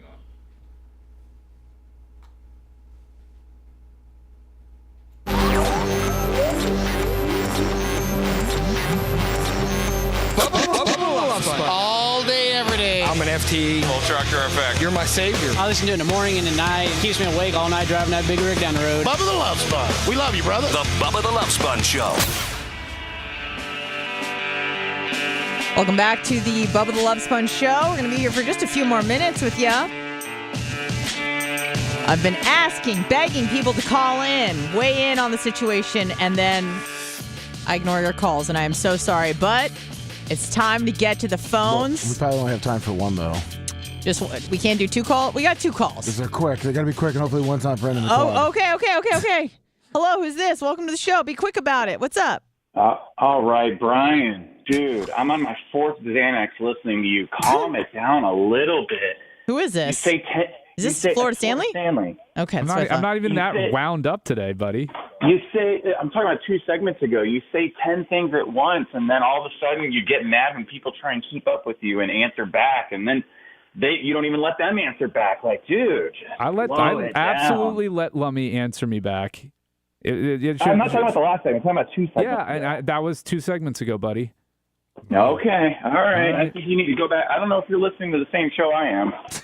Oh, you're 4 Xanax in, buddy, so I think I'm Brian's good. got his headphones plugged into something else. Yeah. Go ahead and snipe me at this point. Oh, put your money where your mouth is. $500 and I'm out of here. Thanks, Kyle. God bless. All right. Next call. Hello, who's this? How you doing? It's Zach from Oregon. What's up, Zach from Oregon? What's going on? First of all, I really think you did a great job today, and hey, I appreciate. I just want to say to Brian that I really appreciate your political dialogue, but I disagree on a lot of levels with it. Like your sort of like conscientious objection to not vote based on. I heard the points you were making, and I kind of agree with some of them. However, when it comes to Ron DeSantis, what he did for Florida during COVID as a model, and not to mention, when he does pick a VP, that ticket's going to be everything. Whoever Trump picks, whoever DeSantis picks, is going to get the GOP nomination. And I really think it's disingenuous as a Floridian and as an American to say, hey, historically, we have this ideal that it's all about immigration. Well, what if you're watching the fall of Rome? There's cities crumbling. Things are getting very difficult around here. And this is not like a bizarre distraction. This is happening all the time everywhere. We can't even pass a debt ceiling. We're cutting veterans' benefits by 22%. And here we are taking care of immigrants with all due respect. If it was a perfect world, we should. But it's not the reality. So we're watching the fall of our country, and we don't need leadership. We have the ability to take care of all of the problems that are addressed that you just brought up. We can't even pass a debt ceiling. I mean, why not? First of all, why should there even need to be a debt ceiling? Because it's a reality. Well, hold on. This is my point on that. This is how you fix the debt ceiling. You have a required balanced budget. Okay, the $1.9 trillion in tax cuts that Trump gave out. The timing of it was bad because, see, this is the problem. You guys talk about me, but I say a sentence and don't even finish a thought, and you guys are already groaning. okay? COVID changed that because the revenues weren't there coming into the government that they expected, okay? So the tax cut, I'm not saying he was wrong or they were stupid or whatever. You can have your opinion on them. I'm stating facts. The debt ceiling, hold on, the debt ceiling, we got about a minute the debt ceiling is for debts that the United States already accrued. If you have problems in the future, have a balanced budget act, period. Who handled COVID the best? Who handled COVID the Donald best? Trump, the debt ceiling was raised 3 times by the Republicans under his watch. When it comes to states, there was the state of Texas with the Greg Abbott. Who handled COVID is not who should be next president. I'm sorry, those two don't equate. Just said COVID caused the problem. I mean, I'm just saying that the two don't equate because who's China caused the problem. I mean, can't take that into consideration. No, that's a factor, I didn't say, but it's not the end all be all. Sorry. It's not the end all be all. Sorry, I weighed in. Excuse me. Are you aware that he's a veteran and a former JAG law officer? Yes. What does that have to do with anything? What does that have to do with the price of tea in China? About a culture war. How about a guy who actually served his country? So what? That doesn't give him. What do you mean, so what? So I mean, I appreciate his service, but that doesn't make him presidential material. There's thousands of troops that have served that aren't presidential material. Yeah, but he happens to be a former governor. Okay, you like him. I said why I don't like him. He's a totalitarian dictator. Oh, excuse me, dictator. You're talking about totalitarian and fascism. What are you advocating? You're not allowed to know where I go as the governor. You're not allowed to know who I speak with as the governor. That's media, not. So I am. The president kind of is doing it too, but the president's daily calendar is public. Yeah, the visitor log in the White House is public. You can go back to Obama if you want to talk about it, and the private phone calls that he was allowed to have on his private BlackBerry. But, we'll leave that there because we have to take a break. Who is on the Lolita Express? Exactly. All right, we got to get going to the next break. We'll see you on the other end. Oregon. The Bubba the Love Sponge Show, where men are men and the chickens are scared. It's the Bubba the Love Sponge Show. So that nobody can know what you're doing and who Where you're the talking men to. are men and the chickens is the are definition of totalitarianism. What the fuck? I mean, that is by definition that's anti-democratic. What was he suggesting at the end that you got upset about? I don't even know. Because Ron DeSantis was in the military, that he has to be president. No, I understand. That's like how people say, like, oh, Oprah should be president because she's good at making money. Right. Or Trump. He was quote unquote good at business. Oprah might become a senator. Oh, what? Really? Newsom said that he might replace what's her name with Oprah. She live in California? Yeah, she's in Montecito. Oh, she is? I thought she still lived in like the Chicago area.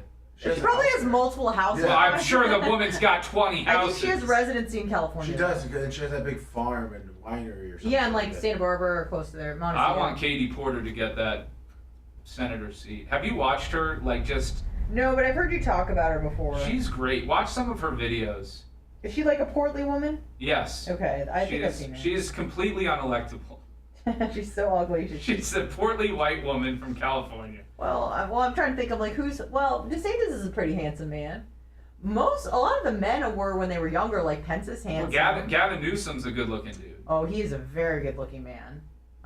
He's got like that presidential like asshole kind of what's that guy's name? Christian Bale and. Well, you know who I would go for? American Psycho. You know who I'd support for president right now? Mitt Romney.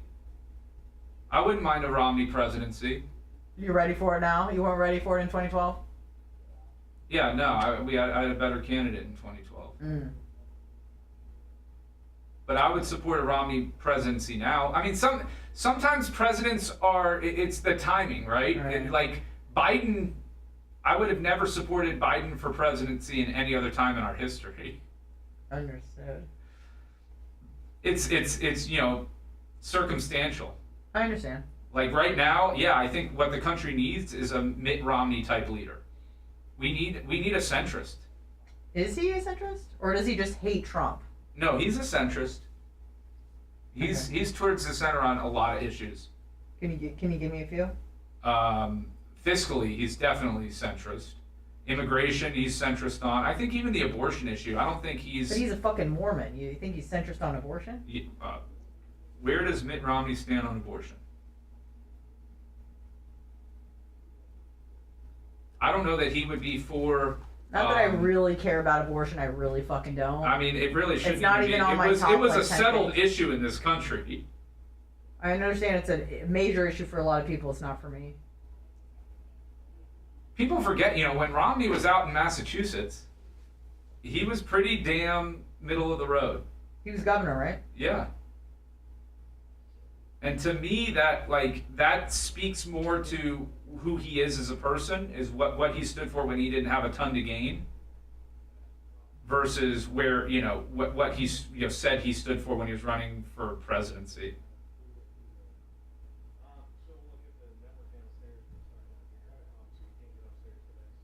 Yes, I'm stupid because my views differ with you. I guarantee I'm more intelligent than pretty much all of you in chat. I guarantee I'm more successful than probably 98% of you in chat. Roast him, Brian. Roast him. I mean, well, hell, if Ron DeSantis should be president because he was jagged, then I should be president of the Bubba Army because I'm more successful than almost all of them. Keep it coming. Keep roasted. Keep roasting him. I like that. Because then you become the nemesis and not me. The second it gets into politics, they're all cool with me until and then they put words in my mouth and they call me the snowflake. But It's they're all the ones fun that and just games don't when he's talking about hockey, but God forbid. don't like what I have to say and they melt down. But I'm the snowflake. Like, they can't hear a differing opinion. They don't want to hear it. Hey, we just got to come back and go because we have network guys here. Network guys here? Yeah. What does that mean?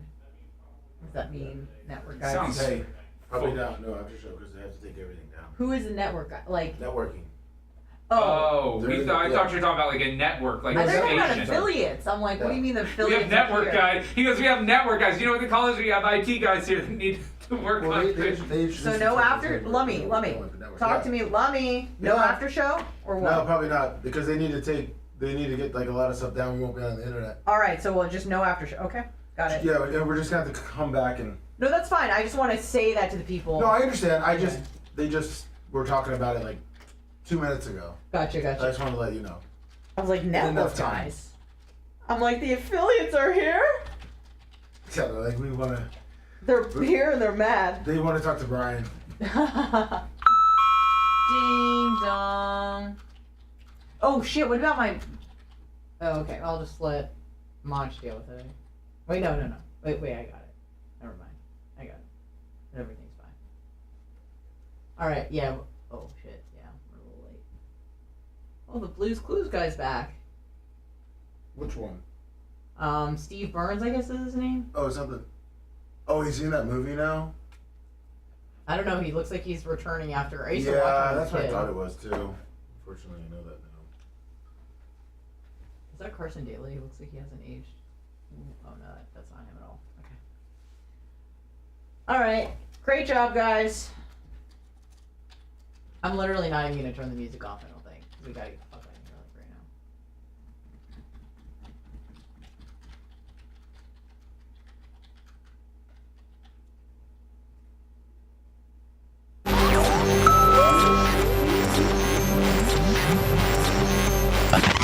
Bubba the Love Sponge. It is. I'm here for the sponge. Mate, it's all about mate. It's got to be Bubba. I laugh so hard. Bubba the Love Sponge. Ow! The Bubba the Love Sponge Show. We're coming in, we're coming out. I was just informed no after show today. Applause for Anna. Oh, thank you. Hosting and running I'm this curtsying. thing. Great job. Thank you. Hey, I appreciate it. Brian, thank you for coming in. And great job, Rhett and Macho Man, for keeping us technologically sound. Yes. And Lumix, thank you for everything that you do. I know you do a lot behind the scenes and in front of the camera. Thank you, Brian, great job, buddy. It's just a circle jerk fest right now. Brian, seriously, thank you so much for coming in. Thanks for having me. Love y'all. Appreciate it. Even the trolls. I loved you roasting them during the break. Mach, thank you for all your help, kind of streamlining this. Rhett, you were awesome. Thank you for all your help. Lumix, as always, appreciate you. Again, no after show. We'll be back tomorrow, 6 a.m. Hopefully with Poopy Pants McGee. That's who it is. Thank you for having us. We'll And see you Dr. tomorrow. Dan. Bye. And Dr. Dan.